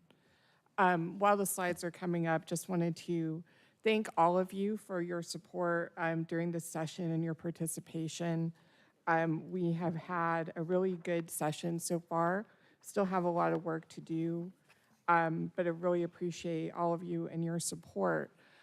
Also wanted to just say it was really good to see Fulton County well represented in at the NACO Legislative Conference this weekend. I'm sorry I had to come back for work at the state capitol, but a lot of great information there. Next slide, please. Just as a reminder for the public, the Board of Commissioners has an adopted set of legislative priorities, and we're going to go over some of those today. Next slide, please. So the House has passed their amended FY23 budget, and on Monday, as part of the beginning of the deliberations for the FY24 state budget, the House Appropriations Committee on Human Resources, their subcommittee rather, heard from several state agencies, including the Georgia Department of Behavioral Health and Developmental Disabilities. This was the first public hearing where our request for the Behavioral Health Crisis Center was heard by the House. And really want to thank the chairman and vice chairman for providing testimony in support of our funding. And Commissioner Tanner, Kevin Tanner, who's the new commissioner of Georgia DBHDD, also spoke in support of our project. So we're very excited to see that moving forward. We have heard good things from our delegation. The full funding for this project to operate 1 year for the Crisis Center is $13.3 million. This facility would open in the middle of the state's FY24 fiscal year. So where we are today is advocating that the FY24 budget include the 6 months of funding that would be part of FY24, and that with the understanding that going into FY25, we will need the full 13.3. Not to throw more numbers out, but what is actually in the governor's budget right now is $5.6 million. So we need an extra $1 million for 6 months of funding, and then $13.3 million a year starting in FY25. We feel like we are on a good track for that. And the Speaker Pro Tem has been very supportive, as well as other members of our House delegation. So we look forward to seeing that amendment in the House budget, and then once it crosses over to the Senate, making sure that money stays in the budget. So that's where we are right now. Next slide, please. We had an opportunity to present to our delegation on February 2nd. Commissioner Thorne was there in person, and I know many of you were on Zoom participating, so thank you for that. There will be a joint meeting tomorrow at 4 o'clock, and the delegation is hearing from Grady about some of their priorities, and that they will have their meetings every Thursday. They're alternating Fulton County and Atlanta delegations in that same space. They've asked for registration elections to come to a future meeting, but haven't set a specific time frame. Also want to mention, although Fulton County is not the organizer, there will be a Fulton County Day tomorrow at the Capitol, and everyone is invited to participate in that. It will include many other partners and agencies, along with many members of this organization here. Next slide, please. I've already kind of gone over this with the Behavioral Health Crisis Center, so this is really our specific request. What we're looking for is for 6 months of funding, $6.6 million, which is an increase of about $1 million from where we are right now. We're also, in doing that, we're making sure that this is the full scope of the facility. What was in the budget was kind of a scaled down version. So this will really include all of the services we need. And again, we have heard from Commissioner Tanner supporting this model. Next slide. I'm going to go over this very briefly. We talked a lot about MARTA board appointments. I provided a memo to you all, to your offices yesterday about this. We're exploring this. Essentially, Fulton County, although Fulton County Board of Commissioners represents the most people, you make the least number of appointments. And so that's something in the future. We've had some conversations with legislators and want to continue to look at that issue. Next slide, please. But wanted to make sure you know that we are on it. And Commissioner Arrington, you and I communicated a bit about that. On our other priorities, wanted to let you know that Representative Bruce has introduced his bill. We've received that draft from Legislative Council, so we're expecting that to be dropped. There's also a draft, I understand, on a bill that would provide a $5 technology fee for probate court. I saw Senator Halpern's draft from Legislative Council on eliminating the renewal period for a very low-income senior homestead exemption, so that bill will be dropped as well. We're waiting on legislation from Chairwoman Ballinger, who's the chair of House Juvenile Justice. She has committed to supporting that, and we are expecting that. And again, we're continuing to have conversations with legislators on the property tax appeals issue. While I am here, though, on this bill, wanted to provide an update, and I know Commissioner Barrett stepped out. I may wait till she comes back to give an update on House Bill 30, which is the legislation on anti-Semitism that was referenced earlier this morning. I think I'll come back to this one in just a moment. Next slide, please. At your last meeting, the board had some discussion on the topic of fees for Superior Court clerks. There was legislation introduced, Senate Bill 19. This has been referred to committee.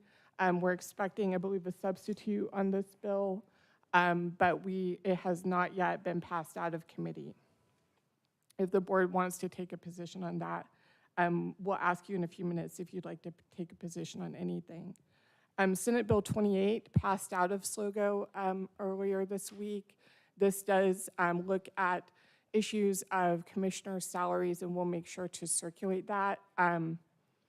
We've heard different things about that legislation, but it did pass out of SLOGO this week. Senate Bill 57 is looking at the issue of bedding, and so we are tracking that. We know the board has expressed some interest in that in the past. And I'm just going to come back, Commissioner Barrett, to House Bill 30, which is not on this printed sheet, but was part of our weekly report last week. House Bill 30 is a bipartisan piece of legislation that defines the language for anti-Semitism.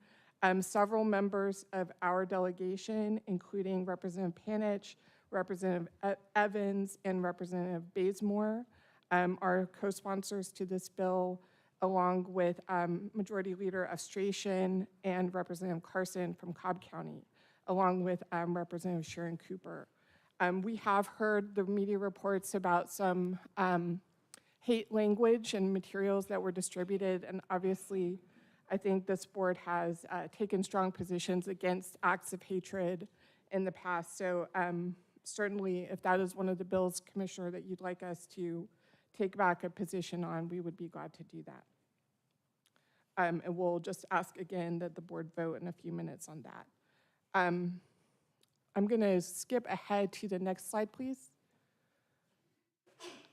House Bill 17 is one that we have been tracking specifically. There are several bills on elections, but specifically House Bill 17 has passed out of committee, so we are continuing to track that as well.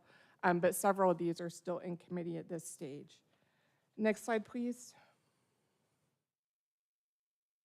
House Bill 36 wanted to highlight this. This is one that has caused some concern specifically for the clerks of Superior Court who handle tax appeal cases. By lowering the threshold for appeals requiring a hearing officer, it would create some very significant administrative challenges in terms of the number of hearing officers that would have to be hired, the number of hearings that they would have to run.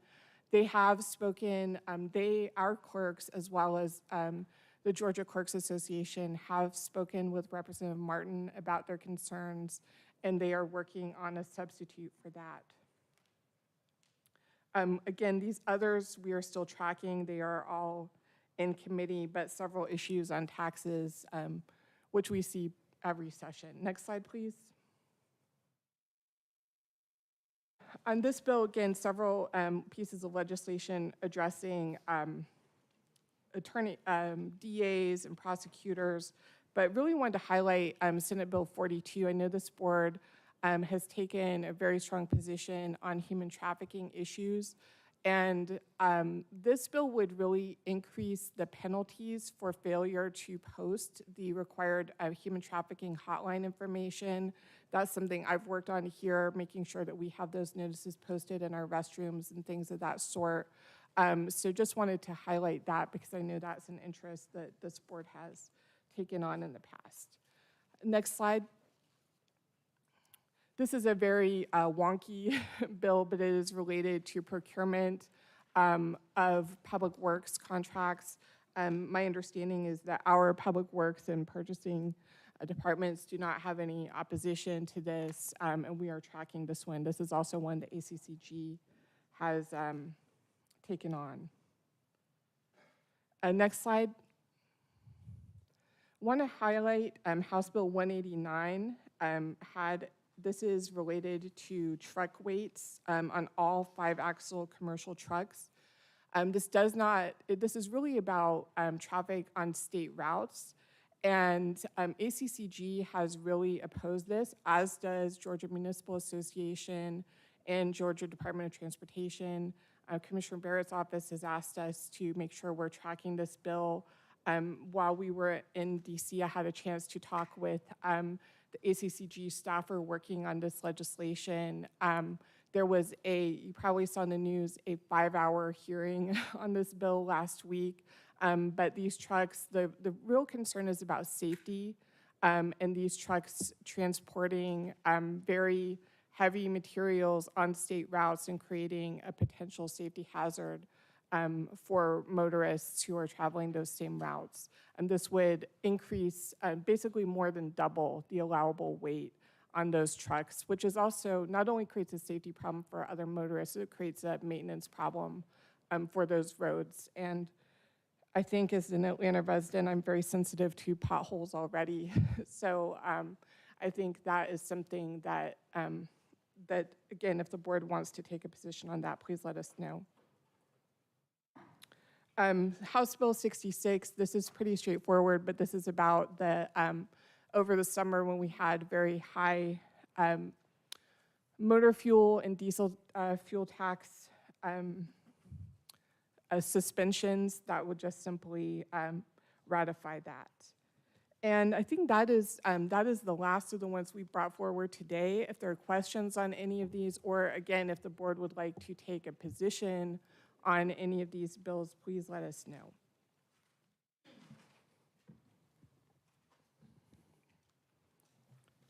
Commissioner Hall? Thank you, Mr. Chair.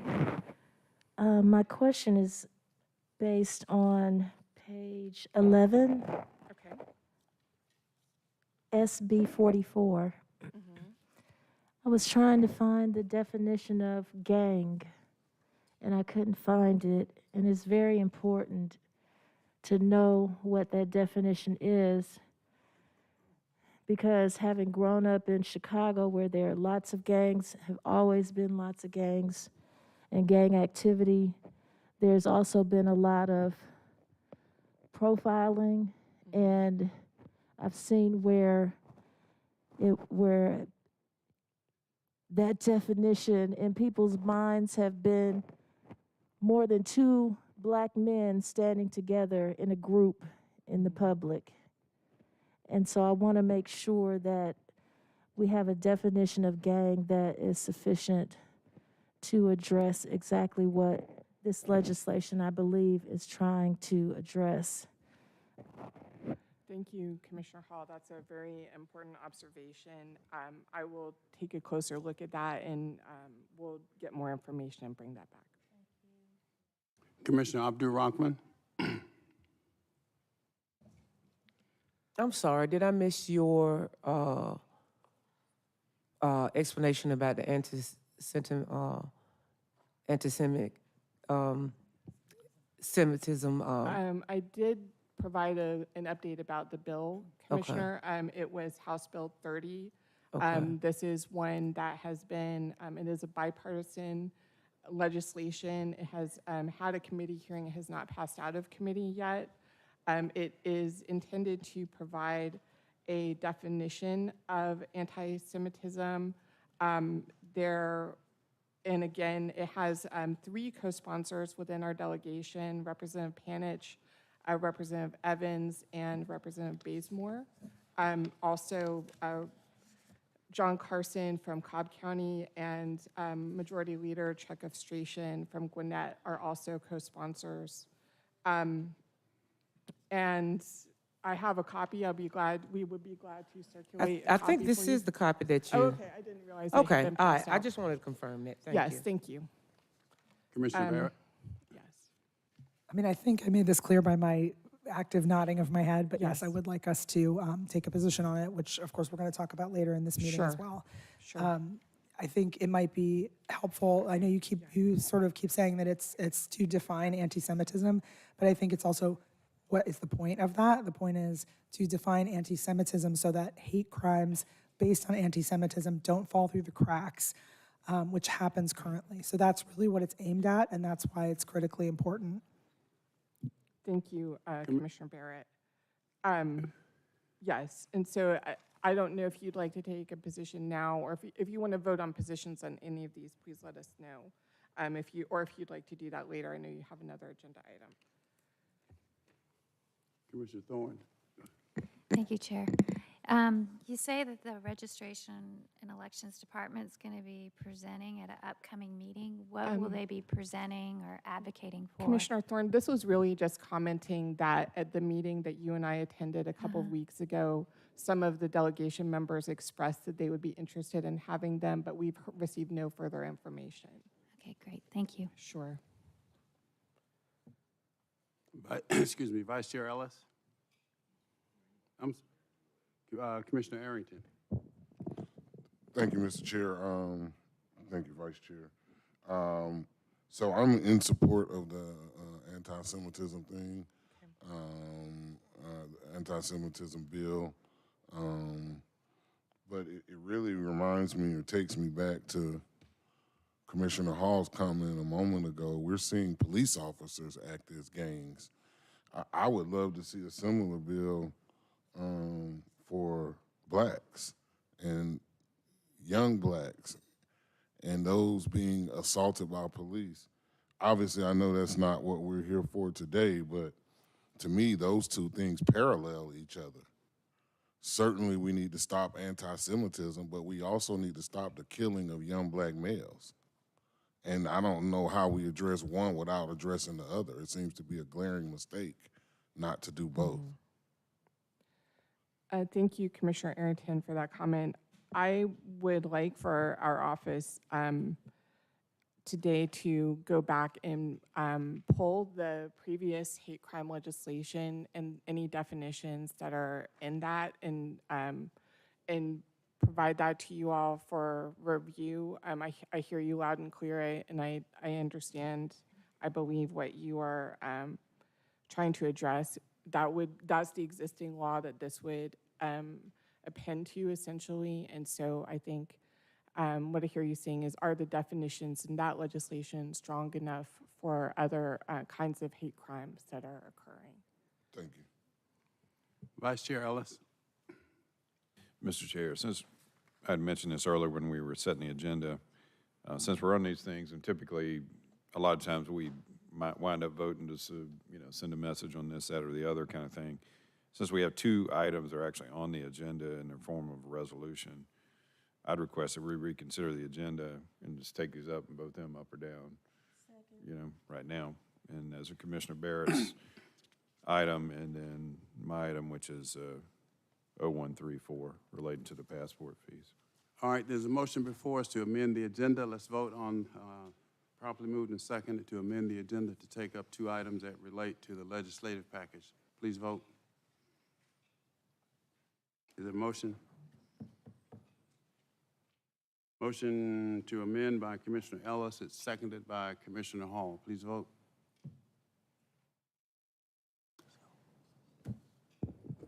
And the vote is open to amend the agenda.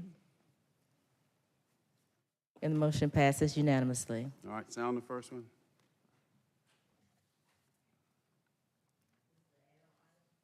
It doesn't matter. Okay, the add-on item 23-0141 requests approval of a resolution by the Fulton County Board of Commissioners against anti-Semitism, supporting legislation that clearly defines the meaning of anti-Semitism under state law and for other purposes, sponsored by Commissioner Barrett. All right, motion to approve by Commissioner Hall, seconded by Vice Chair Ellis. Questions or comments? I have a quick question. You said we need to take a vote for you to take up a position on a particular. It sounds to me, Commissioner, I haven't read your resolution, but it sounds like. Okay, so this does qualify as that. I Okay, believe perfect. that Thank you. gives us the direction we need. Yes, agreed. I just didn't know if that worked in concert. Yes, I think. So, Commissioner Arrington, Thank were you. you trying to amend this one, or you want a separate? I was not trying to amend this one. I think both issues are pressing and both issues need to be addressed, but I was not trying to amend this one. All right, I just think there needs to be a second one. okay. Commissioner Abdul Rahman? I agree. I believe, Commissioner Arrington, we can do both. So maybe our county attorney, I would invite to have a conversation to see how it needs to be written up. But I agree with what Commissioner Arrington is saying. And I don't think there's a reason that we cannot do both. But I also know that given the climate that we have today, a lot of times individuals' personal thoughts and ideals make us feel as though we got to choose one or the other. Mm-hmm. And I think this body, even though I can't speak for this body, but I think this body would be in support of both of these things. So, County Attorney, if you could please let us know how that needs to be written so we can go on record and lobby. I don't know if we will be able to get it through this session, given the time and date, but it is something that we seriously need to look at. Thank you. Thank you, Commissioner. Commissioner Barrett? I just wanted to speak on this issue very quickly before we vote, just to say, as a Jewish citizen of Fulton County for many, many years, this is something that the state legislature has failed to get through on several occasions. And, not only given the most recent vandalism that occurred related to anti-Semitism, but also, and it's stated here in this resolution, the state of Georgia has seen an increase of 133% in anti-Semitic incidents in 2021 compared to 2020. The numbers are going up, the rhetoric is going up, and it is dangerous. And for people who don't really understand why this needs to be a separate item, being Jewish is, the categories that are covered in the current law are race, nationality, and country of origin. And being Jewish is sort of a weird conglomerate of those things and others, cultural heritage, et cetera. For myself personally, I don't practice the religion. I was born Jewish and I am Jewish by birth, but it's not a religion for me. I'm not from Israel, so it's not a country of origin for me. It's not, when you fill out a race form, you don't get to choose Jewish on there. So it doesn't really fall into any of those categories. And that's why this is so critically important, because oftentimes when we, give the smell test to a crime, we understand that it is anti-Semitic and a hate crime. But because of what's worded on a note or on social media or whatever the case may be, it's often written off as political and not treated the same way that a hate crime is treated. And that is why this is so critically important. So I just wanted to make that really clear, and I want to thank my fellow commissioners for supporting this, and I want to thank you for your future work on this. Thank you. All right, other comments? If not, the motion on the floor is to approve. Please vote. And the vote is open.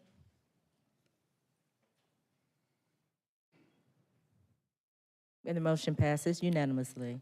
Next item. On page 16, under Commissioners' Action Items, 230134, request approval of a resolution urging the General Assembly to amend state law to prohibit the personal retention of passport execution fees as personal compensation for Superior Court clerks, and to provide that such fees shall instead be remitted to a county's general fund and for other purposes.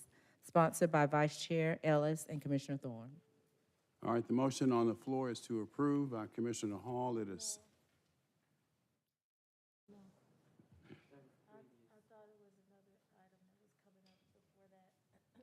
Okay.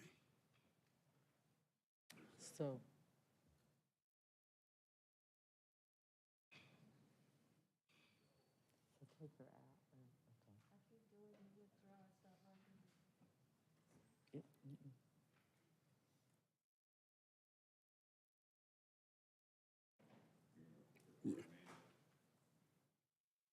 No, we get it on. All right, let's do this. Let's do this. All right. Commissioner Ellis, if you would withdraw your second, and you ready now? There it is.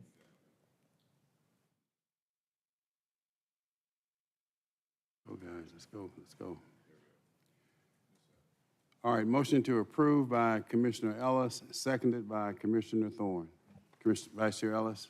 Yeah, just real briefly, we had a lot of discussion at the last meeting on this, so not looking to belabor it, but this was revised from last time to take all reference out to any sort of denouncing, as well as any reference to our individual clerk, and just speaks to seeking to change the state law specific to this particular practice statewide, and have those funds then be reverted just for use of county general fund purposes. So that's the way it reads now. So. All right, Commissioner Barrett?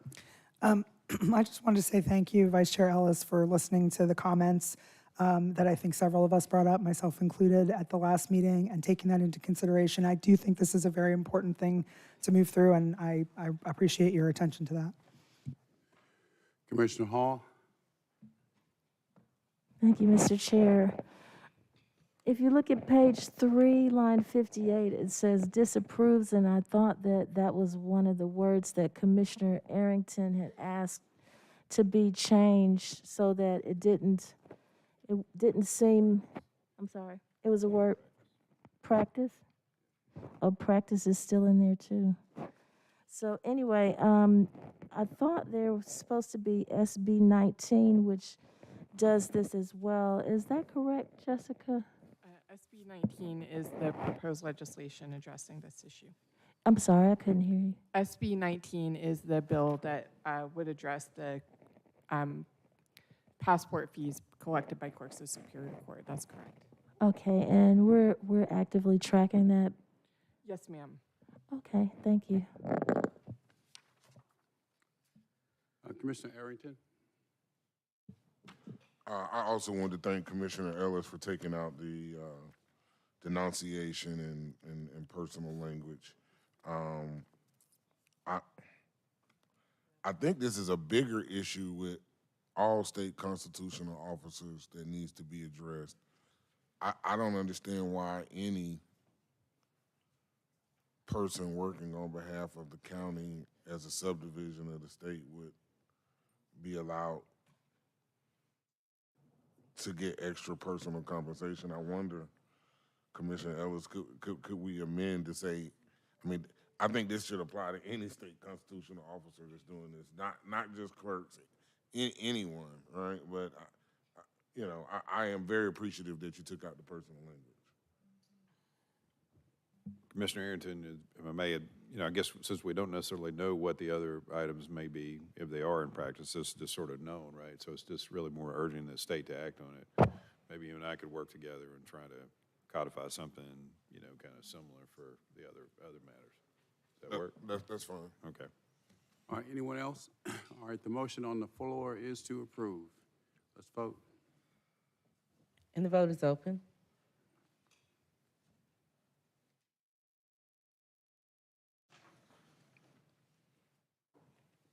And the motion passes, 6 yeas, 1 abstention.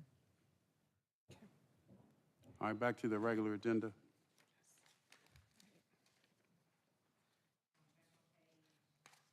Thank you.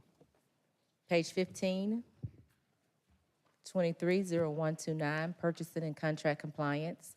Request approval of a resolution to extend emergency purchasing authority of the chairman and county manager for COVID-19 related purchases. All right, motion to approve by Commissioner Thorne. It's seconded by Commissioner Hall. Please, one I'm sorry. question. Commissioner Hall, you have the floor. Okay, hold on one second. Let me get back to that one. Okay.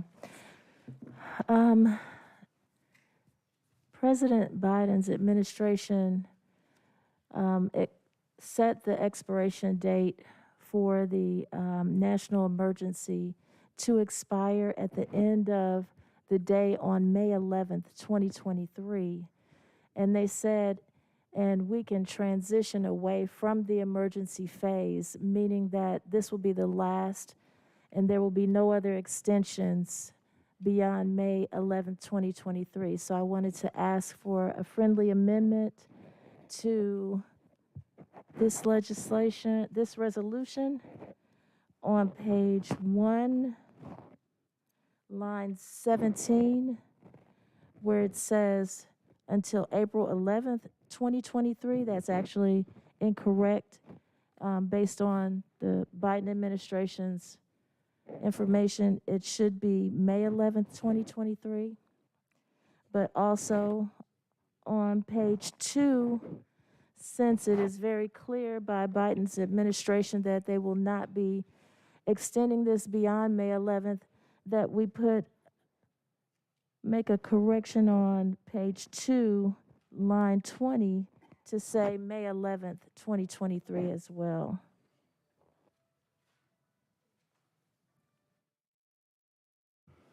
All right, any objections? No objections, okay? Just a minute, Commissioner Abdul Rockman and Vice Chair Ellis. I would like to ask the county manager to weigh in on this, only because I want to make sure my understanding of if we change it, how will it affect certain things that you have to move on. That's my only concern. I support Biden. I am a Democrat, but I don't know that federally if this would help or hurt us on the local side. So I just want to make sure, and if you can weigh in. I'm gonna tell you what I don't want to do. I don't want something that may or may not, depending on interpretation, be COVID-related or emergency-related as a result of COVID, because that's two different things in my mind. And to hamper what you need to do or require you to come back in front of this board, that is my concern. And so if you could answer that for me, please, I'd appreciate it. Yes, ma'am. I think ending it concurrently with the Biden administration's date makes sense. That's what we've been saying, I think, all along.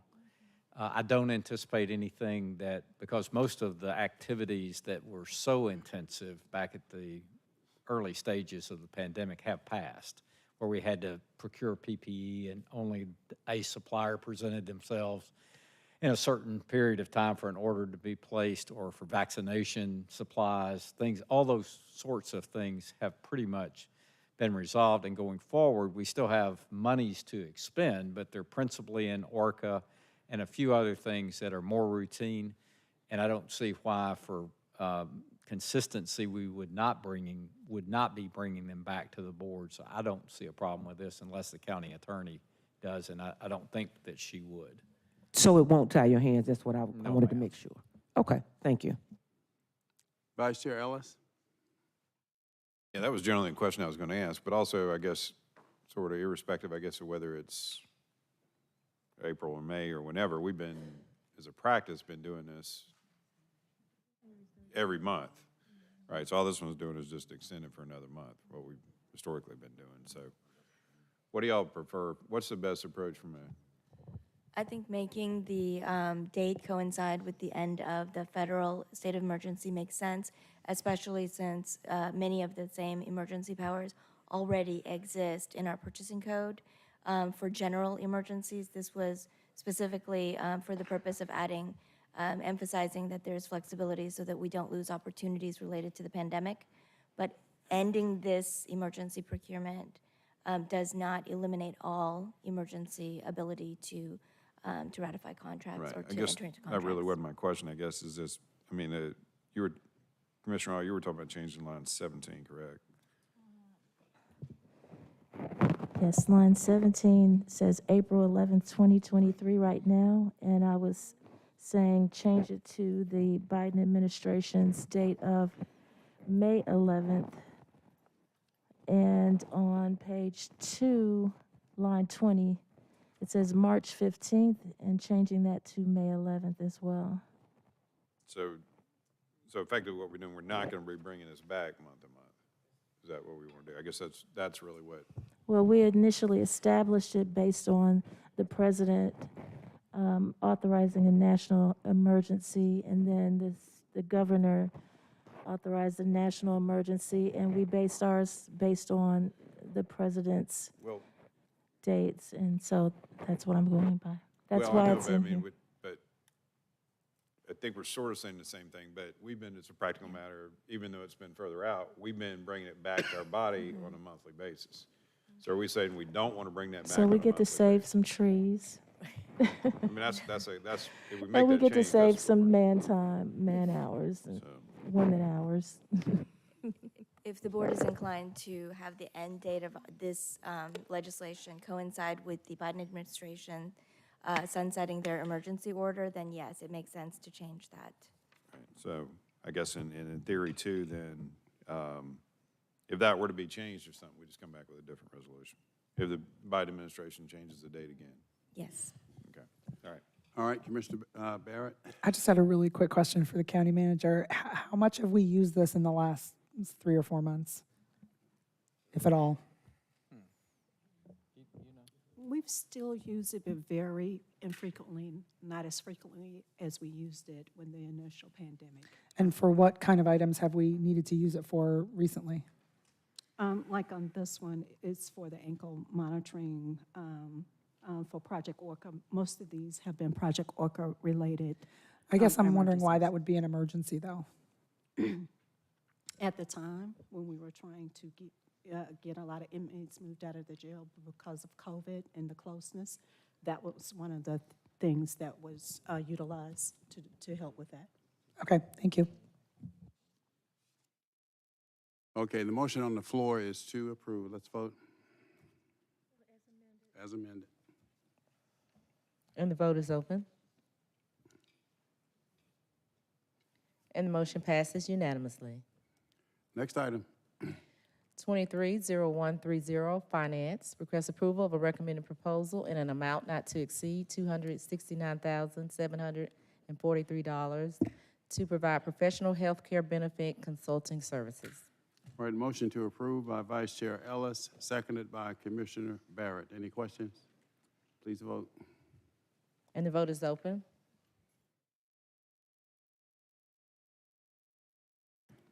And the motion passes, 6 yeas, 0 nays.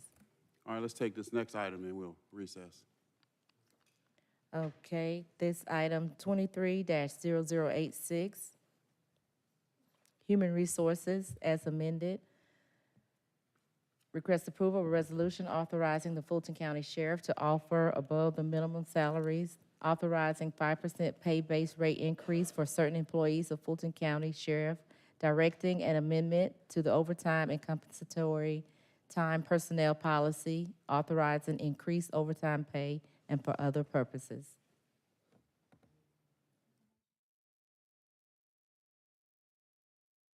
Okay, Commissioner Hall, followed by Commissioner Arrington. Thank you, Mr. Chair. Okay. So it's a lot of amendments in here, but one that still sticks out, we were supposed to remove all language involving a COLA, but on page 1 of the revised resolution, there's still a line that mentions the COLA, and that's 11 and 12. I didn't see it anywhere else. It looks like everywhere else it was removed. Commissioner, if I may. Yes, sir. Good morning, Commissioners. Kenneth Herman, Chief HR Officer. In developing this resolution with the County Attorney's Office to provide some kind of historical perspective, that's why we included that language as to what action the board has already taken in 2022 relative to a COLA. So that's the only place you see the COLA reference in this new resolution. Well, I'm glad you said that, because that being said, it leads me to my next question of, we've been through this so many times over the years as it relates to other elected officials who are elected to serve Fulton County in other capacities other than commissioners.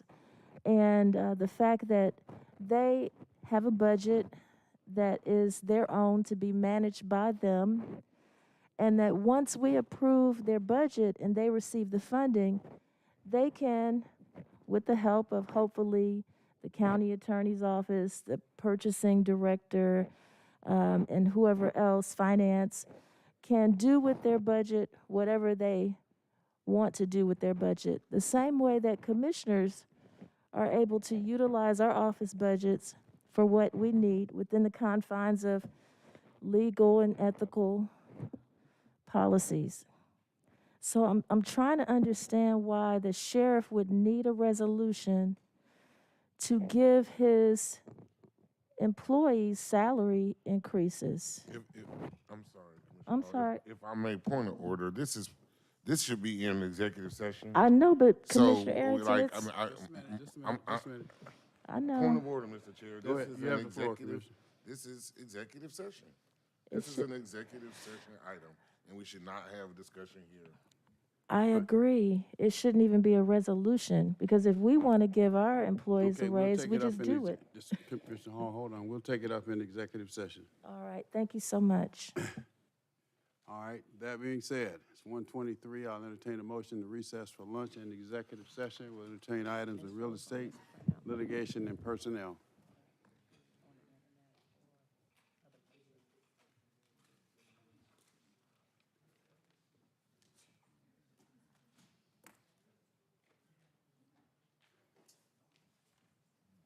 Let's go.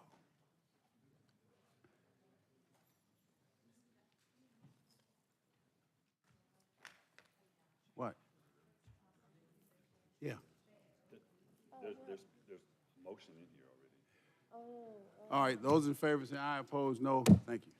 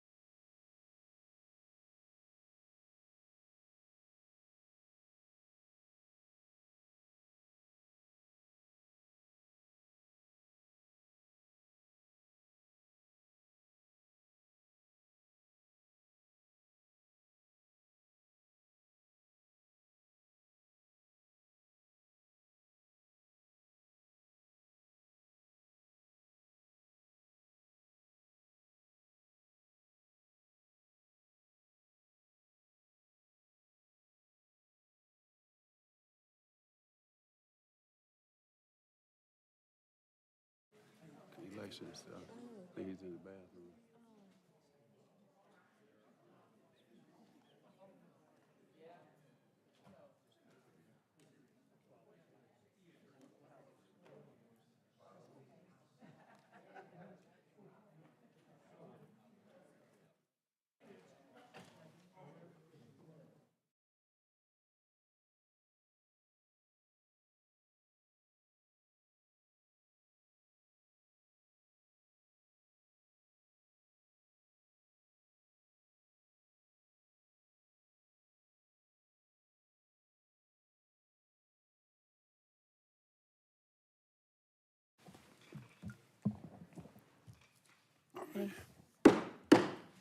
All right, without objection, we will resume the regular order of business. Items from executive session. Madam County Attorney. Thank you, Chairman. Is there a motion to approve the requests for representation set forth in items number 1 and 2 of the executive session agenda?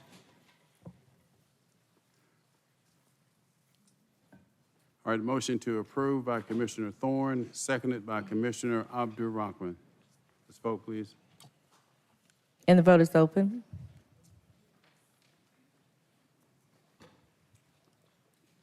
And the motion passes unanimously.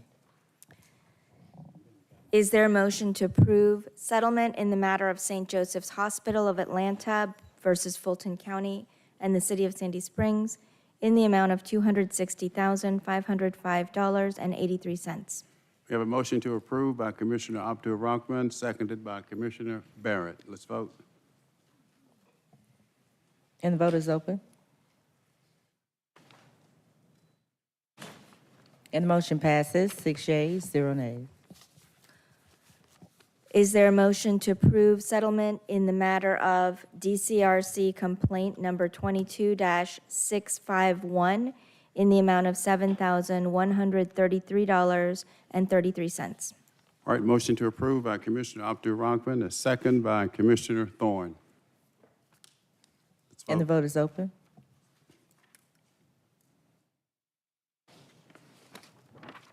And the motion passes, 6 yeas, 0 nays. Is there a motion to approve settlement in the matter of Philip Tramp and Devon Van Beek regarding 768 Belt Loop in the amount of $5,179.89? All right, motion to approve by Commissioner Barrett, seconded by Commissioner Abdur-Rahman. The vote is open.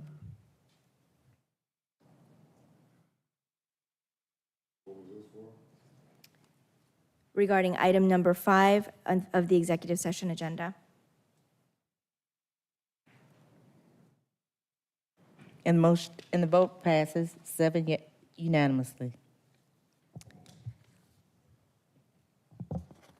And is there a motion to approve the recommendation of the Board of Registration and Elections to appoint Nadine Williams as the Director of Elections at an annual salary of $185,000, effective February 15th, 2023? We have a motion to approve by Commissioner Abdur-Rahman, seconded by Commissioner Barrett. Let's vote, please.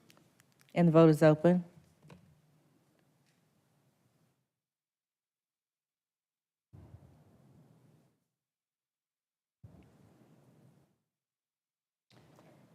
And the motion passes, 5 yeas, 2 nays. Next item. No further action items. All right, continue, Madam Clerk. Back on page 15, 23-0086, Human Resources Management. Request approval of a resolution authorizing the Fulton County Sheriff to offer above minimum salaries, authorizing 5% base pay rate increase for certain employees of the Fulton County Sheriff, directing an amendment to the overtime and compensatory time personnel policy, and authorizing increased overtime pay and for other purposes. All right, you have a motion to approve by Commissioner Hall, is seconded by Commissioner Abdur-Rahman, Commissioner Arrington, followed by Commissioner Barrett. Oh, before, all right. Any questions, comments? Mr. Chair, before you vote, may I just clarify Yes. one point of clarification? Good afternoon again. On page 3, line 5, we inadvertently left off the crime suppression unit, so we just want to make sure that's on the record that they'll be inserted in that specific whereas clause. Thank you. All right, Mr. Hermit or Madam CFO, in the legislation that is before us, it says a cost of living adjustment or COLA, but it's really a salary increase. Is that correct? That's correct, Commissioner. The only reference to COLA is just in the whereas clause for a historical perspective. So it's not a COLA, it's a salary increase. It's a salary rate adjustment, yes. Let's vote.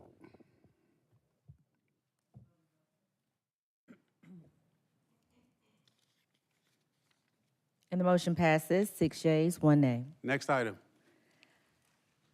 Next item is on the add-on memo, registration and elections, 23-0088. Request approval of statewide contract in an amount not to exceed $304,619.52 to provide temporary staffing services.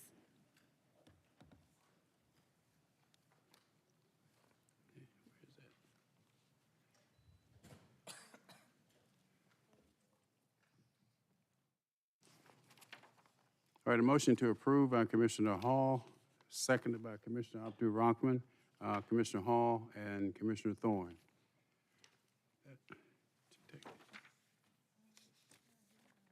Who? That's an add-on you're taking now. Is that what you? It's an That's item. the one that was left off? Yes, sir. Okay, all right. All right, Commissioner Hall? Who? Who's not here?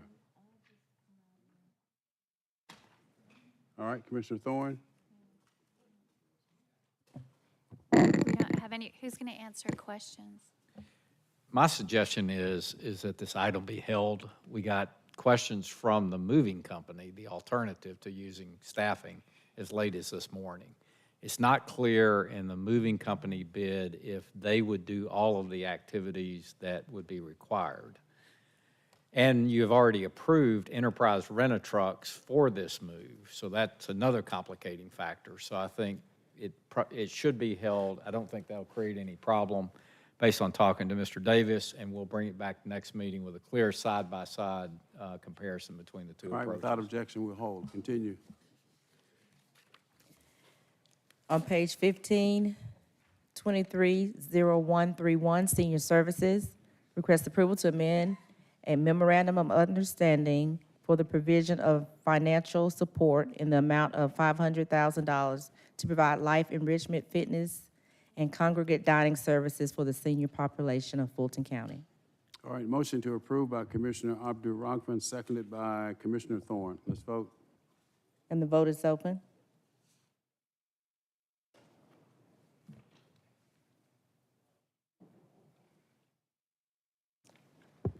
And the motion passes, 5 yeas, 0 nays. Next item.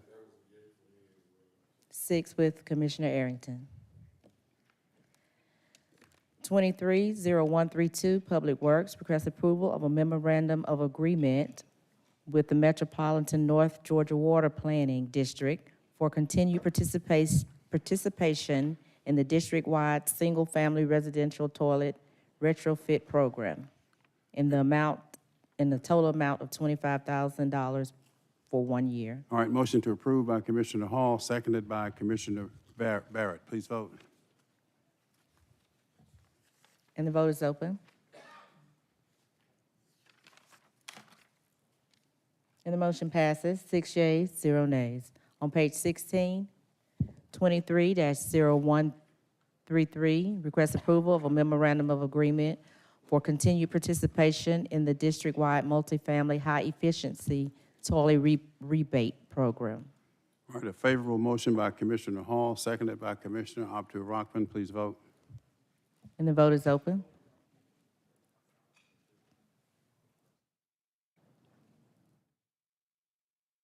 And the motion passes, 5 yeas, 0 nays. 6 with Vice Chair Ellis.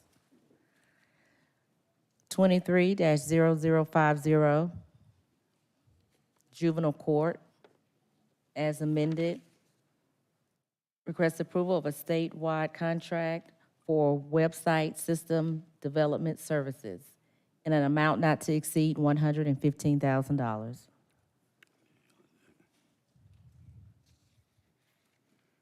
All right, motion to approve by Commissioner Hall is seconded by Commissioner Abdul-Rahman. Commissioner Thorne? Yeah, hi there. I just had some questions about your striking out the maintenance to provide ongoing maintenance, troubleshooting. As with any website, you're going to have troubleshooting and maintenance you're going to need. So that cost will be, how will that cost be supplied to maintain the website? The maintenance cost will be on the AML list, but it'll still be an annual cost associated. The 115 is just for the creation of the website. And then do you know what that cost it will be? It's roughly around $3,000 a year. Okay. Thank you. All right, Commissioner Barrett? This is a little bit of a change from what you guys presented last time, correct?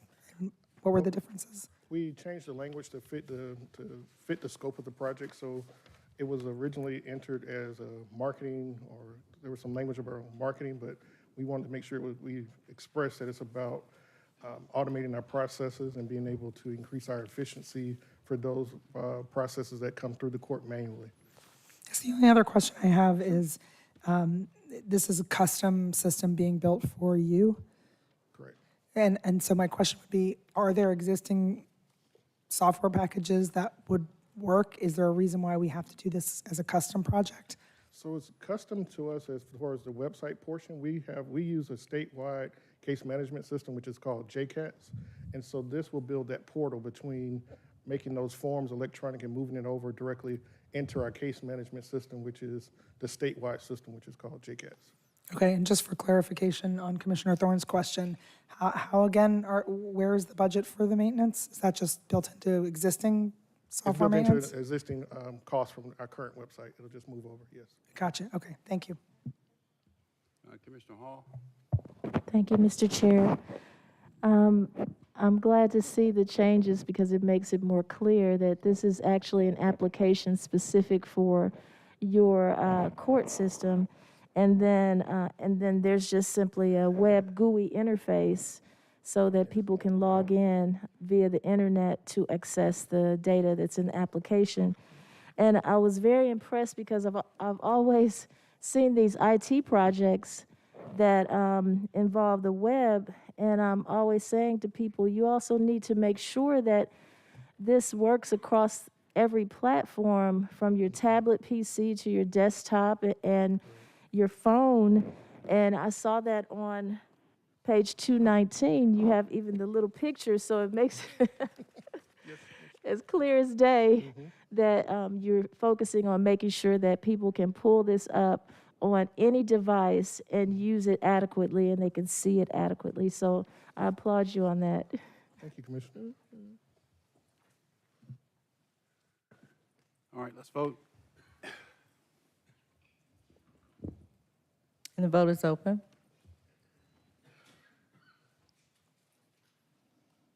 And the motion passes unanimously. Thank you.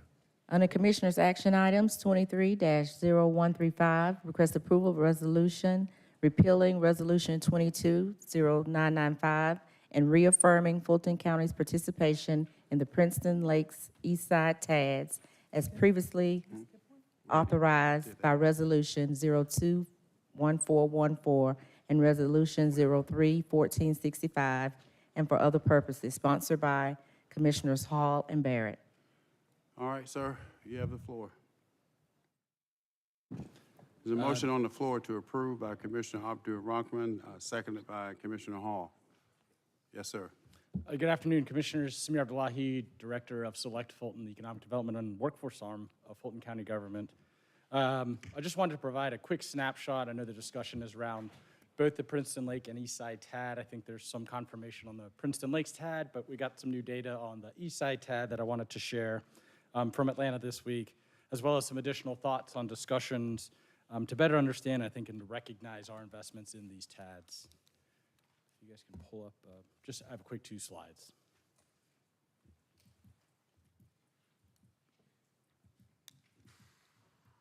And I'll go through it here just briefly. Just looking at the background of the Eastside TAD, so far we've contributed, so far the Eastside TAD has been funded with $262 million in increment funding to the Eastside TAD. That represents over a 300% growth in the tax base there in the TAD since 2004 when the TAD was originally created. $64 million of the $262 million was provided by Fulton County, so we cover about 25% of that cost load. As of this year, we're contributing about $6.5 million annually. That number will just steadily increase as the valuations in the TAD increases with the expected closure date of 2028. One thing to note is as of July 2022, the Atlanta Public School System is no longer, how do I characterize that? They are still participating in the TAD, but receiving 100% pilot payments for their payments into the TAD. So essentially they're paying into the TAD, but the money gets cut back right to them. So that'll shift our balance from funding 25% of the TAD to about 50%, sharing that equal weight with the city since the school system pulled out. Just in our quick analysis of the data we got from Invest Atlanta here Monday, for the Eastside TAD, they have about $97.5 million in current obligations. Those are projects already approved by the Board of Invest Atlanta. About $10 million of that $97 million has actually been dispersed to those projects. And just as of note, about $41.5 million, or just shy of half of that, is going to the acquisition of the 2 Peachtree Center building. They also provided another list of about $64 million in the pipeline. So these are expected projects that would come in front of the Invest Atlanta board, but have not already been committed for funding. And that leaves them, given their current fund balance of over $120 million, in excess of about $46 million over their current fund balance. Next slide, please. Sorry. How do we get a pilot payment and get our money back? It was a part of the renegotiation with APS and the city over the Gulch and the West Side TAD. And so as a part of that agreement, they've shifted some of their commitments away from some TADs and towards some other TADs. So one of the ones they've shifted away from was East Side. Were we a party to that agreement? No, it's a omnibus agreement, I think, between the Atlanta Public School System and the city of Atlanta. Well, wait now. How are we affected? Why would we have to increase our participation from 25 to 50% based on an agreement that was made between 2 parties and we weren't at the table? Well, our commitment is for our portion of the millage rate for the years the TAD is open. It doesn't change if one of the partners decides to pull funding out. Okay. Now, and again, they haven't technically pulled the funding out. They're still funding the TAD. Their funds still go to Invest Atlanta, but the check for that funding is written back to the school system as of July 2022. So that's why I'm saying going forward, the East Side TAD will get less money. They'll get about half as what they were getting before, and that's why our share kind of increases because APS is pulling out, or is pulled out. But the dollar amount is still, the dollar amount of the contribution is still the same. Our contribution, correct, yeah. So they were probably getting $25 million. Now they're only getting maybe $13 million for the East Side TAD. Thank you. Yeah. I'm sorry, Mr. No, Chair. you're fine. And again, reviewing some of this data, and as you've seen, this has been, I think, a healthy exercise to kind of review and have an analysis and understanding of the tax allocation districts and the funding commitments. I know a lot of it's been talked about Invest Atlanta, but this is a holistic look. We've participated in funds in East Point, Hapeville, College Park, and others. So I think some of the challenges we've learned is we really don't have a good grasp and understanding of the TADs, especially their use of funds, and more importantly, I think those future commitments, which we're kind of getting asked a lot. In addition, trying to position what those future commitments would look like, it's very hard to look at the originating redevelopment plans that created these TADs to understand what are those specific projects that would be funded and the amount of funding that would be needed. It's somewhat misaligned with what we see in the terms of the actual outcomes. So we have some redevelopment plans that say only $50 million in increment was supposed to be raised, when we see the TAD has actually raised over $50 million. And same with kind of linking those projects, the projects in the redevelopment plan with actually those occurring on the ground. So I think in that spirit, the opportunity, I think it was mentioned at the last Board of Commissioner meetings, is just around better routine and standardized reporting to both the BOC and staff. I know particularly in the case of Invest Atlanta, we've had a board member sit over there and provide kind of reports at the end of these agendas. I think there's a better opportunity for both board members and staff to get a little bit more in the weeds on that. Again, more projecting of where those use of funds are going. To Commissioner Arrington's point about APS, just formalize the notification if funding partners decide to change. We learned this about the East Side TAD. We made an inquiry to East Point.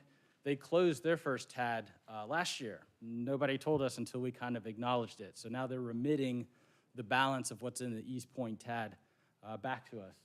I tried to get a finder's fee from McKean, but he wouldn't let me get that. But again, we're going to get remitted to some of those funds. Over $1 million, 1 point.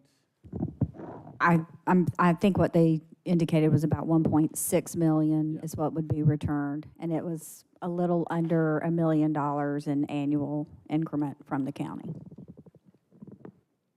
I think there's also an opportunity, especially on the reporting side of things, is just to have greater visibility of Fulton County's partnership to fund these projects. Not only, again, useful for staff to see that, but I think for the Board of Commissioners to just see the funds that they've committed to these TADs having impact on the ground. Again, sharing with our cities since we're co-investing with the cities that are directing these dollars.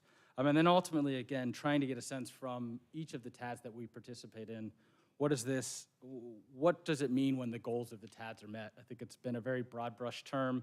Obviously, it's up to each municipality to determine when the goals have been met. Those are not very quantitative. Those are not number-based. It's more qualitative. Is the area turned around? And so I think that's part of our challenge is, again, how do we summarize what is our future obligations across all TADs and what does that funding commitment look like? And happy to answer any questions. All right, Vice Chair Ellis. Thanks for that updated information. And I think it's been, well, certainly we had some,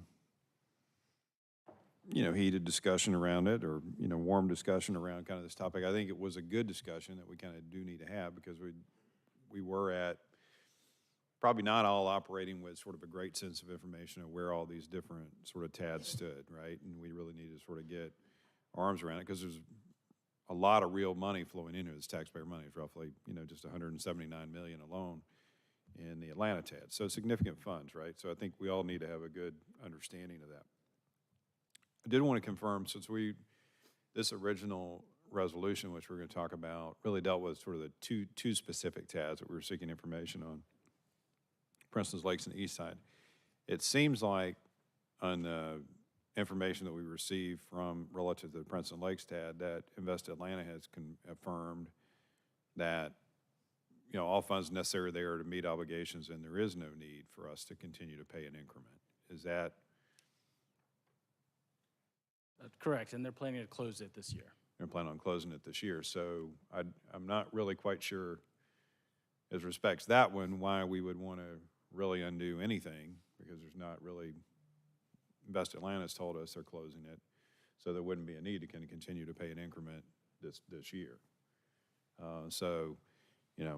As we consider this one at a minimum, I hope we would remove reference to Princeton Lakes, in this particular one since we've already got verification that it's closing.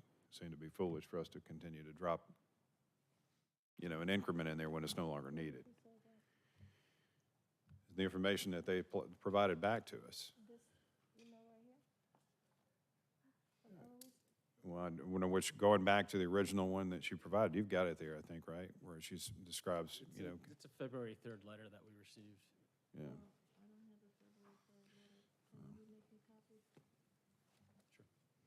See if I've got it. But so anyway, that one specifically, I just, seems like we asked for information relative to it. They confirmed that there's no other obligations there. They're closing it, so I don't see why we should continue to pay, wouldn't make sense for us to continue to pay an increment. It seems like they're in agreement on that for Princeton Lakes. As respects the East Side TAD, I think obviously when you looked at some of the numbers that were originally provided about the funds they had on hand and then our knowledge of projects they had in the pipeline, it was the appearance that there was adequate funding here, right? And so just like, APS was looking at, hey, we need to start looking at pilot payments and all that. So I think this was a reasonable conversation for us to begin to have. I think we've got, now got a lot of information from them And I think in the spirit of kind of what our resolution's ask was, really in terms of trying to understand what the redevelopment obligations are, we've got sort of the hard stuff, and then we've got the stuff that obviously they have been evaluating midstream, right? And I think Dave brought that to us sort of in good faith, and I think we should recognize that, and I don't think we should discontinue our payment of increment into the East Side TAD based upon the information that they've provided to us. And I think they've met really kind of the spirit of the resolution for what we're asking for. But I think holistically, we need to, continue to kind of get more information on the TADs as a whole. And, look at, I have an understanding of when these things expire, what their true funding needs are, whether or not some of the stuff that APS engaged in and looked at in terms of pilot payments on specific TADs, whether that's the type of thing that we should be considering in light of the funding needs that we've got at the county. So I think, we could just sort of, toss in the trash, try to get information and try to understand kind of, a better picture of this so that, we're best positioned to think about all the tax money that's flowing around so that we've got, kind of the things that are coming to us to help meet the real needs that we have to provide the services for all Fulton County citizens. Or, we could kind of take a step back and say, okay, let's look at these sort of individually. Did they meet the spirit of the original resolution, and just affirm that we're going to continue to pay the increment into the East Side TAD. And, we won't pay the increment for Princeton Lakes because they verified that they don't need it.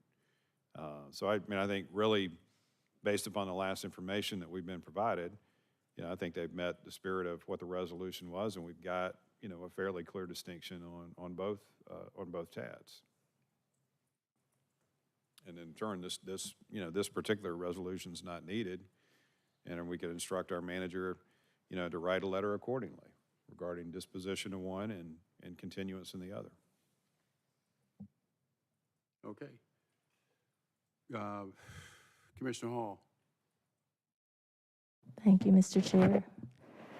The TADs are not complete and the objectives have not been met. I'm sorry? Oh, let me raise that up since it's so hard to hear me.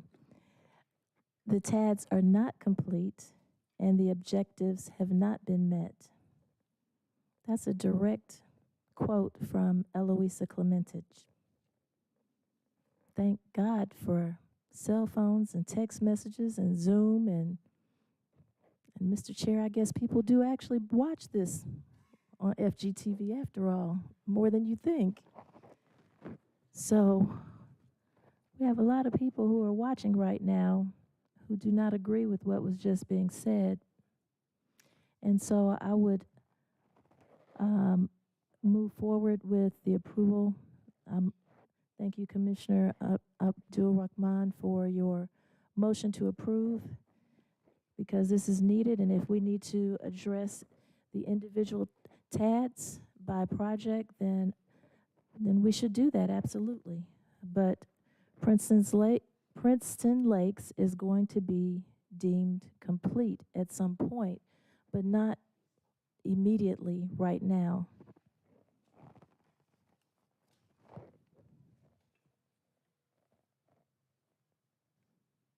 And thank you, Mr. A.J. Robinson, for your input as well. Commissioner Thorne. So I just wanted to get on an elementary level for the audience. So we go into a TAD to redevelop an area, and they submit a plan, correct, on how this blighted area, by giving them this tax allocation that we could be using for other stuff, to redevelop that area. So they come in with a plan, correct? Right, a redevelopment plan creates A redevelopment. the TAD. Has Princeton Lakes and the Eastside TAD exceeded their redevelopment plan? The original one that they submitted. Well, so there's two buckets, I'd say. There's a bucket of a bucket of projects and efforts, but those are broad brush. It includes infrastructure improvement, commercial redevelopment, but they're not well defined. It's not, we are gonna fix 3 buildings and thus have met the goals of the TAD. I think similarly on the financial side, there is an estimation of what the potential collections of increment would be over that period. so that whatever city is activating on that TAD has some sense of, we will expect to generate $100 million and thus can go issue bonds to do the projects described in the redevelopment plan. But the TAD is not required to meet the same number as what's in the redevelopment plan. And again, that's part of the challenge, is the projects and the funding amount requested in the redevelopment plan is not aligned with what we see actually occurring. I'm not saying it has to be, it makes it hard for us to interpret how much further that TAD needs to go to meet those broad brush redevelopment goals. But the whole intent of entering the TAD is so that the property that is blighted will have value and have a generate a tax base. And in one of the TADs, they have a 300% growth rate. Is that correct? In the East Side TAD, if you took the base of when they started the TAD to where it is now, it's 300%. And the other one's over 100%, correct? There's several others, yeah. Yeah. And then, and there's no, they don't have any outstanding bond debt. I'm not clear at this point. On the other ones, we've only asked for the two. Yeah, from just for the invested two. land. I'm just talking about the two. Yeah. Correct. So, for instance, if we pull out of these TADs, the intent is so that the property has this tax base. The intent is so that we convert blighted property into a very good tax base again. If we pull out, will the Princeton Lakes and the East Side TAD go back to blighted property? Go backwards, you mean? Mm-hmm. Couldn't make assessment as to whether it would go back. I think it's more of the spirit of what Commissioner Hall was saying, is the city feels it needs that additional funding to meet its defined goals of the redevelopment plan. But we don't know, those redevelopment plan, with infrastructure, it could go on forever and ever. You could just keep putting stuff in the pipeline, correct? You could, but our commitment is up to a period. So up for this one, up to 2028, and that's when our funding commitment would end. However much is incremented from now until 2028 would be theirs to invest in the TAD. Okay, so we always go on a year, not an amount, when we enter a TAD? Yeah, there's for almost, I think pretty much all the agreements, it's all based on that time period and less of a certain financial cap or the like. I think there's one for the Beltline maybe, but for most of them, it's very short resolutions that just say we will pledge our funds until the TAD expires. Okay, thank you. Commissioner Barrett? Just to be clear, Commissioner Thorne, the amount that we pay is, the way it works is when we agree to get into it, we know how much tax we're getting from that area. We freeze the tax at that level, and it's only the increment. So if it doesn't improve, then there's no increment. So they get paid based on how well they do, essentially. And we keep that original tax base until it closes, and then we recoup, then we start to get all of that tax money back. So there's a long-term benefit to the county that can be pretty dramatic depending on how well the TAD performs. But we could get that now, that well, 300%. If it's grown 300% over the 100%. Well, but I will say, there is still work to be done. I've heard from a lot of constituents who feel very strongly that the East Side TAD needs to continue. And that whether it continues is really not a question. It's whether or not we continue to fund or allow it to be funded, which I strongly believe that it should be. I feel like, Commissioner Hall and I are in full agreement on this. And Commissioner Ellis also, who originally proposed pulling out of that or withdrawing our funds from that TAD, seems to be fine with the responses that we continue with the East Side TAD. So I'm going to direct my questions to the Princeton Lakes TAD. That is scheduled to wrap up at the end of this year, correct? Yeah, the letter we got back says anticipates closing the TAD during 2023, so I'm not sure. Yeah, so well, it's an end, but at some point. So how often do we make a payment into that? Do we know what the payment schedule is? Sharon can answer that. Monthly disbursements? The tax commissioner's office remits the payments as they're received. So it's like after the taxes are collected, we make a payment? Sort of yes, as the tax commissioner collects, then he remits. We get a weekly remittance from the tax commissioner's office while he's collecting, so I would imagine they're also receiving weekly remittances as well. Okay, and so if the if the Princeton Lakes TAD closes and there's excess money in the TAD because they've paid they're paying off the debt with money they already have, what happens to that excess money? Yeah, that's what I was scrambling to look at for the original resolution. Did you know where I was going? I'm fairly certain any remaining balance is redistributed to the funding partners kind of in an equal piece. Yeah, so I don't see any reason not to proceed with the resolution that Commissioner Hall and I have put forward, because any money that has gone out that they don't need, we're going to get back. So I feel fully committed to the resolution we have up for approval right now. Commissioner Abdu-Rahman. Thank you, Chairman. I invite any of my colleagues to maybe have a one-on-one with our staff and outside staff as to how the TAD works, because it's not just blighted. There are other areas of enhancement overall.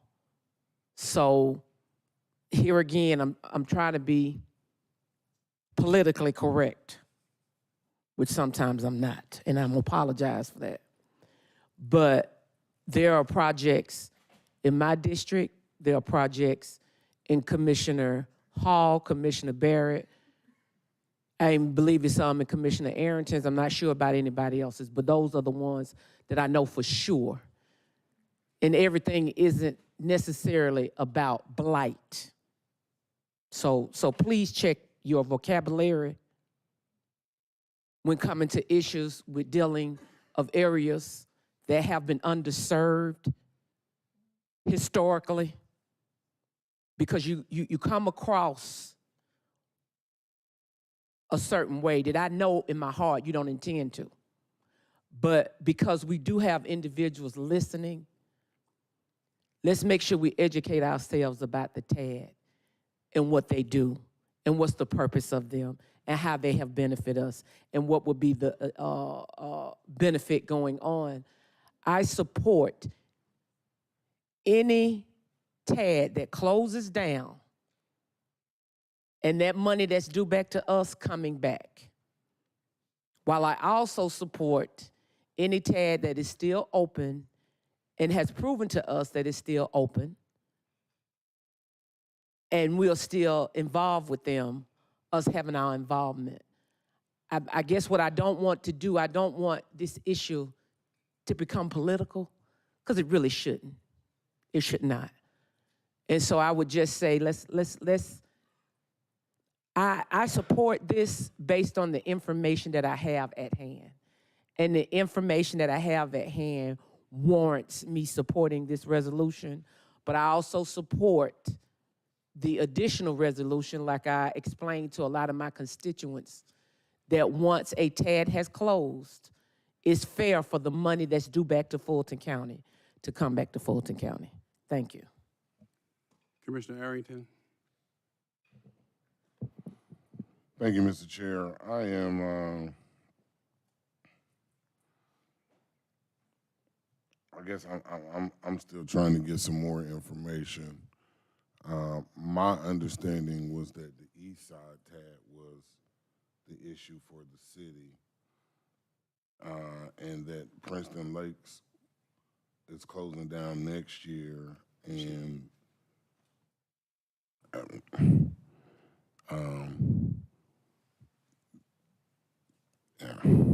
I won't say that there is no blight in the Princeton Lakes area, but the Princeton Lakes area is really all brand new developed.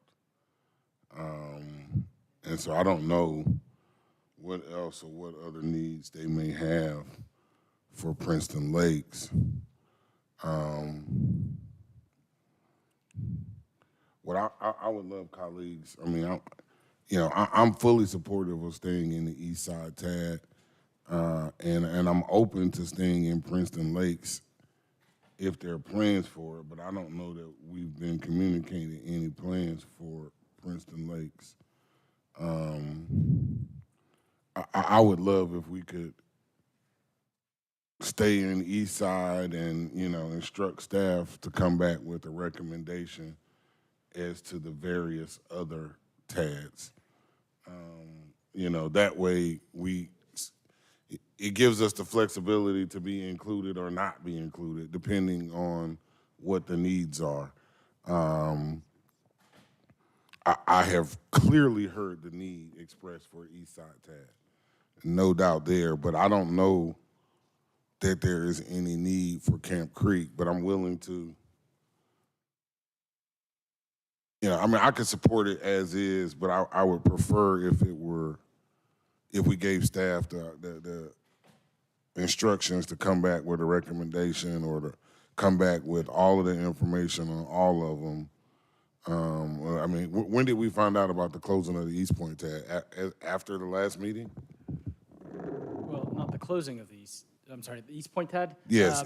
Prior to that meeting. Okay, what? No, well, East he Point. said East Point earlier. That's why. I'm being apologize. real clear. Yeah. The East Point TAD located in the city of East Point. There are 2 TADs. One of them is the Camp Creek. It's the earliest one. The city took action last year, the city of East Point, to close that TAD. We didn't find out, I think, until the beginning of this year when we started this discovery process with all the TADs as to, do you have any bond debt or outstanding obligations? And they said, we've closed that TAD. And I think that was their eureka moment of, I don't think Fulton County knows, and that sent off conversations, and that's what we found out from their finance team. That's part of, again, recommendation around maybe sending a letter to all those we participate in TAD so that if any of the funding partners switch around or if they close, to just give us a heads up so that as you guys request this information, we're a little bit more accurate. Okay. All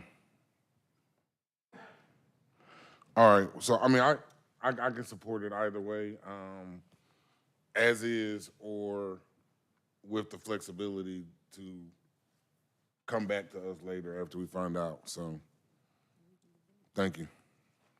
All right, Commissioner Barrett. Yeah, I just want to answer your Princeton Lakes question. So Princeton Lakes is scheduled to close sometime this year, and the only reason it remains open is because, and you can correct me if I'm wrong here, but the only reason it remains open is because it has to legally remain open until all the debt is paid off. Is that correct? And that, I believe, and that will be done this year. So the only issue is whether or not we continue to pay in, and I think the point I was making earlier is that if we continue to pay in and let it close naturally, rather than pulling out prematurely, pardon the expression, we will get our money back. It's only, 4 meetings in, my first dirty joke. I'm proud. No comment. Boy, oh boy. Commissioner Thorne, well, Commissioner Thorne. Thank you. So the Princeton Lakes TAD started in 2002, and the East Side TAD was 2003, correct? That's correct. And the growth, the East Side TAD has a 295% growth. And then he said on here, because I did meet with them one-on-one to try to understand this better and the intent of why we go into a TAD and if we should in the future put some kind of cap on how much we contribute. It says the growth in the Princeton Lakes tab is 20,633%. It's a big number, yeah. Yes. So we've way exceeded the amount of money that we thought we'd put into the TAD. I think the TADs, what they've done, it's unbelievable. Don't get me wrong. They've done great work. They've really helped these areas. And, you know, I've gone and visited some of these areas, but we need to find some revenue sources somewhere to fund our upcoming expenses that we have with mental health and public safety. So I really think we need to weigh on, you know, do we keep paying into these 2 TADs if they're well on their way to be healthy, vibrant communities anyway?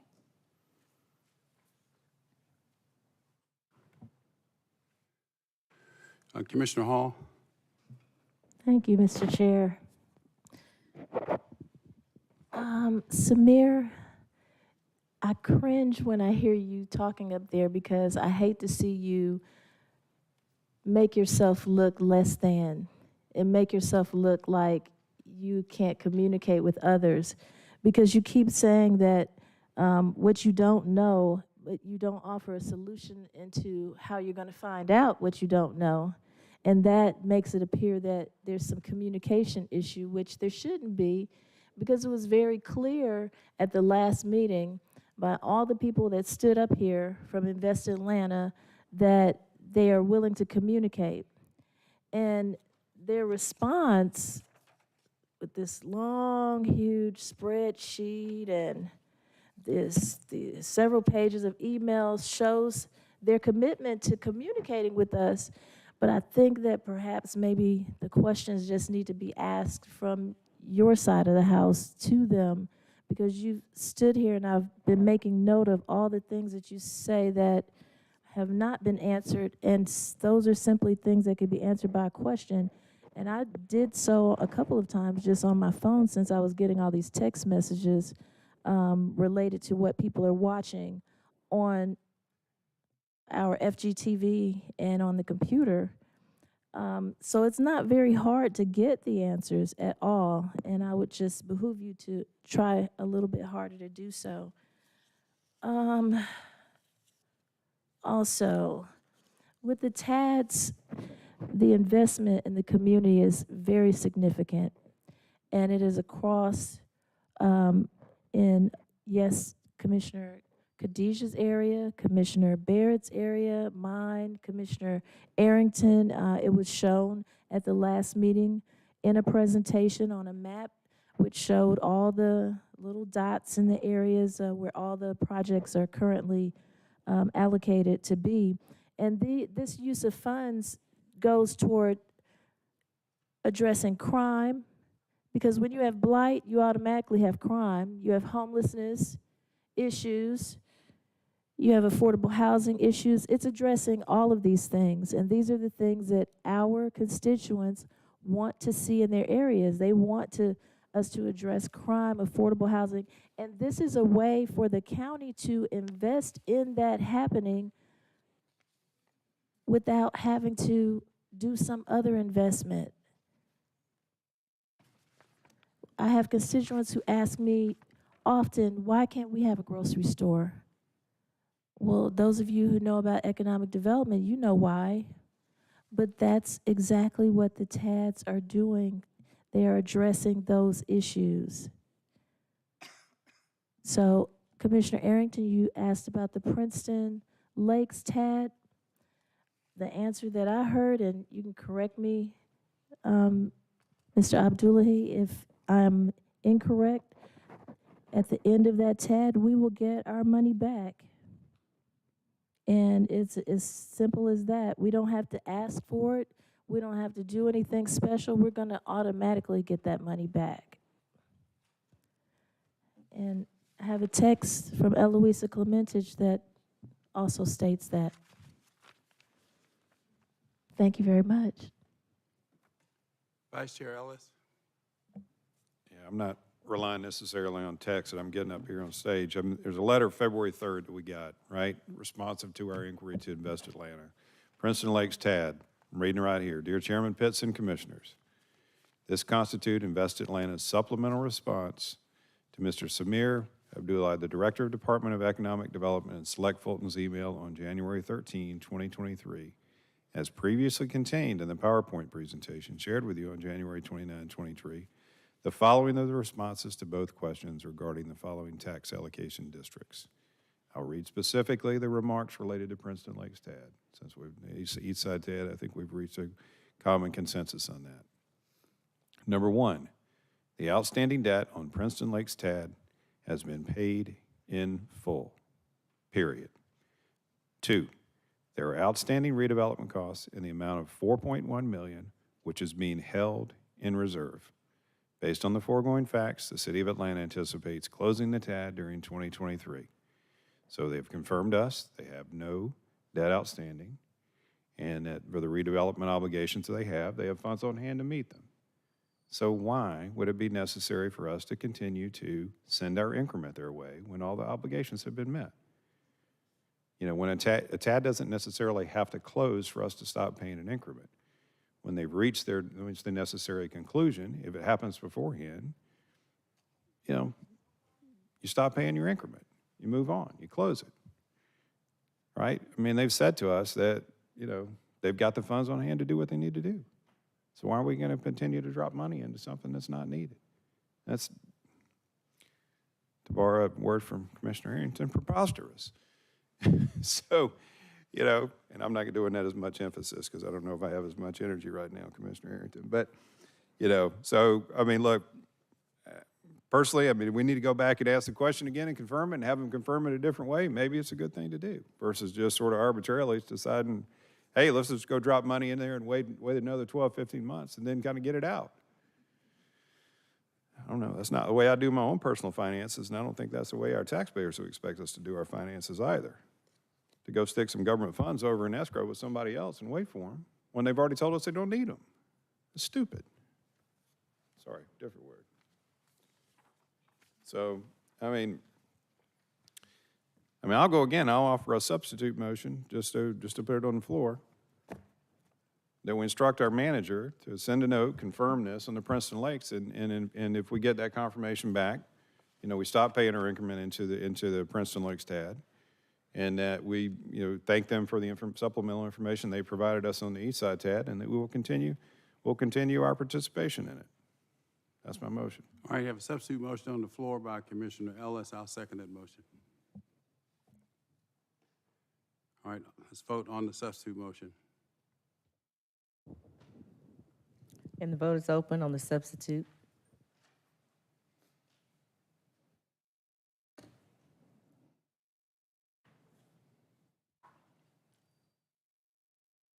And the motion passed, 4 yeas, 3 nays.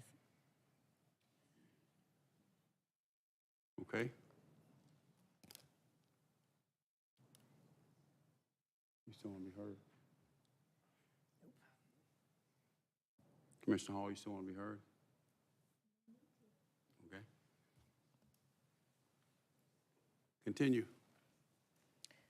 Bottom of page 16, 230136, request approval of a resolution to abolish certain boards, commission, task force, committees, and councils due to their failure to conduct meetings within the past 24 months, contingent upon verification by county staff and for other purposes.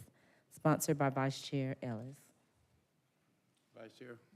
Yes, Commissioners, back when I think, or in one of the earlier meetings we had, may have been the first meeting of the year, we had some discussion about sort of the volume of different boards and task forces and committees and authorities and other sundry names, however they might be named, councils, et cetera. And that the notation that several of them were inactive. And these were largely entities, that task forces and subcommittees and this sort of stuff that at different points in time, you know, this body had sort of authorized for some sort of point in time purpose, but, you know, a number of these were no longer sort of functional, which added to sort of this confusion and so forth, you know, for our citizens and also some complications for our clerk. So I'd asked to have the clerk identify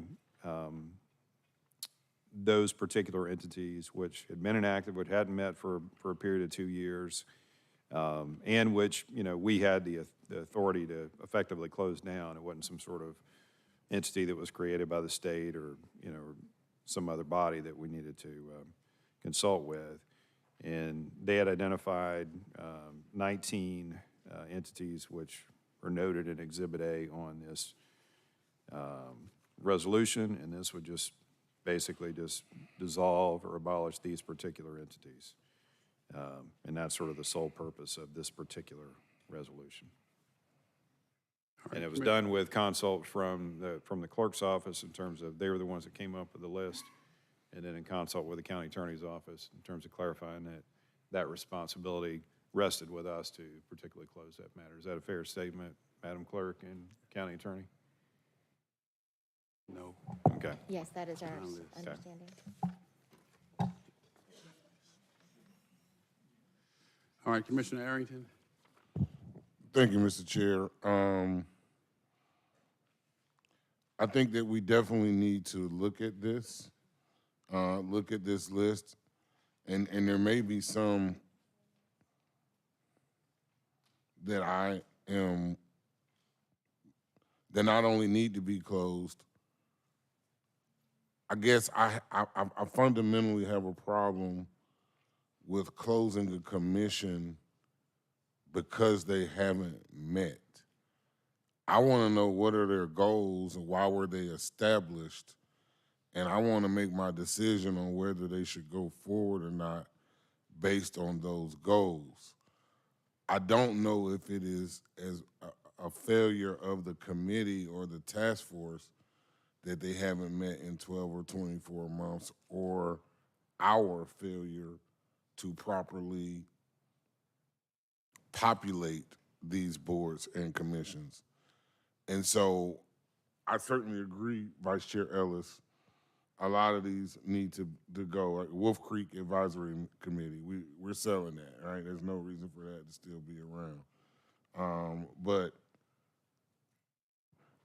there are others that probably have good purpose and that some of us, or at least I or others, may not have been aware of and did not appoint anyone to. So I support this in theory, but I don't know that I'm ready to just get rid of all night.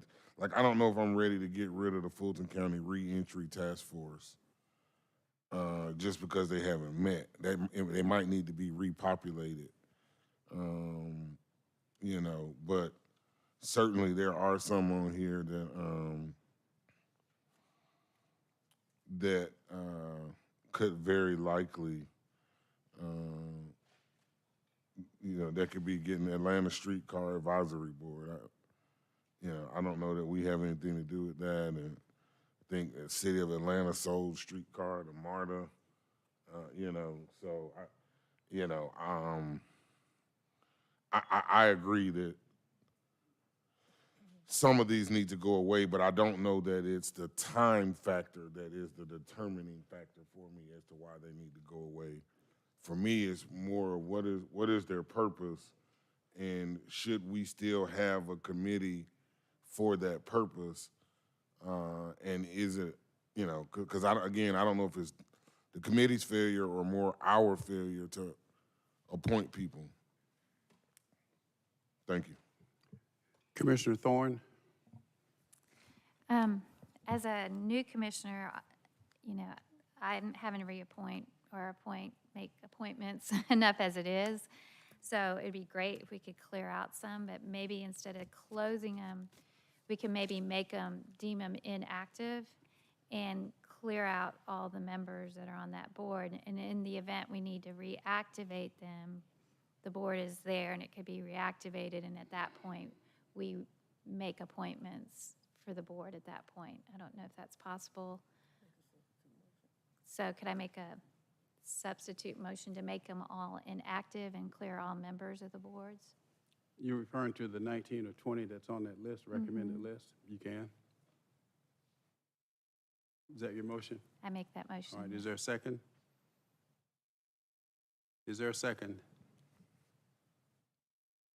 All right, motion dies for lack of a second. I thought I seconded it. Didn't I second it? All right, you still have the floor. Oh, I thought I seconded it. No, you made the motion, the substitute motion, but no one Okay. seconded it. I got it. Okay. Got it. No, I'm good. All right, Commissioner Barrett. I appreciate what you're saying, Commissioner Thorne, and I have a similar idea, except I think it would kind of hold with going ahead and passing this, which is just that 2 years is a long time to not have met.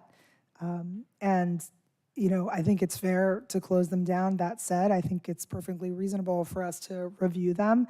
And if there are ones that we feel like we need a new board or task force to deal with that issue or a similar issue, that we create a new one. Maybe with different set of rules and with different communication requirements and meeting requirements and things of that nature, and then just go ahead and appoint new folks to it and start fresh. And there's nothing that would preclude us from doing that. So I don't have any problem with this as it stands. Commissioner Vice Chair Ellis? All right, the motion on the floor is to approve by Commissioner Ellis, seconded by Commissioner Barrett. Let's vote, please. And the vote is open.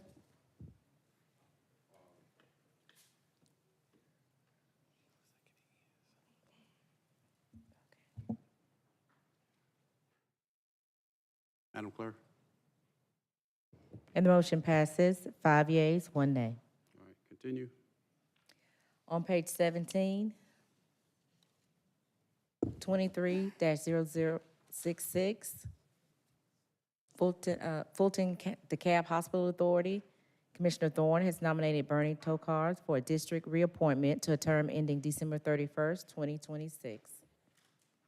Okay, I'd ask that this be held, pulled off of the consent agenda at the last meeting to give you time to look at the state law that was passed specifically for this board. If you had a chance to.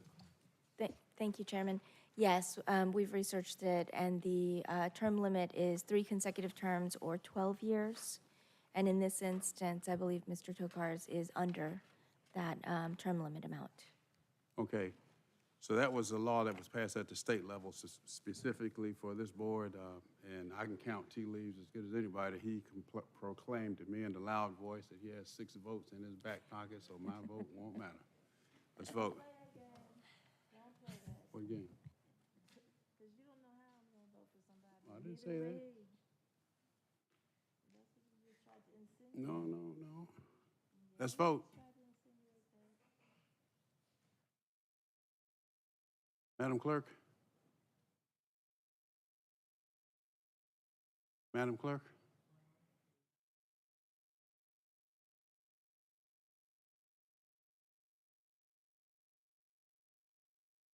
We got a problem with the equipment.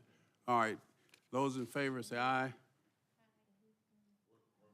So on the appointment of Mr. Tokars, those in favor raise your right hand. Mr. Tokars, 1, 2. All right, Thorne, Abdul Rahman, Barrett, Hall, Ellis, and Arrington. Voting yes, Pitts voting no. Continue. And the motion passes, 6 yeas, 1 nay. No, there's state law because of the confusion. But you remember when there was one person that I removed who had been on there 14 years, and the state got involved and reduced it to no one can serve on that board for more than 12 years. Right. Is that right, Madam County Attorney? That's correct, 12 years or 3 consecutive terms. 3 consecutive terms. Okay. Continue. 23-0137, Board of Ethics. The Gate City Bar Association has nominated Dakara Satcher for a full board reappointment to a term ending February 12th, 2026. All right, motion to approve by Commissioner Abdul Rahman, seconded by Commissioner Hall. Commissioner Arrington? Mr. Chair, I must object. I tried to handle this quietly, but no one seemed to want to handle it that way. I have to object to any and all of these board members.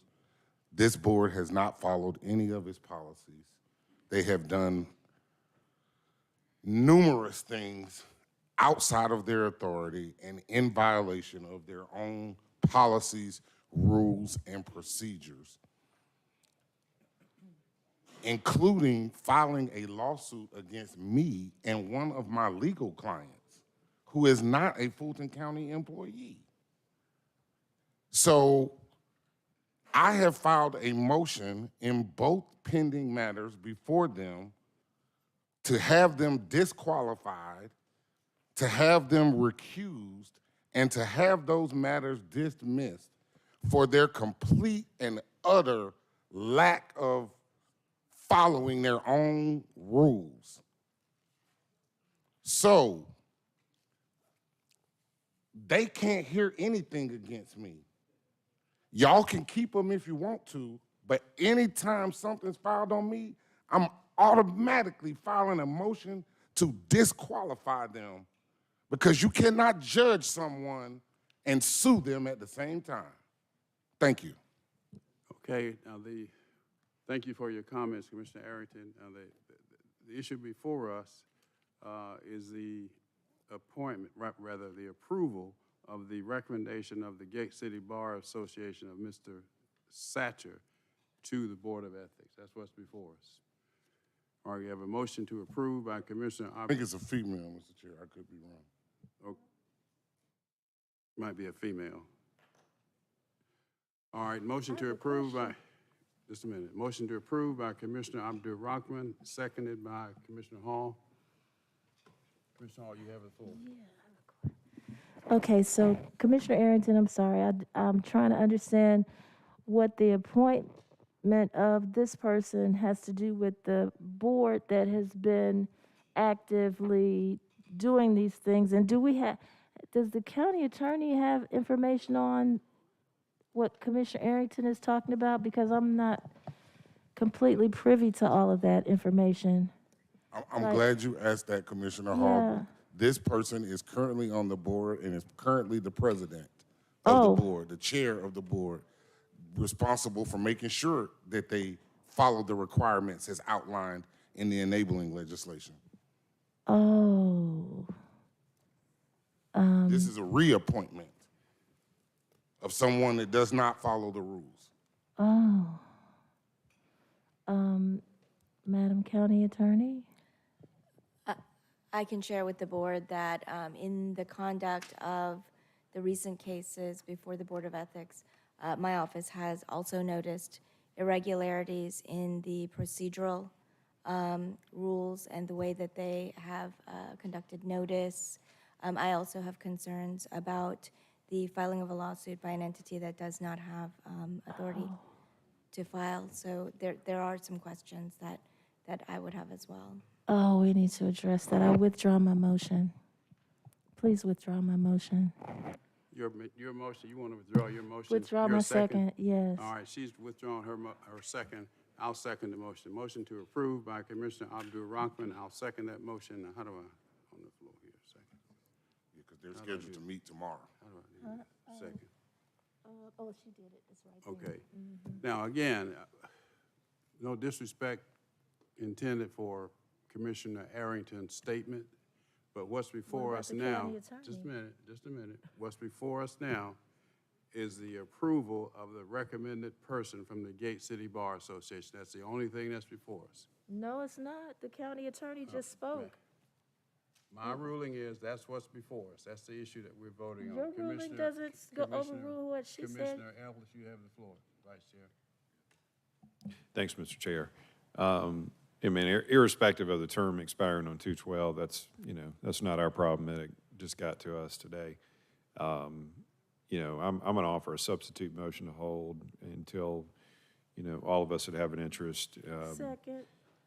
have an opportunity to hear from our county attorneys and talk to her specifically about some of the concerns she expressed. I did sit in on one of their sessions as well, and I'm not an attorney like our county attorney or Commissioner Arrington, but did observe some things that just struck me as maybe a little bit odd, and I do think it's probably worth us all at least taking a turn at this and understanding. I think it's a functional body that needs to be there.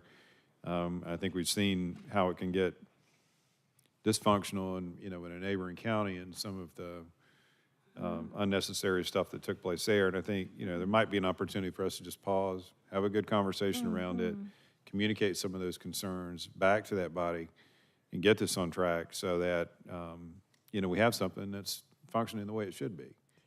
So I'd respectfully request that we hold this. All right, you have a substitute motion on the floor to hold, properly moved and seconded. Commissioner Arrington, you want to be heard again? Yes, sir, Mr. Chair. They have created an irreconcilable conflict. The only option that they have is that they all have to resign. That's the only option they have. That's the only option they have. They all have to resign. They created this conflict by filing a lawsuit and by not following the procedures.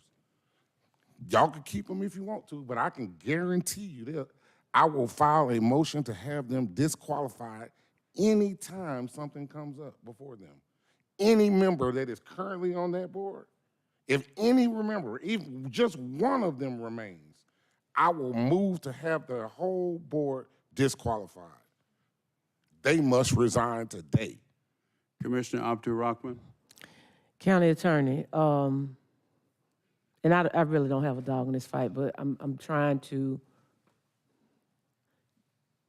do the duty as an elected official, what's been put before me. So I'm going to play devil's advocate. And so if you can answer it, fine. If you can't, I understand. If we do not reappoint this person,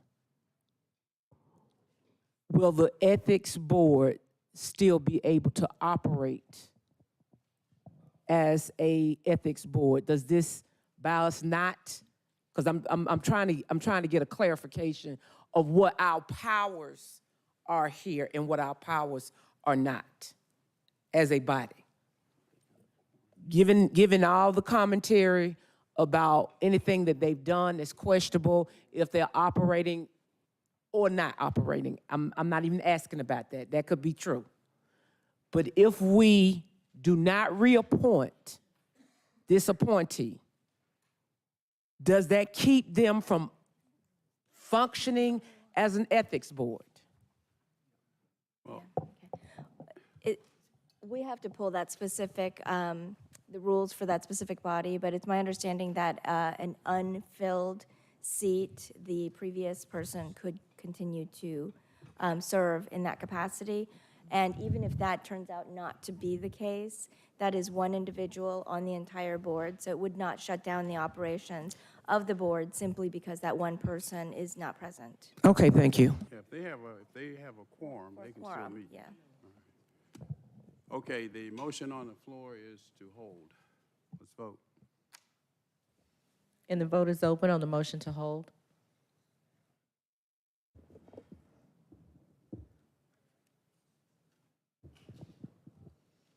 And the motion passes, 5 yeas, 1 nay.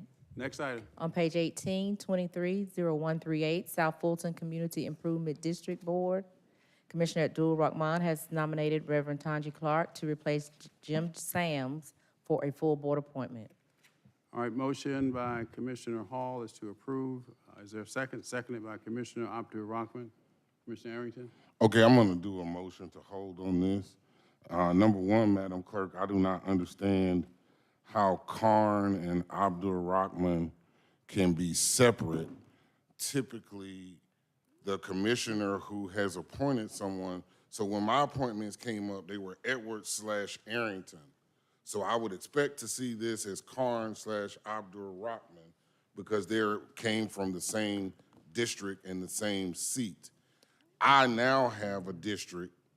I now have the district that is 95% South Fulton. 95%, my district is 95% South Fulton. So there is no way that somebody can have two appointments, that one district seat can have two appointments for a district that I have 95% of. Motion to hold. Okay, I think the confusion here has probably come about as a result of redistricting and renumbering of the district, so maybe we need to sort this out. Commissioner Abdul-Rahman? I have no problem with holding it. It's not that big of a deal. Okay, the motion on the floor is to hold. Motion to hold by Commissioner Arrington, seconded by Commissioner Hall. Let's vote, please, on the motion to hold. And the vote is open on the motion to hold. And the motion passes unanimously. Continue. Commissioners' discussion items, 23-0097. Discussion of an ordinance to amend Chapter 2, Article 3, Division 2 of the Fulton County Code of Ordinances to modify Code Section 2-261 to require the county manager to present the budget request for the next fiscal year to the Board of Commissioners no later than 60 days before the millage rate is set and for other purposes. Sponsored by Commissioner Arrington. I would just do another motion to hold. Unfortunately, I'm going to have to leave, so I don't have time to do the discussion on this, but happy to talk with anyone about it between now and the next meeting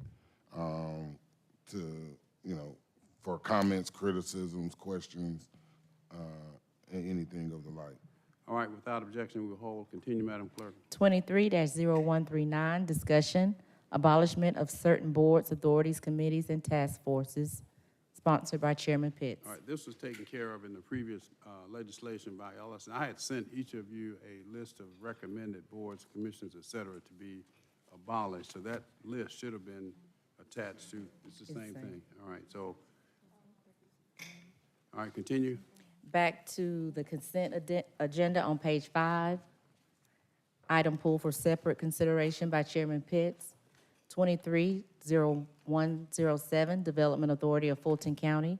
Commissioner Abdul Rahman has nominated Kwanzaa Hall to replace Joanne Potts for an unexpired district appointment to a term ending May 31st, 2025. Okay, my question has been answered, so I'll second it. Is that right? Okay. All right, let's vote, please. And the vote is open.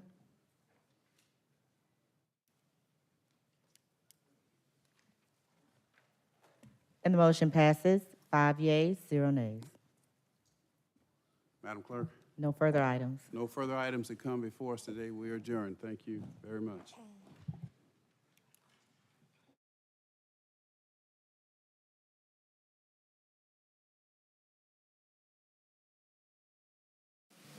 For a written transcript of this meeting, or if you need reasonable accommodations, including this communication in an alternative format due to disability, please contact the Clerk to the Commission's office at 404-612-8232.